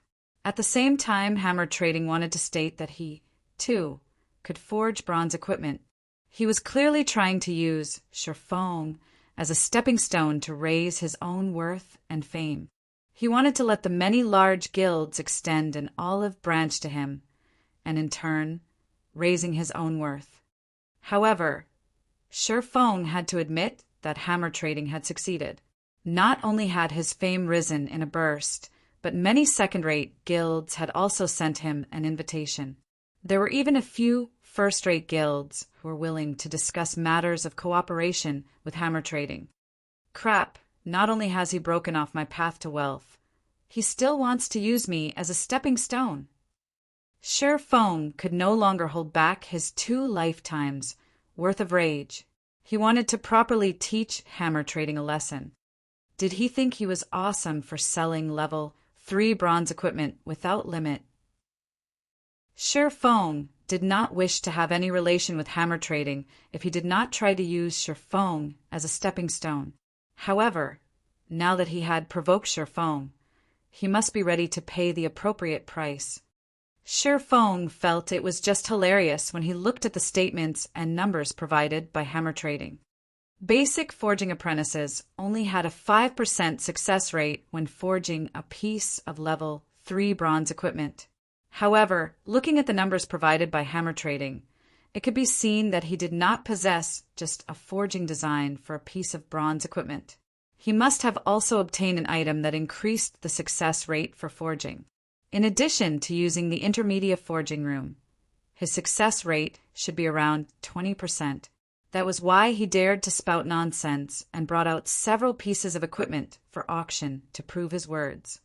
However, according to Shifeng's estimates, to raise his reputation, Hammer Trading was taking a loss of 1 silver coin for every piece of bronze equipment he sold. Although Shifeng did not know how much funding Hammer Trading had, he was still 10 years too early from competing with Shifeng. Selling at 4 silver coins, is it? Shifeng would sell his equipment at 4 silver coins as well. He had the Philosopher's Stone and the Book of Forging, so his initial cost was just slightly more than 10 coppers. Including his terrifying success rate, Shifeng was looking forward to seeing who had the last laugh. Without holding anything back, Shifeng immediately posted a thread on the forum anonymously. The article was titled, "Shockingly High-Quality Plate Armor on Auction House." Afterward, he called up the interface for the auction house, placing 20 pieces of the worst Glimmer chest plate on auction. The healing power on the Glimmer chest plate had a remarkable effect on MTs when inside a dungeon. It was even better when compared to the garrison armor. When compared to Hammer Trading's Savage chest plate, it was more than 2 times better. Players would naturally know which equipment to choose when they saw the Glimmer chest plate. Hammer Trading, didn't you want to be famous? I'll let you become super famous. I'll turn you into a celebrity. Sherfong revealed a cold grin as he closed the interface. He turned around and left the auction house, setting up a stall outside to purchase stones and hardstones. 2 minutes after Sherfong had posted his thread, a few players noticed Sherfeng's post. Average players were still very attentive towards high-quality equipment. Currently, the average player did not even possess a piece of bronze equipment, not to mention high-quality equipment. So, naturally, they wanted to get a glimpse. The moment these players arrived at the auction house, they were stupefied by what they saw. The attributes on the Glimmer chest plate was just too good, especially the healing power. It was definitely the most beloved ability for an MT when inside a dungeon. After they finished looking at the attributes, the players chose to try wearing it. They looked at their own appearance when wearing the Glimmer chest plate. Streamlined mold, dashing figure, and even a faint radiance coming off their bodies. There was also a flickering black flame on their left breast. They looked absolutely awesome. It was as if they had become the heroes from Legends while wearing the Glimmer chest plate, valiant and powerful. Then they looked at the selling price. It actually only required 4 silver coins. These players did not dare believe their eyes. Such high-end equipment was only selling for 4 silver coins. If they did not buy it, they would be doing a disservice to their own lives. Even if they did not have much money on their persons, they were willing to sacrifice everything they had to buy the Glimmer chest plate. Within a short 15 minutes, Sherfeng's post had become the topic of the forum. There were even players who posted the information and appearance of the Glimmer chest plate, the equipment instantly arousing everyone's exclamation. Shield warriors and guardian knights could not help but wish they could obtain this high-end equipment right that instant. However, when they wanted to go to the auction house and buy it, there were only 4 pieces of the equipment remaining. Moreover, every one of those pieces had their prices bait up to more than 6 silver coins. One MT from an elite party had reluctantly chosen to borrow money from all over the place. In the end, he successfully won a piece for 7 silver coins. When the Glimmer chest plate arrived in his hands, he no longer minded the money he owed for it. With such attributes and dashing appearance, he would not have any troubles earning money in the future. Thinking up to this point, the smile on this shield warrior spread widely. Chapter 58, Equipment Competition. Chapter 58, Equipment Competition. Just a short 20 minutes after Sherfong placed the Glimmer chest plates on auction. All 20 pieces of them had been sold off. The Glimmer chest plates' popularity was far better than the garrison armor. There were even quite a few players showing off their purchases on the official forum. Previously, these players had to beg, using various methods to join a party.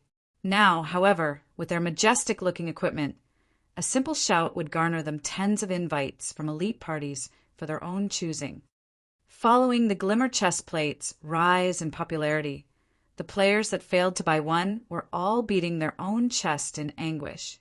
They hated themselves for not borrowing money to buy the piece of equipment since, right now, it was no longer being sold. Meanwhile, the Forging Association in Golden Sandtown was packed with people. The spacious hall was entirely occupied by players. The players present were the spokespeople for various guilds. They were here for only one purpose, and that was to invite Hammer trading to their guild. Amongst the guilds present, there were quite a few that were very famous. There was no lack of spokespeople for third-rate guilds. If it were during ordinary times, these spokespeople would act proud and arrogant. They would use a condescending attitude when dealing with lifestyle players. Even so, these lifestyle players would still treat them with great respect. They would even shed tears of emotion, pledging their loyalty to the guild as they quickly signed the contract, becoming a part of a large guild. However, the current trend of the game had changed. The higher-ups of the guilds strongly emphasized that they, the spokespeople, must definitely invite hammer trading. Otherwise, they could start packing up their bags. Hence, why these guild spokespeople were like obedient grandchildren, standing and waiting in the hall for hammer trading summons.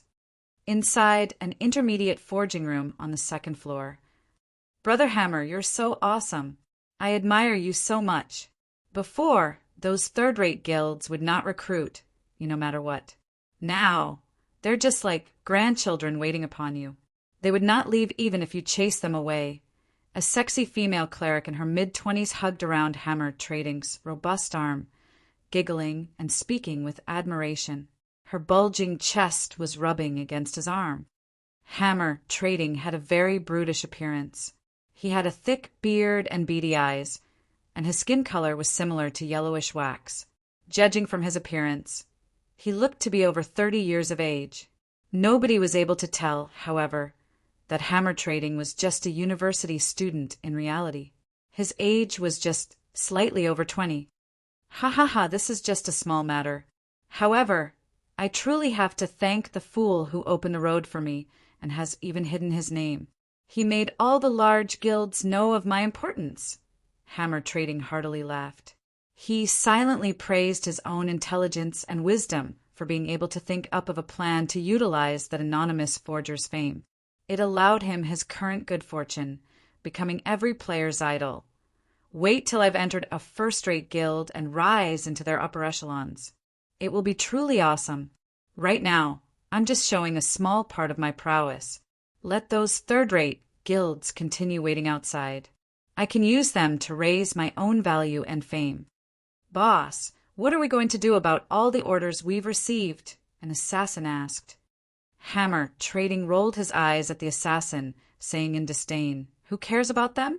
I'm taking a loss of 2 silver coins per piece of equipment. Do they think I'm running a charity? My goal has already been met. I'm only waiting for the first-rate guilds to come. Don't bother with the other players. Just tell them that we're too busy and don't have time." To use Sherfong as a stepping stone, Hammer Trading used up all the silver coins belonging to his classmates. He also spent a lot of credits to purchase a lot of materials and silver coins. Yet he only forged over 10 savage chest plates from all those materials. So, selling each piece at a maximum of 4 silver coins caused a major loss for him. However, all his sacrifices were worth it. As long as he was recruited by a first-rate guild, he could get as many materials as he wanted, a huge salary, and even a line of female players desiring his attention. Hammer Trading felt invigorated just from thinking of all these benefits. Suddenly, a berserker entered the forging room with a panicked expression. "What happened, Hadron? Seeing as you're in such a hurry, has the upper echelon of a first-rate guild arrived?" Hammer Trading teasingly asked. "Big trouble. A lot of top-tier equipment has suddenly appeared at the auction house. All the players on the game's official forum are discussing it now, and the number of clicks on the post is madly increasing. The post has over 5 million clicks right now, and many guilds have started to notice it. Moreover, the equipment is being sold by the same anonymous forger. The equipment's price is set at a minimum of 4 silver coins. Everyone is starting to wonder about the identity of the forger responsible, and they are no longer paying any attention to you, boss. Moreover, there are already a few first-rate guilds who made a declaration on the forum. They are willing to hire that forger with a high salary and make him the chief forger of their guild. A few representatives of large guilds downstairs have also started leaving for the auction house." Hammer Trading's expression froze when hearing Hadron's words. He only managed to attract the attention of first-rate guilds after much difficulty. However, now that anonymous forger stole his wind. If he did not steal it back, those first-rate guilds would most likely forget about him. He has such nerve to steal my wind and position. Don't blame me for not being polite. Making that kind of top-tier equipment has a high cost and low success rate. If you sell it at 4 silver coins, then I'll sell at 3 silver coins. I wonder just how much you can afford to lose?" Hammer Trading abruptly stood up. He wanted to let Sherfong know he would definitely not let the position of chief forger and his future happiness go. He was already taking a loss of 2 silver coins for making the savage chest plate that had inferior attributes. Then, Sherfong would at least lose 4 to 5 silver coins for selling each piece of top-tier equipment at 4 silver coins. maybe even more. Hammer Trading believed he could outlast Sherfong. But, boss, we don't have many silver coins remaining. At most, we can afford to forge 10 more savage chest plates, Hedron worryingly said. What is there to be afraid of? I still have some funds. Worst comes to worst, I'll spend some more credits to buy materials and silver coins. I believe I can get rid of that little bastard. For every piece of equipment that little bastard sells, he's taking a loss of at least double or triple of ours. Why should we be afraid? Hammer Trading confidently asked. He assured himself that Sherfong, too, was trying to attract the attention of first-rate guilds by doing such lossful business. However, he would definitely be the final champion. An hour later, a few additional savage chest plates appeared on White River City's auction house. Their minimum selling price was 3 silver coins each. At the same time, a new post appeared on the game's official forum. For the benefit of the masses, I, Hammer Trading, have decided to sell the savage chest plate at 3 silver coins each. I will make a stand against this Blackheart forger to the end, requesting support, requesting encouragement. Suddenly, a wave of players followed the post, sending it to the top of the forum. Every one of them supported Hammer Trading's kind actions. As a result of this incident, all of White River City became lively. Everyone understood this was a competition between 2 forgers that were capable of forging bronze equipment. Every player in White River City watched on with anticipation. The ones who would profit from this exchange in the end would definitely be them, the players. It would not be long before they would be able to purchase bronze equipment at a low price. The various guilds also started watching by the sidelines, no longer expressing any of their intentions. They were all waiting for the final victor, while at the same time buying all of the equipment and developing their guild strength. However, Sherfong himself did not know of this matter. He just finished purchasing stones and hard stones. Just after entering the auction house, he discovered that the number of players there had once more increased. Only then did he find out about this incident. You wish for a fight? Sherfong faintly smiled. Then come.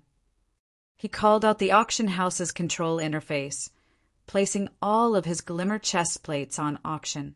He assigned 20 pieces to be sold every hour, selling a total of 120 pieces of glimmer chest plates. Such a number was definitely enough to torment Hammer Trading. Afterward, Sherfong used the money earned from selling glimmer chest plates to buy hard stones and card sets. After purchasing all these items, Sherfong suddenly discovered that he still possessed a little more than 1 gold coin. From time to time, Sherfong would receive a notification from the system. It would state that another glimmer chest plate had been sold, and some amount of silver coins had been deposited into his bag. Sherfong felt the more silver coins he spent, the more silver coins he had. The amount he did not seem to be decreasing in the slightest. Sherfong considered selling some of his silver coins at the trade center, exchanging it for some spending money in real life. It was much better than just holding on to these silver coins. Chapter 59 Violet Cloud. Chapter 59 Violet Cloud. Although Sherfong was having a relaxing time selling equipment, Hammer Trading was not. To compete with Sherfong, Hammer Trading was constantly forging new savage chest plates. The silver coins in his hands were no different than copper as they disappeared in a flash. Hammer Trading also had to spend credits to purchase more silver coins, giving him an immense heartache. However, when he thought of Sherfong spending much more than him, his heart soothed by a lot. He wanted Sherfong to go bankrupt. Meanwhile, Sherfong left the lively auction house. He arrived at the bank, storing all the card sets and hard stones he had collected into his warehouse. Sherfong was extremely excited as he looked at over 1,000 slots of his warehouse filled. This was the benefit of being reincarnated. In his previous life, he in a miserable state thanks to these items. Now, however, they became one of his biggest sources of income. In the eyes of others, these items were still worthless. However, they would be priceless in the future. Their values could increase by over tenfolds, even tens of folds. It was especially true for card sets. A complete set would be worth tens of times more than a single piece. Even so, the large guilds would still have a hard time obtaining them. After he was finished storing the items, Sherfong made a trip to the grocery store. He bought 5 stacks of white paper and 1 stack of pen and ink. These 2 items could be bought at extremely low prices at the grocery store. A stack of 200 white papers only sold for 10 copper coins, whereas a stack of 20 bottles of black ink sold for 15 copper coins. The best feathered pen also only sold for 20 copper. Even so, Sherfang's casual purchase far exceeded the daily income of an average player. An average player would definitely be unable to spend in such a way. However, to Sherfang, these copper coins could no longer be considered money. Moreover, these items were all necessary for making forging designs. Sherfang would still buy them, even if they cost 10 silver coins. After buying the items, Sherfang headed for the Forging Association. "Sir, do you need any cooling beverages? I have here the best fruit juice in Red Leaf Town. It tastes extremely good, and it is only 1 copper coin per cup." A fragile-looking young lady nervously asked a male guardian knight. The girl was holding on to a small basket, her doll-like eyes carrying with them earnest expectations as she looked at the man. "Scram! Don't annoy me. It's just a virtual item, moreover a beverage, yet you are actually charging 1 copper coin for it? I wouldn't want it even if you were giving it for free." The guardian knight cursed in rage, pushing the 16 or 17 years old girl away. He then added, "My luck is just bad. Just you wait and see. I'll take care of you if I don't get to buy a glimmer chest plate because you delayed me." The girl that was pushed down but did not cry. Instead, she stood up without wavering. She clapped the dust off her clothes, proceeding to another player with a smile on her face. Sherfang was faintly shocked. He never imagined the girl to be so tough. The average female player usually would not carry out such laborious tasks, not to mention receiving the insults from other players. When Sherfang looked at this girl, he was reminded of his own past self. Sherfang used observing eyes on the girl. Violet Cloud, level 1 cleric. Sherfang's heart slightly tightened when he saw this name. This girl was actually Violet Cloud, one of the top 10 clerics in God's domain. If he could recruit her to his side, his team would have a considerable future. Ha ha ha.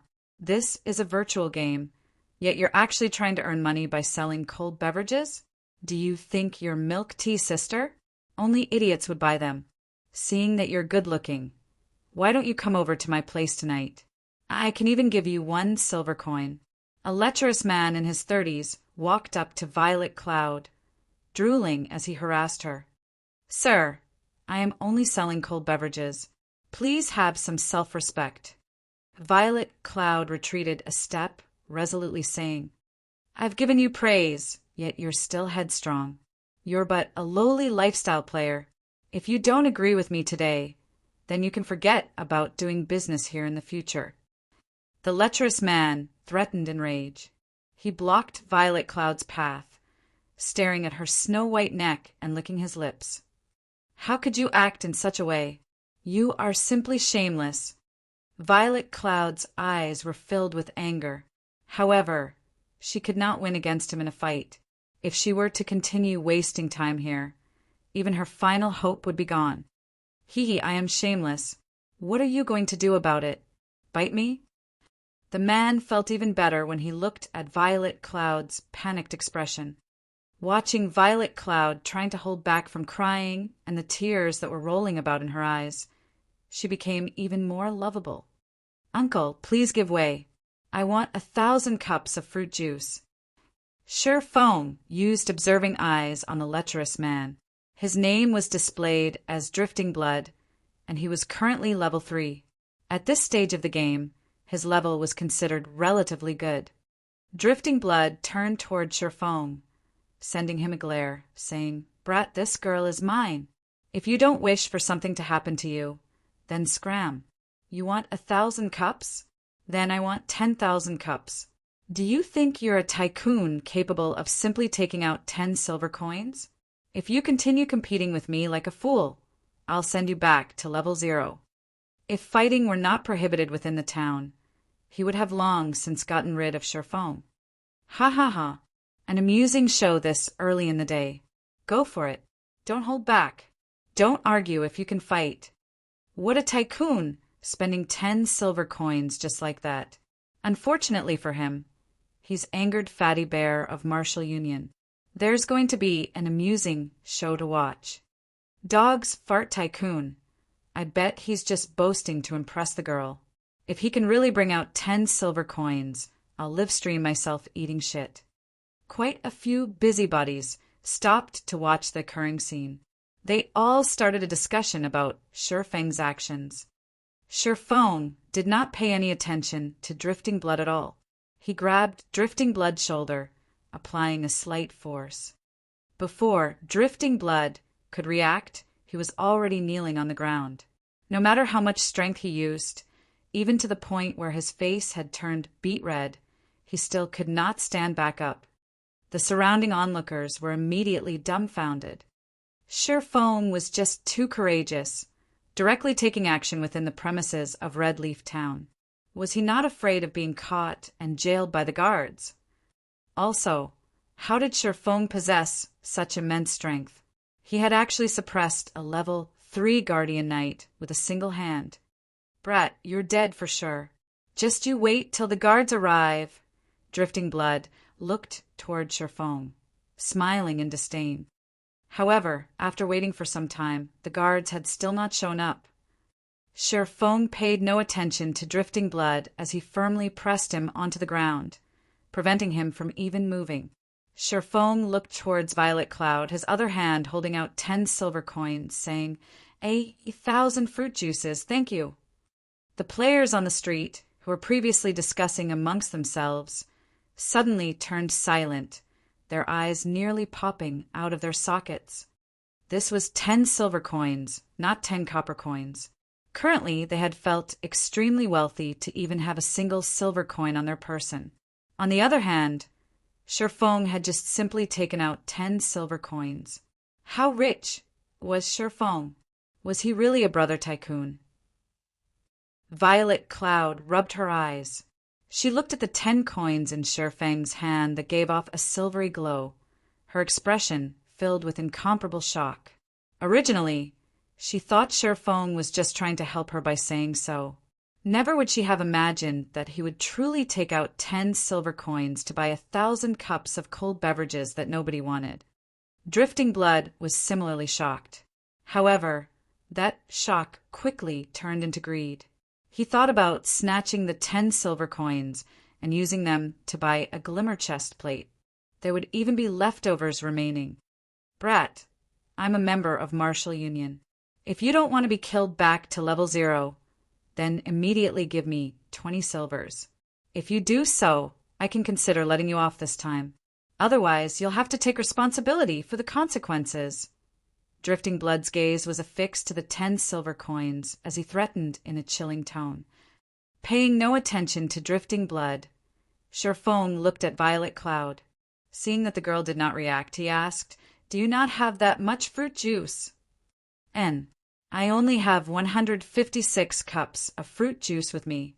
How about you give me a silver coin, and I'll sell all of the fruit juice to you. Is that all right? Violet Cloud worried that she would anger Sherfang. What would she do if he suddenly decided not to buy? At the same time, she also wanted to thank Sherfang for helping her, so she reduced her selling price. All right, I wonder how long it would take for you to make 900 cups of fruit juice? I want all of them. Sherfang nodded after some thought, asking. The surrounding players were all dumbfounded. What was he planning to do?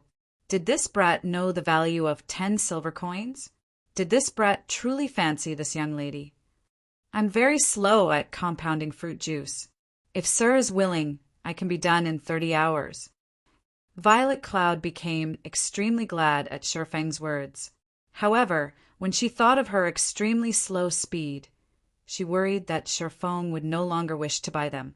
So, she stretched out 5 fingers, hurriedly saying, "How about this? I'll just charge you 5 silver coins for 900 cups."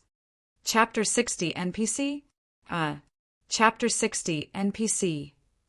Looking at Violet Cloud's panicked expression, Shifeng could not help but break into a laugh. "No need. I can still afford to pay such an amount of money. If you really sold them to me for 5 silvers only, then you wouldn't be able to earn much." Shifeng waved his hand.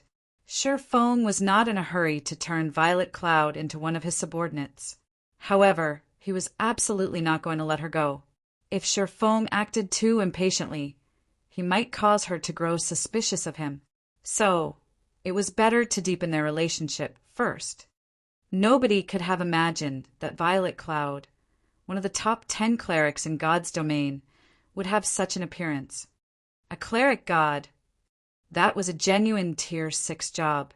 After 10 years passed, there were only a few who reached that standard.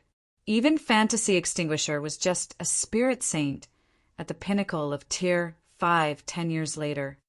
However, as a future cleric god, Violet Cloud was actually a lifestyle player during the initial periods of the game. It was such a waste of talent. Normally, in God's domain, only players without any skills would earn money through methods other than killing monsters. However, the popular auxiliary jobs usually had very high requirements, such as a lot of funds, coupled with extremely low success rates. It was extremely hard for a player to survive in such a way without the support of a guild. Meanwhile, auxiliary jobs such as chef was much easier. The cost to support it was also extremely low, and players alone could be supported by it by themselves. If their talents were high, and they were capable of creating delicious cuisines, they could still earn quite a lot of money in God's domain. However, delicious cuisines usually required advanced cooking recipes and materials. These items were hard to obtain, so trying to earn a lot of money would not be easy. It was truly hard to imagine that a future cleric god would be such a clumsy young lady. He recalled that Violet Cloud was one of the members of Ouroboros during her first 3 years in God's domain. When the snow goddess left Ouroboros, Violet Cloud similarly left the guild. From then on, she was just a solo player. When she had become a tier 4 great cleric, countless first-rate guilds tried recruiting her with shockingly high prices. Ouroboros also tried countless times to invite her back. Unfortunately, Violet Cloud did not pay attention to any of them. Her actions greatly angered those first-rate guilds. Since they could not obtain her, they would destroy her. Hence, they sent many experts to assassinate Violet Cloud. Unfortunately, not only did Violet Cloud not get destroyed, instead, she became even stronger. She massacred the players sent by these guilds, giving them a crushing defeat. Not long after, she advanced her job to tier 5, becoming a brilliant cleric saint. This caused those first-rate guilds to become even more helpless. In the end, Violet Cloud became a tier 6 cleric god. At that time, she searched for all those first-rate guilds to have her revenge. These guilds could only pay the price of blood to quell this matter. From then on, Violet Cloud became one of the top 10 cleric gods in the entire world. This incident caused the upper echelons of Ouroboros to greatly regret not asking her to stay all those years ago. As a result of this incident, everyone made fun of the inability of the upper echelons of Ouroboros. Instead of utilizing those with potential, they were only using those bootlickers whom they were fond of. In the end, they had missed the chance to become a super guild. However, Shifeng could not find a guild insignia on Violet Cloud's person right now. In addition to Violet Cloud's current appearance, Shifeng could guess Violet Cloud must have been discovered by the snow goddess later on, which in turn resulted in Violet Cloud feeling indebted to the snow goddess. Hence, Violet Cloud left Ouroboros when the snow goddess stopped playing God's domain. Meanwhile, Violet Cloud currently had yet to meet the snow goddess. It was the perfect chance for Sure Feng to recruit her. Even if Violet Cloud was unskilled now, she had the potential to become a cleric god. As long as she was properly nurtured, she would definitely be able to become a cleric god in the future. Violet Cloud was no idiot. When she heard Sure Feng saying so, she stared at Sure Feng in a panic, both her hands covering her poorly developed chest as she retreated a step. Sir, aside from selling fruit juice, I won't be selling anything else. If you are regretting it now, you can take back your money. Violet Cloud handed over the silver coins she had just received. However, her eyes still carried with them a hint of unwillingness as she did. At her time of despair, a person suddenly emerged, saying that he wanted to purchase 1,000 cups of fruit juice. Moreover, he was even willing to wait for 30 hours without reducing her pay. She would not believe Sure Feng had no ulterior motives, even if she were beaten to death. Forget Violet Cloud. Even the surrounding players would not believe it. If Sure Feng did not have any ulterior motives, why would he save her? He even spent 10 silver coins to buy those unwanted beverages. Sure Feng looked at Violet Cloud's vigilant expression and actions. He then looked towards her smooth, flat chest, suddenly laughing. You're overthinking things. I really have no interest towards your flatlands. I'm only buying this many because I just happen to have a use for fruit juice. If you don't wish to sell them to me, then so be it. I'll just find someone else to buy them from. Saying so, Sure Feng released Drifting Blood as he turned away and left. However, Drifting Blood was not willing to let Sure Feng go. Sure Feng publicly humiliated him by forcing him to kneel with just a single hand. Moreover, when has Martial Union been afraid of anyone?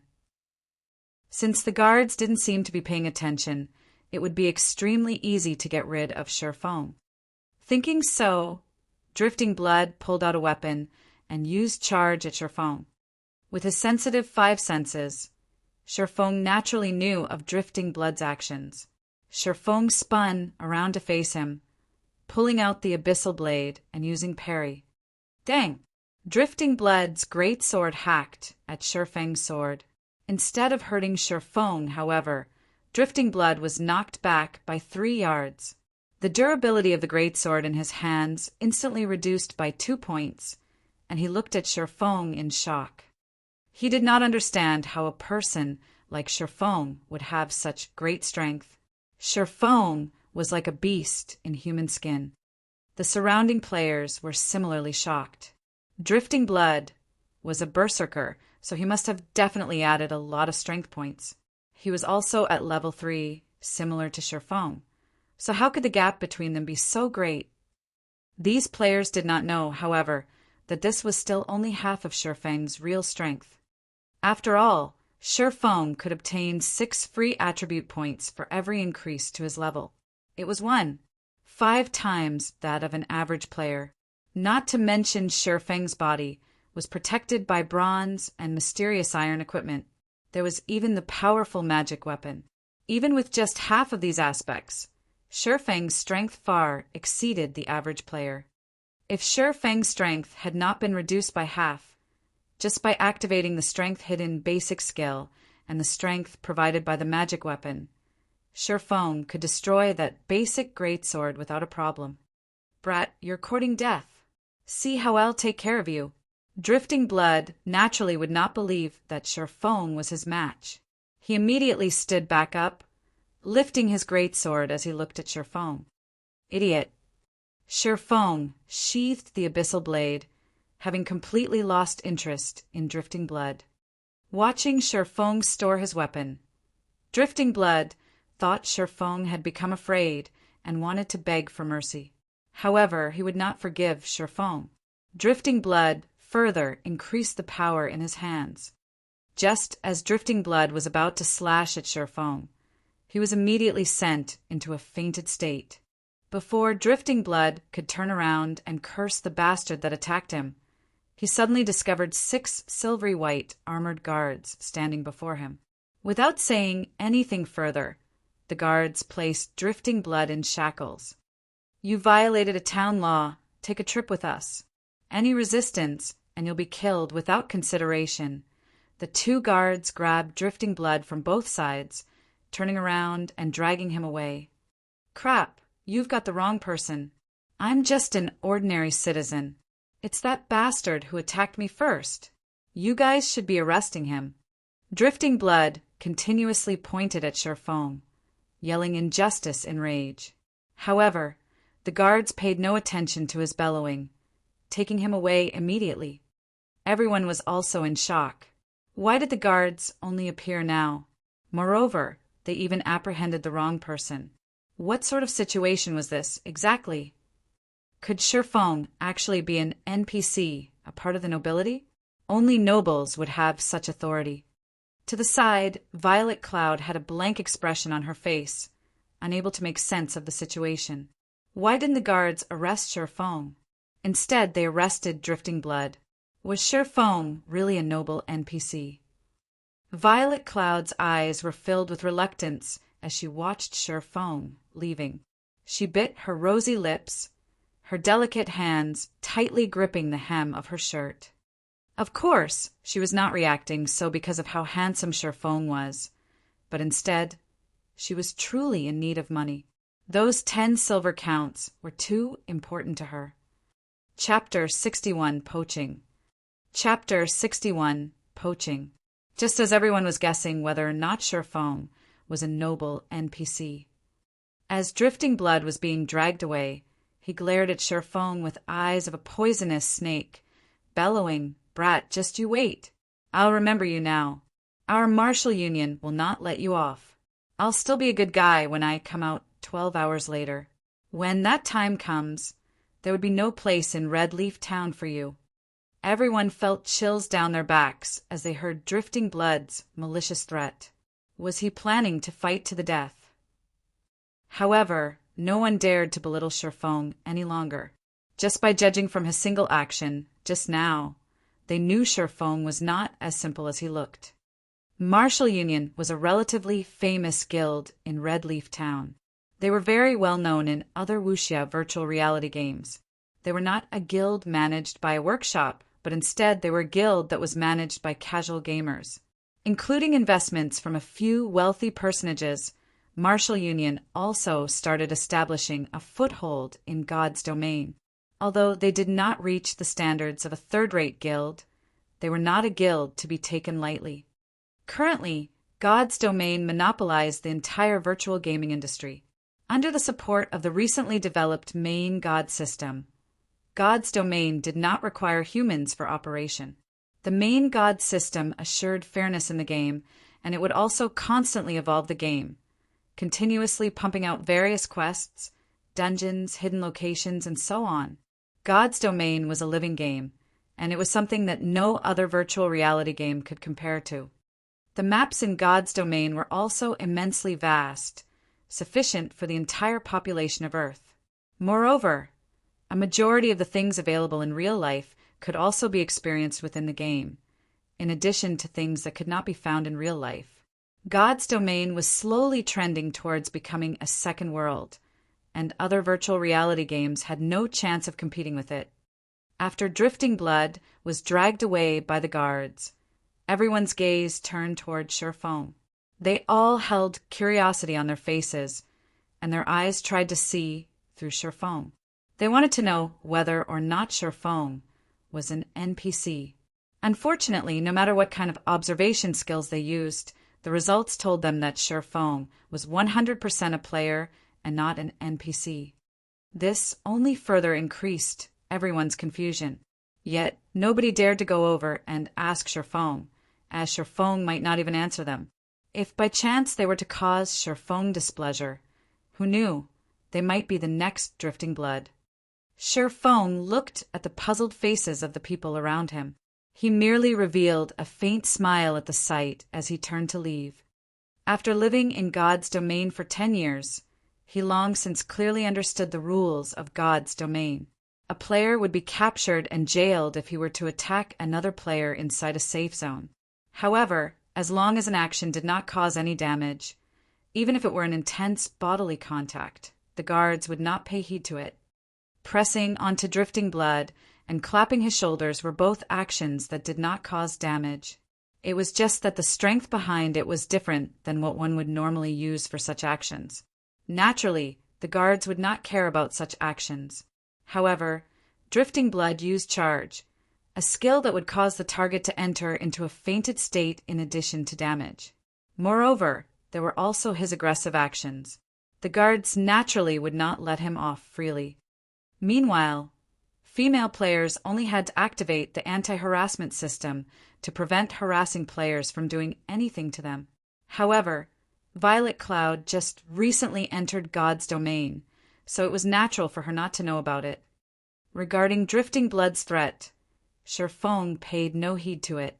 Martial Union was a guild that did not even reach the standard of third rate. Sherfong, previously used to lead the Weak Shadow to stand off against many first-rate guilds, and these first-rate guilds were helpless dealing with them. Martial Union, a leisure guild that only had several thousand players, was not worth even mentioning.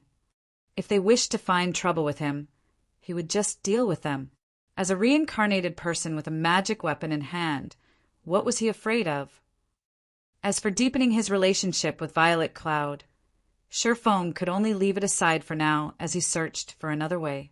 The girl's vigilance was just too heavy for him to get through. However, Sherfong understood her reasons. If it were the snow goddess standing in his place, Violet Cloud might have a different reaction. Sherfong bitterly laughed, shaking his head as he left. "Sir, please hold on a moment," Violet Cloud finally said, no longer able to endure it. The enticement of 10 silver coins was just too great. This was her biggest chance. If she were to miss it, what would happen to her sick mother?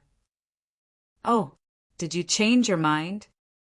Sherfong turned around to look at Violet Cloud's troubled expression, smiling as he spoke. Violet Cloud stayed on guard as she looked at Sherfang's eyes, trying to discern any bad intentions within them. However, no matter how she looked at them, she could not discover any special emotions within them. Instead, she could feel a vast ocean hidden within the depths of Sherfang's eyes. However, she still asked in caution, "You truly want only the fruit juice and absolutely won't have other requests?" Sherfong was sweating profusely in his heart. For her to seek confirmation over and over just how unreliable was he. He would have left long ago were it not for her potential to become a cleric god, as even he was unable to endure being thought of as a lecherous bastard by others. In any case, I'm in need of a chef to make some things for me. How about this? We'll set up a contract, and I'll hire you to be my chef. I'll give you the same treatment as a lifestyle player in a third-rate guild. You should be able to relax with the main god system's guarantee. If you don't have any problems, then follow me. If you still can't feel reassured, then just stay here.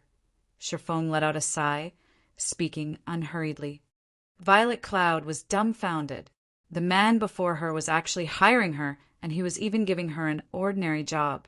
It should be known that chef was a lifestyle job that nobody thought highly of. No one ever hired chef players. She had heard before from her best friend the treatment of a lifestyle player in a third-rate guild. At that time, her friend even showed off that her boyfriend was a lifestyle player in a third-rate guild and how great the monthly treatment he received was. If he performed well, there would even be various kinds of benefits. The treatment was much better than many jobs that were available in real life, and this caused Violet Cloud to be extremely envious. I'll follow you. However, I work very slowly. Is there really no problem? Violet Cloud ground her teeth, deciding to agree with Sherfong. If she were to let go of this chance, what sort of future awaited her? Judging from his various performances, Sherfong did not seem like a bad person. Moreover, she was just a very ordinary female player. There was absolutely no need for him to conspire and trick her. This was a virtual world. If she did not reveal her address in real life, Sherfong would not be able to track her at all. Moreover, Sherfong would have to bear a great risk in doing so. Follow me then. I still have some things I need to buy. Shifeng nodded his head, appearing to be very calm. However, inwardly he was in ecstasy. He had swindled a cleric god into his hands, just like that. As for the snow goddess, Shifeng could only apologize and say, "First come, first served." Subsequently, Violet Cloud left with Shifeng. Shifeng brought along Violet Cloud, returning to the grocery shop once more. He bought an assortment of equipment used by chefs such as pots, spatulas, knives, and so on, spending less than 2 silver coins in total. Afterward, he went to the Chefs' Association, spending 1 silver coin to purchase 2 sheets of basic cooking recipes.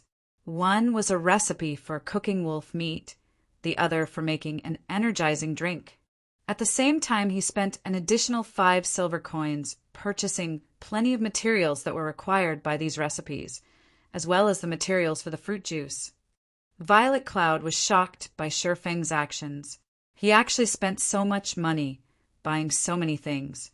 He was just too rich. Her previous notion of Shifeng being unreliable completely changed now. The materials and recipes Shifeng had spent so much money buying were sufficient to allow her to promote herself to an advanced apprentice chef. This was a treatment not even the lifestyle players of first-rate guilds would receive. However, what Violet Cloud did not know of was that Shifeng felt that these items were very cheap.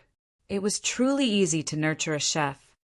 All the materials required by the recipes could be bought from the NPC, and it only took 10 silver coins to nurture an advanced apprentice chef. Such an amount of money would not even be enough to squander for nurturing a forger or potion maker. Shifeng then rented a basic kitchen, bringing Violet Cloud to it. After you sign the contract, all these materials and recipes will belong to you. You only need to create 900 cups of fruit juice first. Then, use everything remaining for these 2 recipes. You will receive a 20% share when these items are sold. At the same time, depending on your results, I'll decide your base salary every month. If you try to run away, you'll have to compensate me 10 times that amount. Sign it if you don't have any problems. Shifeng brought out a standard employment contract for lifestyle players from the main god system. Aside from having different treatments, these contracts were the same as others. There were no loopholes in them, and the law held effect over it. Chapter 62, Moonlight Forest. Chapter 62, Moonlight Forest. Violet Cloud was in a daze for a long time after reading the contract. She believed she was in a dream. She heard before the treatment lifestyle players received in third-rate guilds. The treatment she would be receiving was definitely better than those lifestyle players. It was especially true for the base salary. Lifestyle players of third-rate guilds definitely did not receive such treatment. Why are you being so good to me? Violet Cloud looked at Shifeng with wide, teary eyes, asking. She wanted to know the reason. Don't misunderstand. I'm only in need of a chef. I've only hired you because I can see you're a very hard-working and earnest person. If you try to take advantage of the situation and fail to hit my requirements, then you can get lost. I'm not interested in nurturing someone useless. Shifeng suddenly spoke in a grave tone. He wanted Violet Cloud to know that it was not easy to become his personal chef. That was because people were bound to become wasteful when they constantly received things without effort. Violet Cloud was frightened after being told so by Shifeng. She lowered her head, no longer daring to ask any more silly questions. Judging from Shifeng's attitude, it was clear that he was indeed looking for a chef, and that she had just been chosen by chance. Hence, Violet Cloud lifted the pen and signed the contract. This was her final chance at escaping her desperate situation. She definitely must grab a hold of it. Boss, will I be making them here? Violet Cloud immediately entered her role, appearing very respectful. She took a look at her surroundings. The environment here was very good, and it was also very peaceful. However, the rental for the basic kitchen was by no means cheap. Yeah, you'll be manufacturing the items here from now on. I've already applied for the membership here so that you can come here anytime. There is enough money stored for you to use a long period. There won't be anyone here to disturb you. The facilities here are also thorough, so your success rate can be increased by quite a bit. If you don't have any problems, then you can start working now. In 30 hours, if I don't see the 900 cups of fruit juice, then you may leave. Sure Feng was very satisfied with Violet Cloud's attitude. He turned and left after finished saying his piece. As for luring Violet Cloud onto the path of battles and leveling, more time would be needed to slowly lead her towards that path. Moreover, Sure Feng had a great purpose for fruit juice. It would not be a bad choice to allow Violet Cloud to make them for him. Violet Cloud's eyes followed Sure Feng's back as he left. Her heart was filled with gratitude toward Sure Feng. She made a firm resolution to work properly and to not disappoint her new boss. After leaving the Chefs' Association, Sure Feng returned to the Forging Association. Currently, the number of forgers in the Forging Association was constantly increasing. These players formed small conversation groups, either discussing how to increase their success rates or discussing the struggle between hammer trading and the mysterious forger. The two had become the target of envy, as well as idols of worship for these players. Did you see the article posted by Hammer Trading just now? Of course I've seen it. I never imagined hammer trading would be so hot-tempered as to actually insistent on challenging the mysterious forger. He even declared that the first one to withdraw from this price war would be a son of a bitch. Ah, I truly envy them. They had actually obtained a bronze forging design. How great would it be if I could have one as well? At the very least, I could join a third-rate guild if I had one. What do you even know? I've heard the forgers that are in guilds saying that the drop rate for bronze forging designs is frighteningly low. Moreover, its success rate is also shockingly low. Currently, selling them for 3 to 4 silver coins per piece is just a complete loss. The glimmer chest plate with better attributes would create an even bigger loss. On the other hand, the various guilds are all in cheerful moods, even thanking Hammer, trading for his actions. Otherwise, how would they be able to buy bronze equipment at such low prices? Truthfully speaking, I dislike that hammer trading very much. Was it bad to let all forgers profit together? Why must he insist on challenging the mysterious forger to the very end, causing both sides to suffer? Hearing the discussions of these players, Sure Feng entered deep thought. After a moment, he revealed a faint smile. Judging from Hammer Trading's actions, it was clear that he was currently having a hard time. The silver coins in his possession were definitely insufficient, and he must be wantonly purchasing silver coins from the market right now. This would lead to a great increase in prices for silver coins, so it was the perfect chance for Sure Feng to sell them. Sure Feng wanted to thank Hammer Trading. If it were not for him, the market for equipment would not be as lively as it is now. Currently, there would be a large amount of silver coins entering his pockets every so often. Meanwhile, although Sure Feng had spent quite a lot of it, the amount of money he possessed was still madly increasing. The money he possessed had already reached 3 gold coins. At the reception desk, Sure Feng once more rented an intermediate forging room for 5 hours, starting a new round of forging and manufacturing. However, before he started forging, Sure Feng entered the virtual center. He wanted to check the prices for God's domain's game currency and sell some of the game currency he possessed. Just leaving it in his pockets was truly a waste. Sure Feng was in the dark when he did not check, but the moment he did, he was shocked. Although there was a large number of players in God's domain, the number of players who were selling the game's currency did not exceed 100. More importantly, the selling prices were astonishing. A single silver coin was selling for 60 credits. The price was at least double of that during Sure Feng's previous life.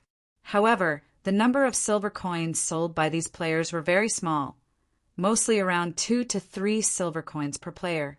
Aside from the sellers, there were also players who were buying God's domain currency in bulk. The lowest buying price was at 55 credits per silver coin, while the highest was at 58 credits per silver coin.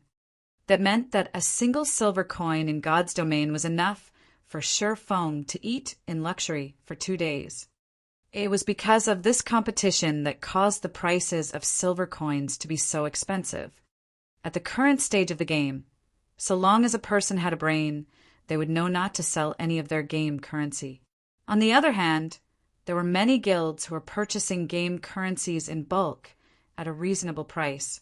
There were only a scant few money farming groups and workshops who would sell some of their currency. However, the amount they sold was extremely low. Moreover, their prices were extremely high. Only as a last resort would the various guilds buy currency from these groups.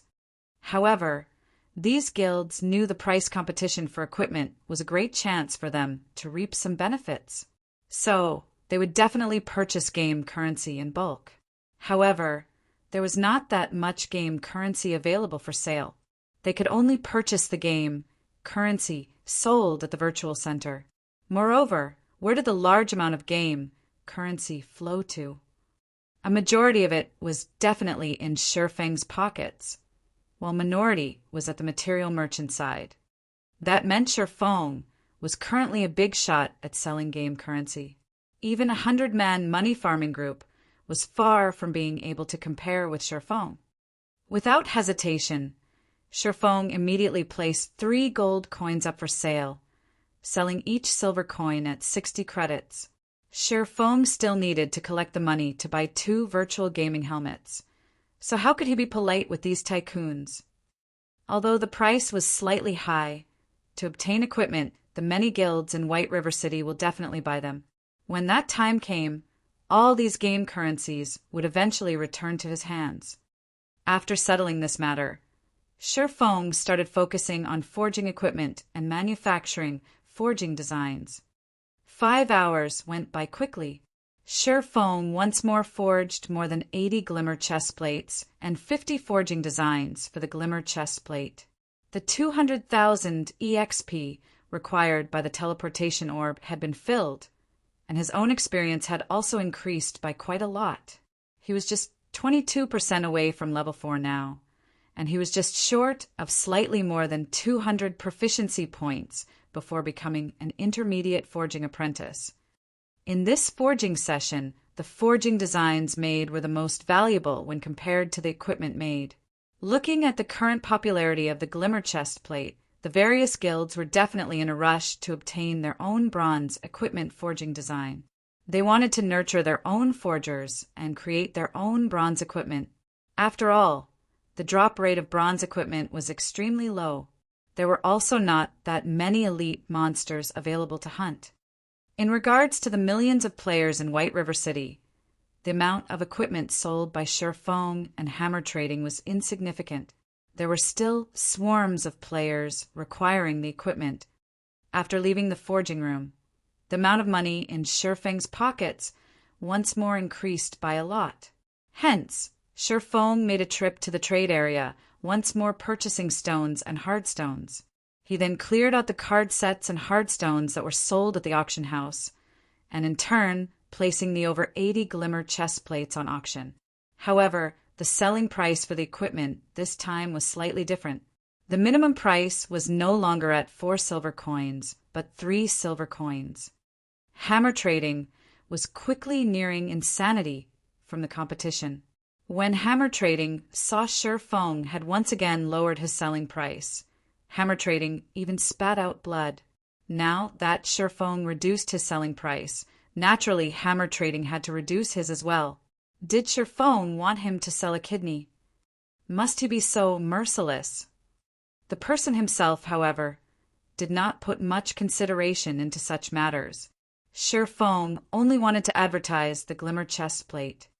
After leaving the auction house, Shi Feng stored the philosopher's stone and materials in the bank.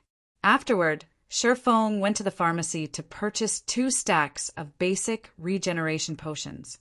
He then went to the magic shop, purchasing over 10 types of magic scrolls. He bought 5 pieces of each kind, and each piece cost around 20 to 40 coppers.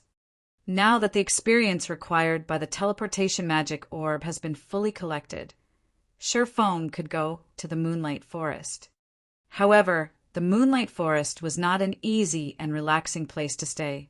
On the contrary, crises came one after another there, making the place extremely dangerous. Players dubbed the map as the Land of Eternal Rest. Without proper preparations, players would definitely die 10 out of 10 times there. The scrolls Feng bought were all necessary tools for him to survive in the wilderness. Before, he did not have that much money, so he did not bother with purchasing the magic scrolls.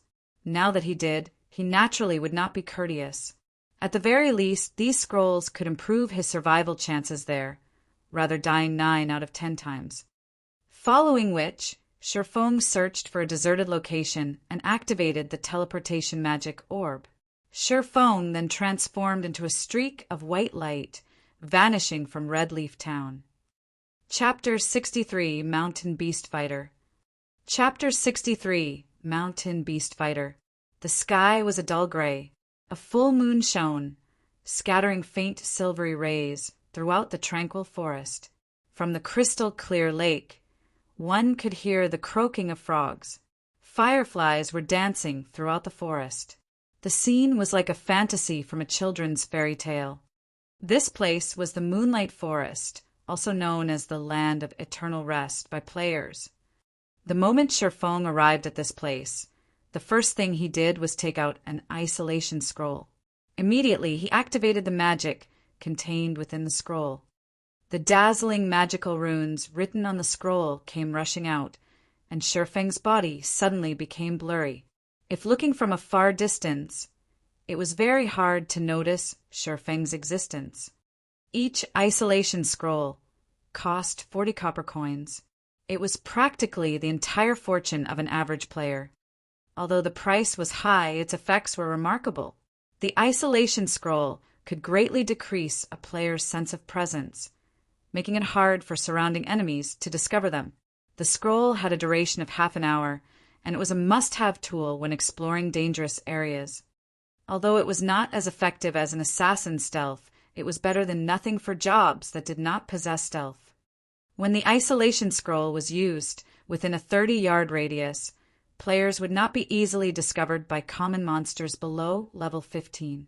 Unless, of course, said player was courting death and attacked the monster. Following which, Feng infiltrated the forest.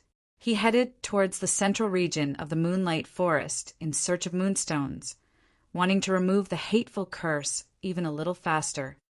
The Moonlight Forest was a level 9 monster area. Its location was not in Star Moon Kingdom, but an isolated space. Every city had a teleportation gate directed towards the Moonlight Forest. In Feng's previous life, over 90% of the level 9 players in God's domain would grind for treasure here. However, even if a player were already level 10, the place would still massacre them. That was because the monsters here usually stayed in groups of 3 to 5, and they possessed powerful skills. A single misstep could cause a party wipe. Even so, players would still persevere, rushing to their deaths over and over as if they were possessed. As a result of the constant deaths, the Moonlight Forest was referred to by others as the Land of Eternal Rest. Meanwhile, the reason these players would persevere to such a degree was mainly that the monsters here dropped gemstones. Moreover, the drop rate was relatively high. The number of treasure chests here was also high. As long as one found a treasure chest, there was an 80% chance to obtain gemstones. Gemstones were very valuable in God's domain. The reason being, they were able to increase the attributes of a piece of equipment. Depending on the color of the gemstones, the attributes they increased were also different. Red increased strength, yellow increased agility, blue increased endurance, purple increased intelligence, and green increased vitality. A Tier 1 gemstone could increase an attribute by 2 points. However, such an amount must not be belittled. A piece of bronze equipment could have 1 gemstone embedded into it, whereas a piece of mysterious iron equipment could have 2 gemstones into it. If every piece of equipment worn by a player were outfitted with gemstones, a number of accumulated attributes would be very terrifying. That was why the demand for gemstones was extremely great. The prices of gemstones would always remain high, causing many players to take the great risk of farming gemstones at the Moonlight Forest.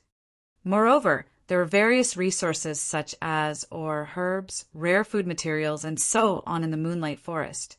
However, the most well-known part about the Moonlight Forest was still the 50-man dungeon, the sleeping fortress that resided there. The dungeon was also the location to exchange card sets. However, only after the dungeon had been cleared by a team would players of the same area be allowed to enter the dungeon to exchange their card sets. However, Shifang's current goal was not the card sets, but the moonstones. The moonstones could only be found in the core area of the Moonlight Forest. Only, Shifang could not help but be careful when taking action. Not mentioning the extreme dangers found in the Moonlight Forest, Shifang was just level 3 right now, and he was entering a level 9 monster area. If he were to die an accidental death, then the 200,000 EXP he collected would be for naught, and he would have to start collecting it all over again. He had yet to reach level 10, so he could not activate the teleportation gate found in cities. If he were to die, his only choice was to return to Red Leaf Town. If he wished to return to this place, his only choice was to collect the required experience. Currently, Shifang was far behind the leading experts regarding level. It would be an absolute nightmare if Shifang were to die once and have to collect another 200,000 EXP. Just after entering the forest, Shifang could see level 9 shadow leopards hiding either up in the trees or in the bushes, each of them prepared to ambush their foe. If it were not for the isolation scroll, Shifang would have long since been discovered. Shifang naturally wasn't an opponent for a level 9 monster, so he could only avoid them. Besides, his goal here was not to kill monsters, and even more so, there was no need for him to pick a fight with the shadow leopards. Shifang carefully circled the shadow leopards, one after another. After spending more than an hour doing so, he arrived at a wide and towering forest made of stone. In this stone forest existed a group of battle maniacs called Mountain Beast Fighters. They were a group of tenacious warriors that did not fear suffering. The thing they loved most was battling, and the fiercer the better. At the same time, they were also guarding a large pile of treasure, and amongst the treasure was the rarely seen moonstone. However, the entire stone forest was filled with these armored, gigantic creatures, wielding a spiked club the height of 2 people. These creatures patrolled the stone forest, preventing anyone from entering. If Shifang were to set foot in the stone forest, there was a 100% chance for him to be discovered. At that time, a group of those mountain beast fighters would come rushing over, and a swing from each of those spiked clubs would easily turn Shifang into meat paste. Mountain Beast Fighter, common rank. Level 9. HP 1100/1100. Looks like I can only clear the way slowly. After searching for half a day, Shifang still could not find any safe way to penetrate the heart of the forest. His only choice was to kill his way there. Shifang could not help but admit that the difficulty of an epic quest was indeed very hard. This was just the beginning, yet he was already required to face off against the level 9 mountain beast fighters. He did not know what kinds of challenges he would meet further down the line. Fortunately, he was very familiar with the terrain of the Moonlight Forest. He knew many methods to deal with the beast warriors before him. The mountain beast fighters were abnormally powerful, and their attacks were out of the ordinary. Even shield warriors and guardian knights of an equal level were unable to take more than a few hits from them. However, their bodies were enormous, resulting in their movement speed being relatively slow. In Shifang's previous life, there were many elementalists who used Frost Arrow to reduce their speed.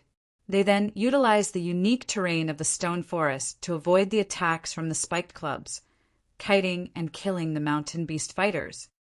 Following which, this stone forest became a holy ground for ranged players. Mountain beast fighters could be seen being kited through various means throughout the stone forest.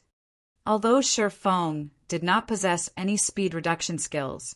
He could use other methods to supplement it.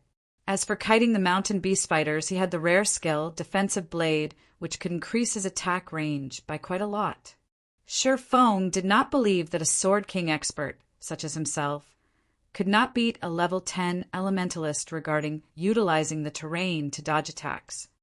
After properly observing the terrain, Shi Feng ran practice simulations in his mind a total of 5 times.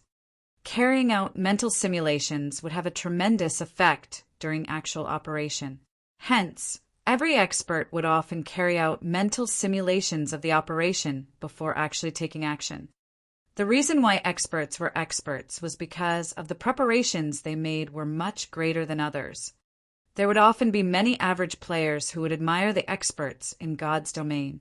They would lament over their own skills being poor, determining that they would never be able to reach the level of these experts. In reality, however, they did not know how great of an effort these experts were putting into each day. The suffering these experts went through each day far exceeded the average player. It was the reason why they could shine brilliantly. After running through the simulations, Shi Feng took out a black steel beer and a speed scroll. The black steel beer could reduce a monster's level by 2. In addition to the attributes of the Abyssal Blade, Shi Feng would not be suppressed due to the level difference, even when facing a level 9 monster. He would be able to deal damage normally. As for the speed scroll, each one of them cost 25 copper coins. It increased the user's movement speed by 25% for a duration of 10 minutes. This scroll was a life-saving item when out in the wilderness. Shi Feng bought a total of 20 of them just for such occasions. If the average player were to learn about this, they would definitely curse Shi Feng as a spendthrift. Such an item would only be used when one was in a life or death crisis. Meanwhile, Shi Feng used it for killing common monsters. It was just too extravagant. If Shi Feng were not cursed, he could easily kite these monsters, just based on his attributes. However, his attributes were now reduced by 50%. The suppression was just too great, so it was safer to use a speed scroll. If Shi Feng were to mess things up, it would not just be a matter of losing a level. He would have also wasted 200,000 EXP. Shi Feng took a deep breath, relaxing his body as he looked towards the closest mountain beast fighter, following which his 2 feet exploded with strength, rushing towards the mountain beast fighter. Chapter 64. Silver Moon Set Equipment. Chapter 64. Silver Moon Set Equipment. When the distance between Shi Feng and the mountain beast fighter was less than 30 yards, the monster discovered Shi Feng speeding towards it. It widened its mouth and let out an ear-piercing battle cry. It raised its gigantic spiked club, using a charge and rushing toward Shi Feng. Shi Feng immediately pulled out the Abyssal Blade. The blade slashed horizontally as Shi Feng used parry. Pung! Shi Feng was knocked back by 5 yards, pulling some distance away from the mountain beast fighter without taking any damage. After he landed, he immediately spun around and ran towards the stone forest. If players were hit by the mountain beast fighter's charge, the monster would immediately follow up with a break to reduce the player's speed, preventing them from escaping. In Shi Feng's previous life, the elementalists who were struck by the beast fighter's charge would immediately use Frozen Nova to freeze the monster for 8 seconds. They would take the chance to gain some distance, then continue by kiting the monster. The mountain beast fighters would only use charge on the first meeting, using suppressing skills afterward. As long as the elementalists did not let the monsters catch up to them, there would be no danger whatsoever. Also, nearby there were numerous large rocks that could be used to toy with the mountain beast fighters, making the process of killing them a lot easier. After using the speed scroll, Shi Feng's speed was faster than the mountain beast fighter just by a thread. It was not very obvious, but it was this small difference that prevented the mountain beast fighter from catching up to him. After entering the densely packed stone forest, Shi Feng turned around and used Thundering Flash. From a distance of 15 yards, 3 sword rays immediately pierced through the beast fighter's armor, causing 3 damages of -15, -19, -13. Without the level suppression, even if Shifeng's attributes were reduced by 50%, his attack power and skill damage were still very powerful. After using the skill, Shifeng's speed slightly reduced, and the mountain beast fighter caught up to him within an instant. The beast fighter was clearly furious after being struck. It roared as it brandished its spiked club, smashing it at Shifeng. Shifeng hurriedly turned his body, hiding by a nearby rock. The spiked club did not land on Shifeng. It only hit the stone and created a splash of broken rocks. During this attack, Shifeng, once again, pulled a distance of over 8 yards away from the monster. After using Thundering Flash, Shifeng activated Defensive Blade. His attack range suddenly increased to 15 yards. As long as he maintained a 5-yard distance between the mountain beast fighter, the monster would not be able to land a hit on him. Shifeng brandished his sword as he paid attention to the distance between him and the monster, pulling back to avoid the club whenever he was too close. In such a way, streak after streak of sword light landed on the mountain beast fighter's body. The beast fighter could only bellow in helplessness as its HP continuously fell. It never imagined that a human could actually be so agile and cunning. Every time its attack was about to land, the human would dodge towards a nearby rock. Its bulky spiked club could not land a hit at all. Instead, it only served to create a gap between itself and the human. Just when the mountain beast fighter's HP went below 7%, another mountain beast fighter suddenly appeared from behind a rock. It blocked Shifeng's path, using charge at him. Scram! Faced with the sudden appearance of another monster, Shifeng immediately used Abyssal Bind on it, preventing the monster from moving. At the same time, the Abyssal Bind also cancelled the life-threatening charge. Since the mountain beast fighter had been locked up, Shifeng naturally would not let the skill go to waste. He immediately used Wind Blade, instantly shaking off the low HP mountain beast fighter, and his blade landed on the bound mountain beast fighter's neck. Shifeng continued by using Double Chop, causing a bleeding effect on the monster. He then used another chop on the monster. Just within 3 seconds, Shifeng had taken away 16% of this mountain beast fighter's HP. Seeing as the low HP mountain beast fighter was about to catch up, Shifeng dodged and arrived at behind the restricted beast fighter. He raised the pitch-black Abyssal Blade high, abruptly slashing down. Thundering Flash. Above the heads of both mountain beast fighters, 3 consecutive damages of -16, -19, -23 appeared. The low HP beast warrior fell to the ground with a bang. System: Mountain beast fighter killed. Level difference of 6. EXP obtained increased by 600%. Obtained 36 EXP. Such an amount of experience could be considered negligible to Shifeng, who is currently level 3. On the other hand, the proficiency points for using skills were gained much faster. Every use would definitely increase the skill's proficiency by 3 points. This allowed Chop to quickly rise to level 3. In addition to the Abyssal Blade's attributes, Shifeng's Chop was now level 5, its might greatly increasing. Double Chop had also risen to level 2, and if the skill were used through the Abyssal Blade, it would be a level 4 Double Chop.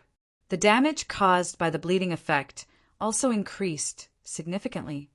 The restricted mountain beast fighter bellowed. It finally broke free from the chains, and it wanted to annihilate Shifeng. However, Shifeng gave it no chance. He immediately distanced himself 5 yards away from the monster and continued kiting it. Although the defensive blade had a long cooldown and short duration, by using Thundering Flash, Double Chop, and Parry in concert, Shifeng could still slowly grind the mountain beast fighter down. Not a minute later, another mountain beast fighter fell.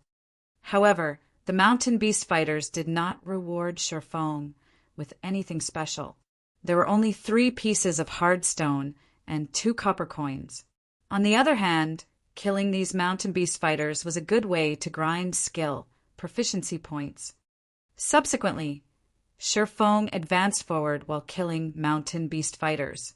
These monsters had a short respawn time, so from time to time, Shifeng would attract 2 to 3 of these mountain beast fighters.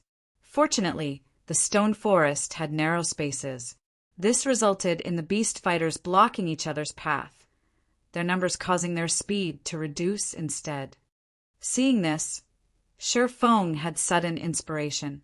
He started luring more and more mountain beast fighters, and within a short moment, he had lured over 20 of these monsters. The monsters chased after Shifeng as a group, but the narrow pathways of the stone forest prevented them from even stretching their bodies. Just a slight movement, and they would run into the other mountain beast fighters. Such a situation allowed Shifeng to become much more relaxed. Shifeng constantly used Thundering Flash and various other skills to burn off the HP of the mountain beast fighters behind him. Shifeng kept luring new mountain beast fighters as he attacked the ones behind him. In such a way, Shifeng's skill proficiency points increased without stop. After 3 hours, Thundering Flash had risen to level 3. Chop had risen to level 5. Double Chop to level 4. Wind Blade to level 3. Defensive Blade to level 2, and Windwalk to level 2. This increase allowed Shifeng to kill monsters with greater ease. With the increase from the Abyssal Blade, the damage from a single Thundering Flash could take away over 90 HP from each mountain beast fighter. A chop could also cause more than 60 points of damage. The bleeding damage caused by double chop was also very powerful. However, Shifeng's level remained at 3. He was still quite a distance away from level 4. If it were not for the curse, he would have long since risen in level. Looking at the ground littered with mountain beast fighter corpses, Shifeng decided to take a rest and pick up the loot. Otherwise, all these corpses would become too much of a hindrance. In God's domain, if a player did not pick up the loot, the monster's corpse would require 24 hours before it was removed by the system. The loot from hundreds of mountain beast fighters was extremely shocking. Just from the money dropped, there was already more than 4 silver coins. There was also a lot of materials. As for the moonstones, 7 pieces were dropped. It was still quite a distance away from 30 pieces. Moreover, a few pieces of level 7 to level 10 common equipment also dropped. Isn't this a piece of the Silver Moon set equipment? Shifeng picked up a silvery white helmet from the ground, slightly shocked. Silver Moon helmet, bronze plate armor. Equipment requirement, strength 35, defense plus 43, strength plus 5, agility plus 4, endurance plus 4, battle recovery plus 1, durability 40/40ths, limited to berserkers and swordsmen. This helmet was 1 out of 5 pieces of equipment belonging to the Silver Moon set equipment. As long as 2 pieces of the set were collected, the first set effect could be activated. 4 pieces of equipment were required for the second set effect, while all 5 pieces were needed for the third set effect. Each set effect was better than the previous. The Silver Moon set equipment was regarded as one of the best set equipment for berserkers and swordsmen below level 10. However, its drop rate was extremely low, and it was extremely hard to gather a complete set. Unlike other equipment, the Silver Moon set equipment did not possess a level limit. It was only limited by attributes. So long as a player fulfilled the required attributes, they would be able to wear it.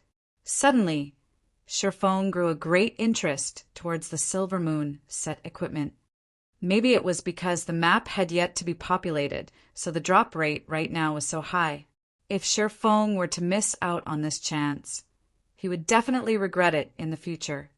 35 points in strength.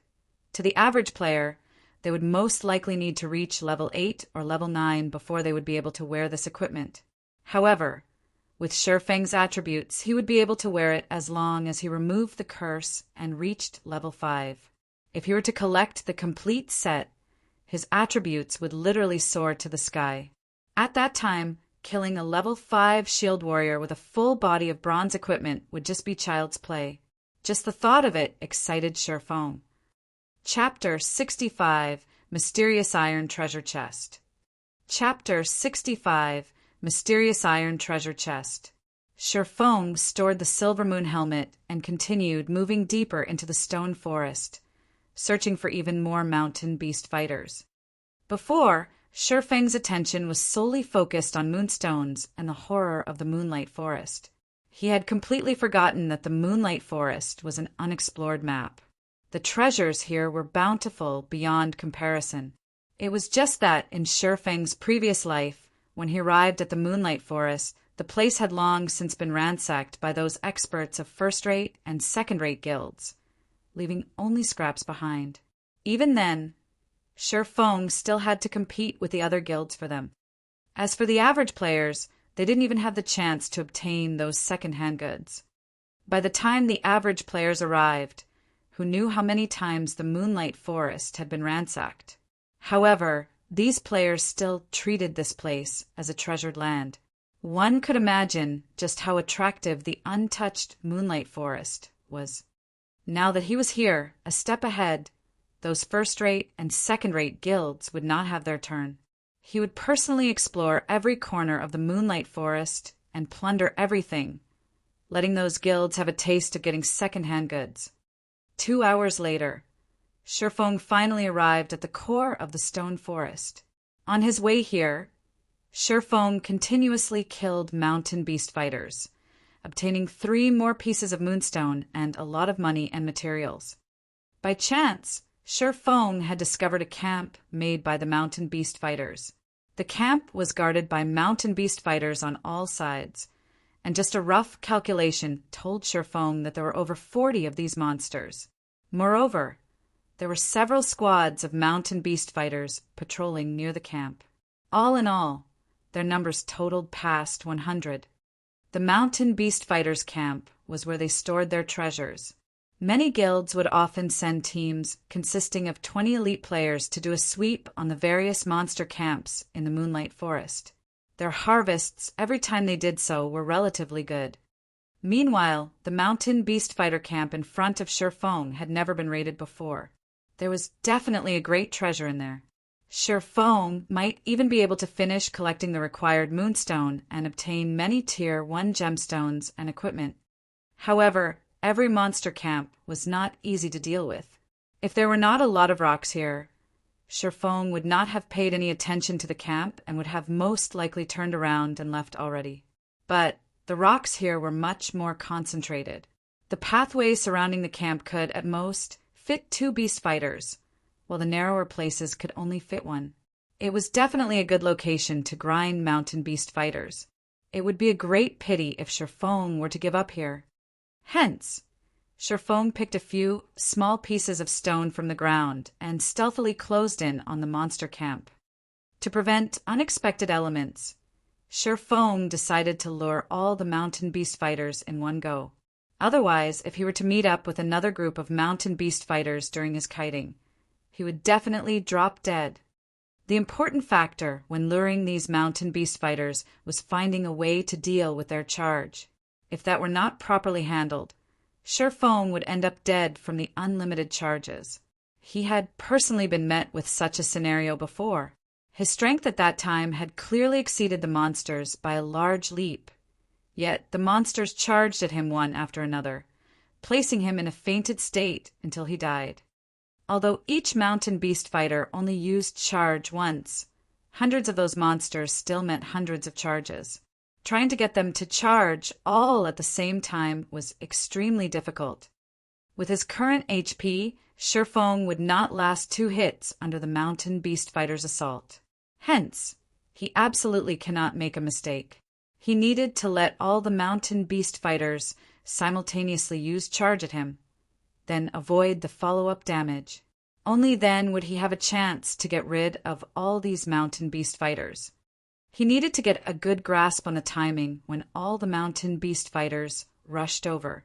Otherwise, instead of grinding monsters, he would be the one beaten to a pulp. However, Sherfong still held confidence in himself. After all, he was once a sword king and a first-rate expert. The mountain beast fighter on guard used its furry hand to caress its beloved Nuedo. It stood up high on the wall. Its blood-red eyes were constantly surveying its surroundings. As long as it discovered an intruder, it would immediately charge over and let its blade enjoy a delicious meal. Suddenly, a stone flew towards the mountain beast fighter, striking its head. When the beast fighter turned its head towards the direction the stone came from, it discovered a human a distance away.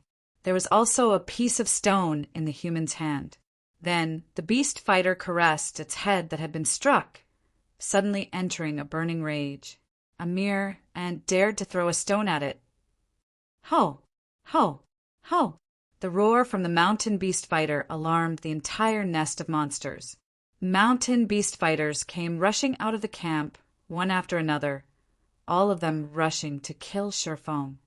Meanwhile, Shurfong continued throwing stones towards the other squads of mountain beast fighters. In just a short moment, he had enraged all of those monsters, causing them to rush at him. Seeing over 100 mountain beast fighters running towards him, Shurfong remained unhurried. He used Phantom Kill, allowing his doppelganger to run into the stone forest while he faced off with the monsters. Not to mention Shurfong alone, even a 20-man elite team would not be able to handle over 100 mountain beast fighters at the same time. As the distance between Shurfong and the mountain beast fighters shortened, Shurfang's heart madly beat. His actions this time were insane. If there were even the tiniest mistake, only death awaited him. It had been a very long time since he had done something so exciting. His blood boiled, and his 5 senses grew even more sensitive. When the mountain beast fighters were no more than 30 yards from Shurfong, a majority of the beasts were within the range to use charge. After a wrathful roar, a large majority of the mountain beast fighters simultaneously activated charge, with a few using it a moment later. Shurfong immediately activated Defensive Blade. The skill could block 3 melee attacks. At the same time, Shurfong gripped the Abyssal Blade and prepared to use parry. When the first wave of monsters arrived, although Shurfong used parry, his body was still sent flying back. Following which, the second wave of monsters arrived, knocking Shurfong into a fainted state, preventing him from moving. Seeing many mountain beast fighters raise their Nuedo, ready to strike, Shurfong persevered and did not use any skills. Even when the blade slashed at him, Shurfong still did not use the position swapping function of Phantom Kill. The defensive blade's damage immunity to 3 melee attacks instantly vanished. Afterward, Shurfong was struck by the large blade. His HP instantly fell by half. Another strike was all it would take to finish him off now.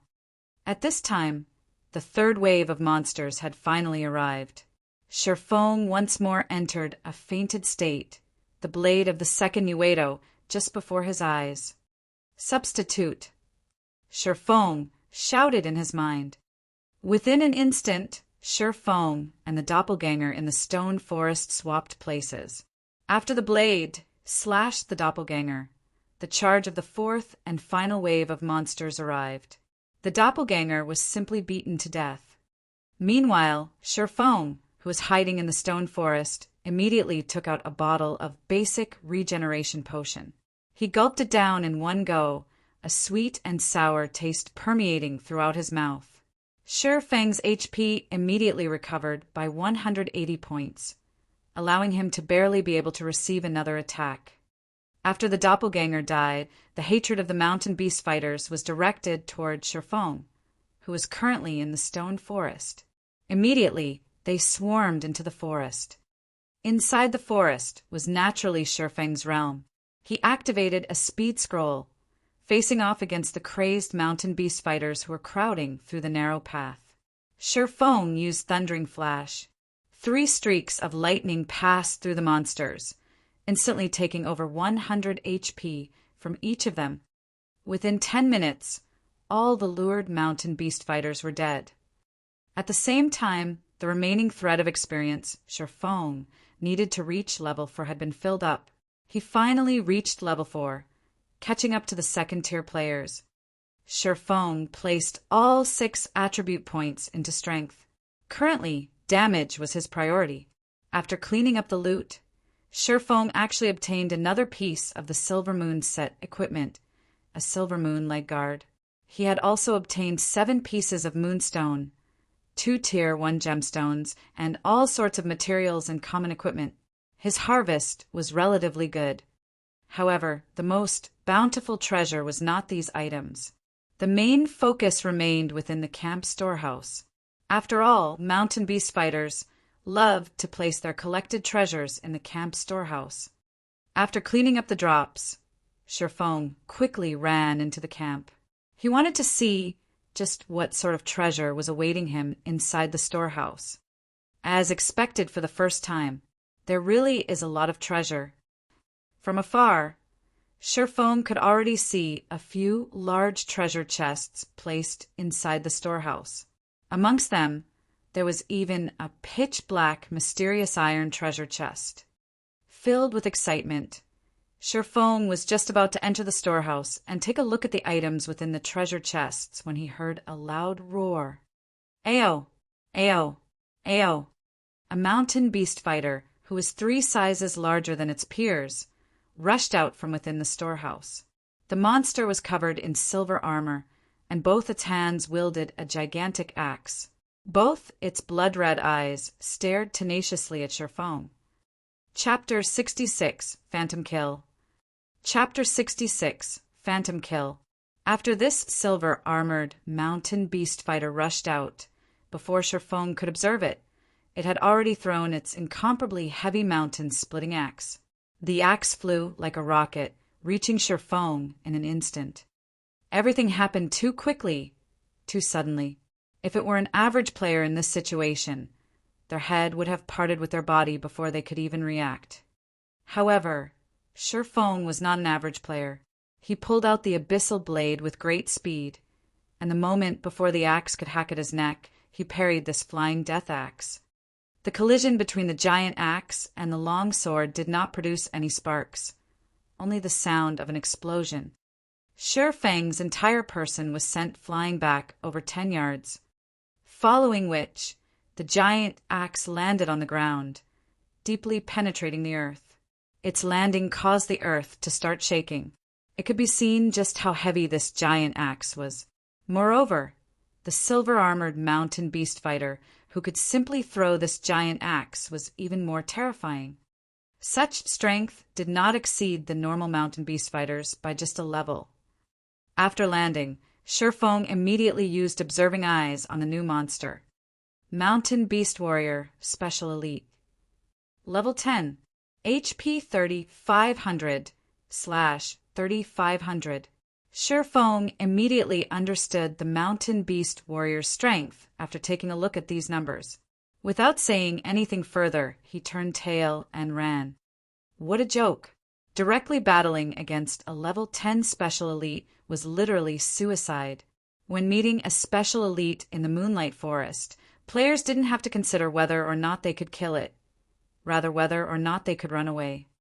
The Mountain Beast Warrior was stronger than the Mountain Beast Fighter by more than a notch, not only regarding strength, but its speed and flexibility were also greatly increased. It would not be easily toyed with like the Mountain Beast Fighters. If Shifeng did not use parry to defend against the axe, then, even if he had blocked the attack with the abyssal blade, he would still end up dead. The gap between their strength was just too huge. Although Shifeng wished to escape, the Mountain Beast Warrior had no plans let this intruder go.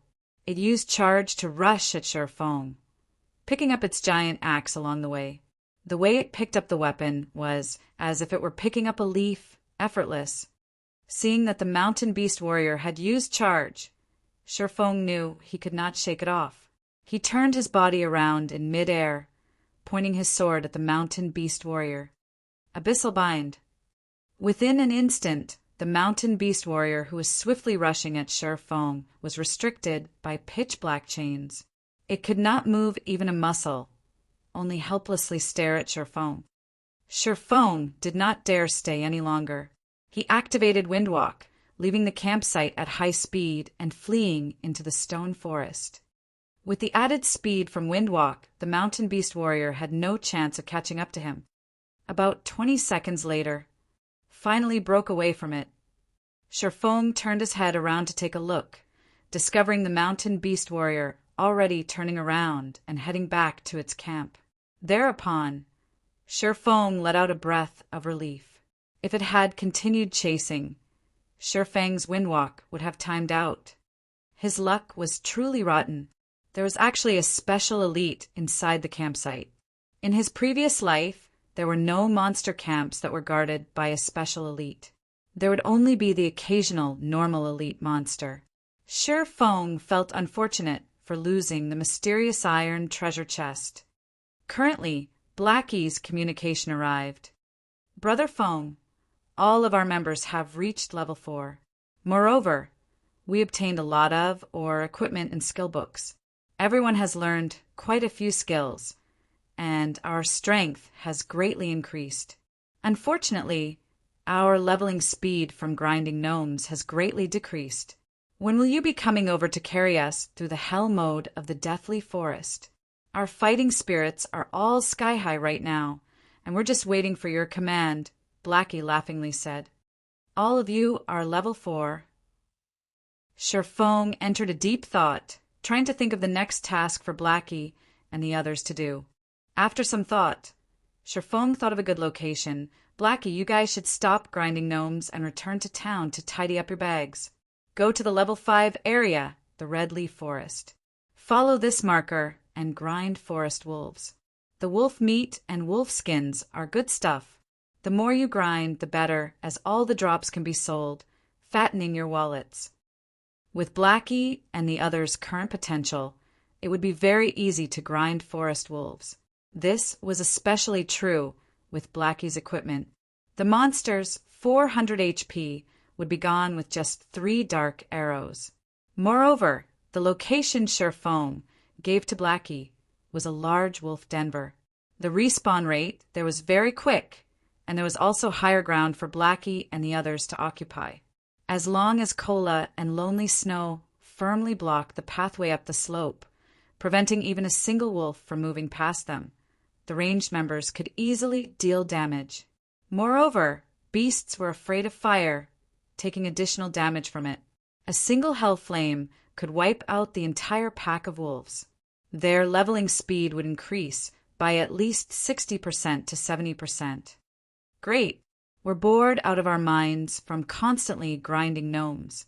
We'll go immediately after we tidy up our bags, Blackie excitedly confirmed. More and more players started going to their location to grind gnomes now. In addition to them being level 4, their leveling efficiency was constantly decreasing. They were naturally excited to have a new location to grind. Brothers, pack up. We won't have to compete with them anymore. Let's go play in a new location, Blackie said to the others after cutting off the call. Everyone stopped fighting over monsters with the other players when they heard Blackie say so. They cheerfully left this place with Blackie. When the elite party saw Blackie and the others leaving, their faces revealed expressions of joy. There would be fewer people competing over this precious leveling ground now. They inwardly sneered at the foolishness of Blackie's party. Currently, players filled the entirety of Dark Moon Valley. How could the leveling speed at the other locations be faster than here? Elsewhere, just when Sherfong was ready to look for other mountain beast fighters, he noticed a problem from the conversation with Blackie. It was definitely not possible for him to kill the mountain beast warrior by himself, but he could still escape. However, it was not necessary for him to kill the mountain beast warrior to obtain the mysterious iron treasure chest. As long as one person lured the mountain beast warrior, another person could go and open the treasure chest. Thinking up to this point, Sherfong looked at the abyssal blade with a faint smile. As expected, Phantom Kill was a very powerful skill. Following which, Sherfong once more returned to the mountain beast camp. He activated Phantom Kill, his doppelganger appearing before him. The doppelganger possessed all of Sherfang's skills. It was sufficient to hold off the mountain beast warrior for more than 20 seconds. With these 20 seconds, Feng could activate the treasure chest and take away all the items. Feng took out a speed scroll and polymorph scroll, giving them to the doppelganger. The polymorph scroll could polymorph monsters below level 15 into a sheep for 4 seconds.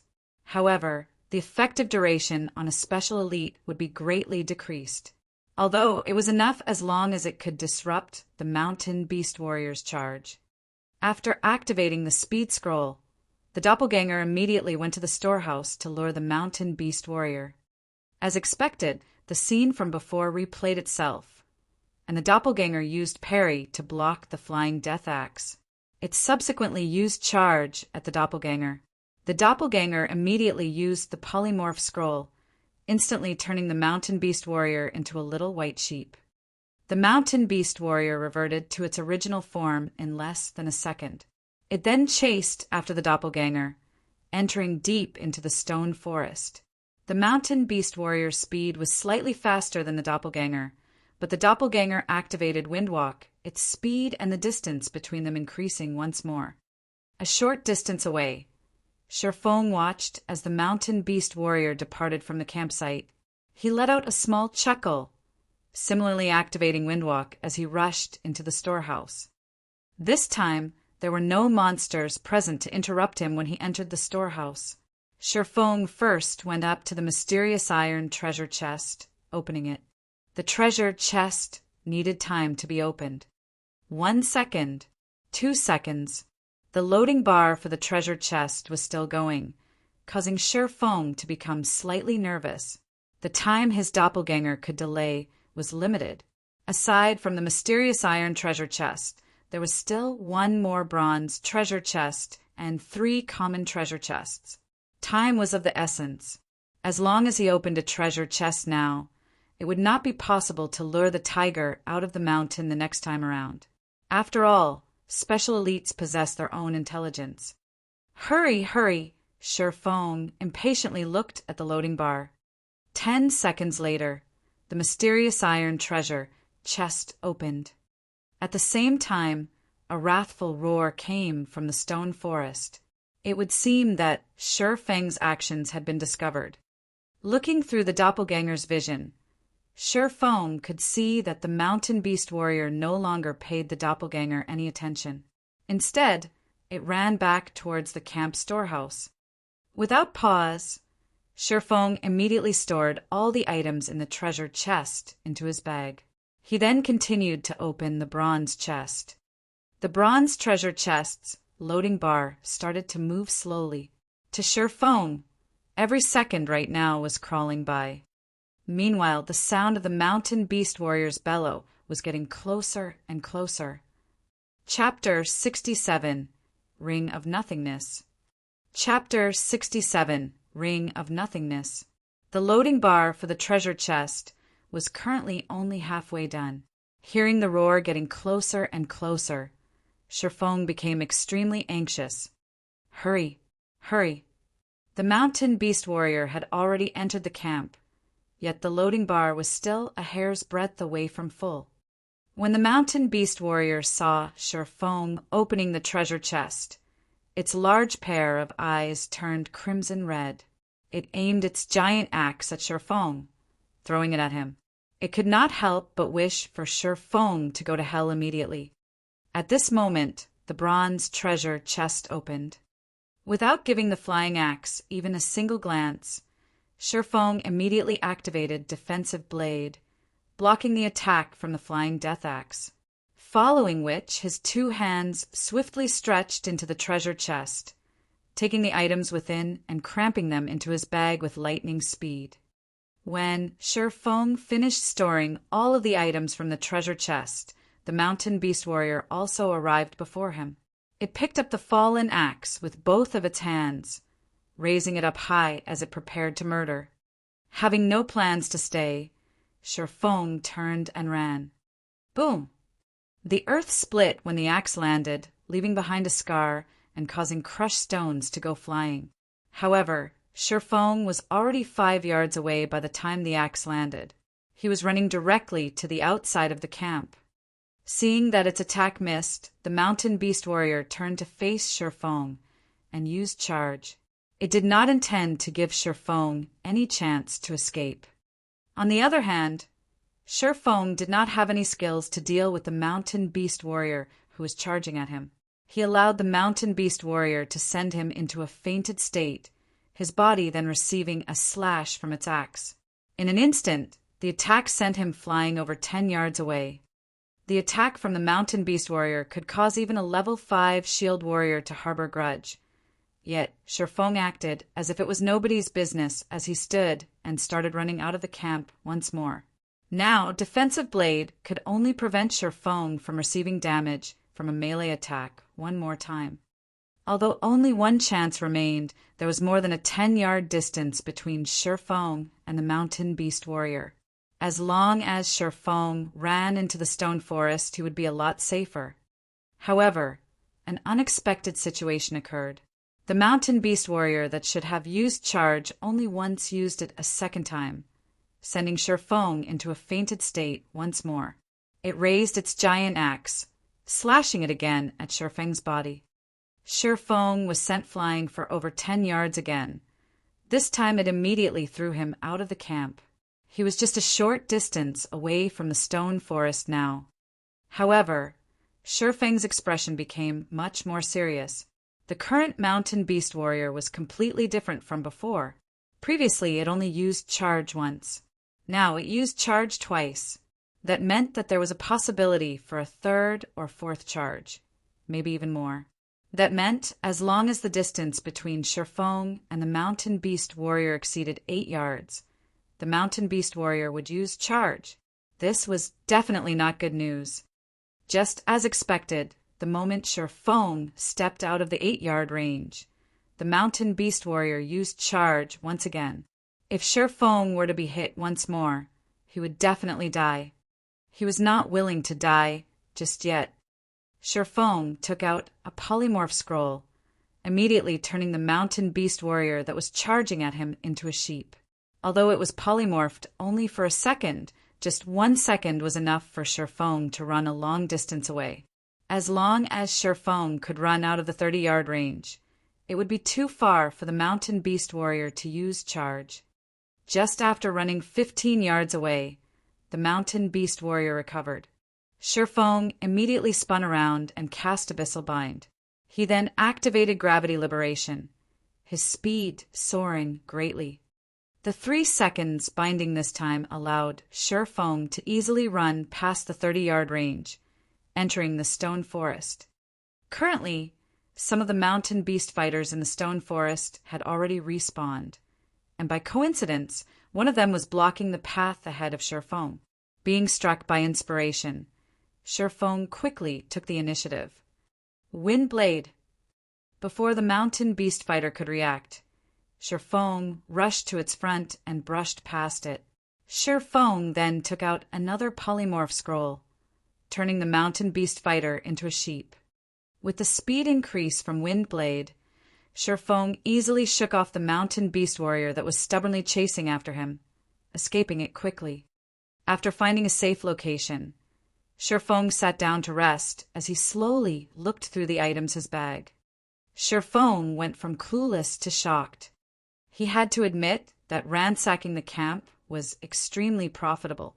Just this one time was enough to make up for his hours of hard work. He instantly collected all of the moonstone he needed, completing his quest. The next thing he needed to do was to leave the Moonlight Forest and dispel the curse.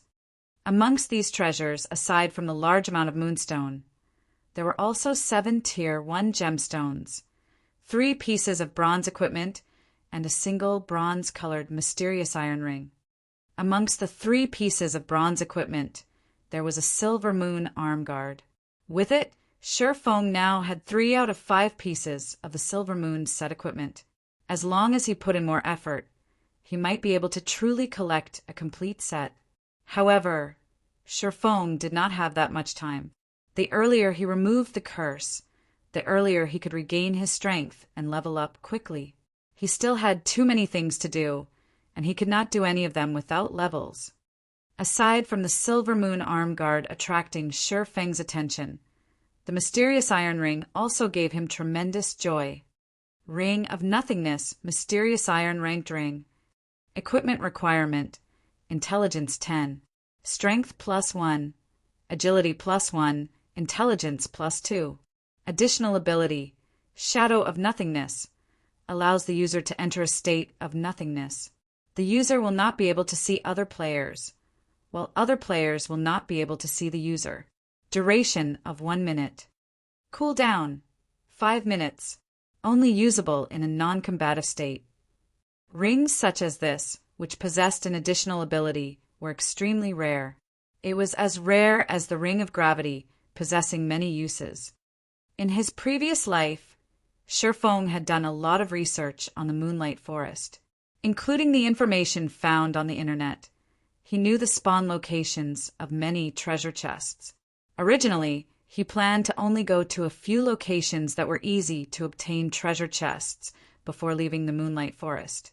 Now that he had the Ring of Nothingness, his train of thought widened, and the number of treasure chests that he could obtain greatly increased. The Moonlight Forest was still a virgin land, and treasures could be found everywhere. It was especially true for treasure chests that had been opened for the first time. The items inside were the best. Since he could easily obtain these treasures, would it matter if he wasted a little more time? Following which, Shi Feng put on the Ring of Nothingness. He then opened the map for the Moonlight Forest, confirming his current position. There was a bronze treasure chest not far from his location, so he kept the map and advanced towards the treasure chest. After walking for over 10 minutes, he arrived at ruins of a shrine. The ruins were surrounded by barbaric beastmen who were guarding it, with several elite beastmen in the midst as well. Meanwhile, the treasure chest was located inside the collapsed shrine. However, without a team of 20 elite players, it was impossible to clear off all the barbaric beastmen. Although he could not beat the barbaric beastmen, Shi Feng had other methods to get to the treasure chest. Shi Feng immediately called out his doppelganger, allowing it to move to a distance away and find a safe location. Meanwhile, Shi Feng himself moved closer to the temple. While staying outside the detection range of the barbaric beastmen, Shi Feng activated Shadow of Nothingness and entered a state of nothingness. He then ran towards the inside of the shrine with high speed. After entering a state of nothingness, Shi Feng could no longer see those barbaric beastmen, and the same went for the barbaric beastmen who could no longer see Shi Feng. In such a way, Shi Feng soundlessly entered the heavily guarded shrine. There were still several barbaric beastmen guarding inside the shrine. They were less than 20 yards away from the bronze treasure chest. Meanwhile, Shi Feng unhurriedly opened the treasure chest. When opening the treasure chest, Shi Feng's state of nothingness did not fade, so the channeling process finished without a hitch. However, the moment the treasure chest was opened, just after Shi Feng's hand stretched into it, his state of nothingness vanished. Within an instant, the 5 barbaric beastmen inside the temple noticed Shi Feng. Suddenly entering a rage, they waved their stone hammers as they rushed towards him.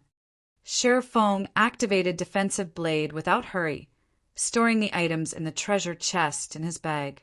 Before the barbaric beastmen could break off the 3 layers of protection, Shi Feng had taken all the items from the treasure chest. He then swapped places with his doppelganger, his original body arriving at a very safe location. Shi Feng leisurely departed from the ruins, heading towards the location of the next treasure chest. Moonlight Forest was very large. With unyielding perseverance, Shi Feng spent more than 10 hours before finally clearing the entirety of the Moonlight Forest.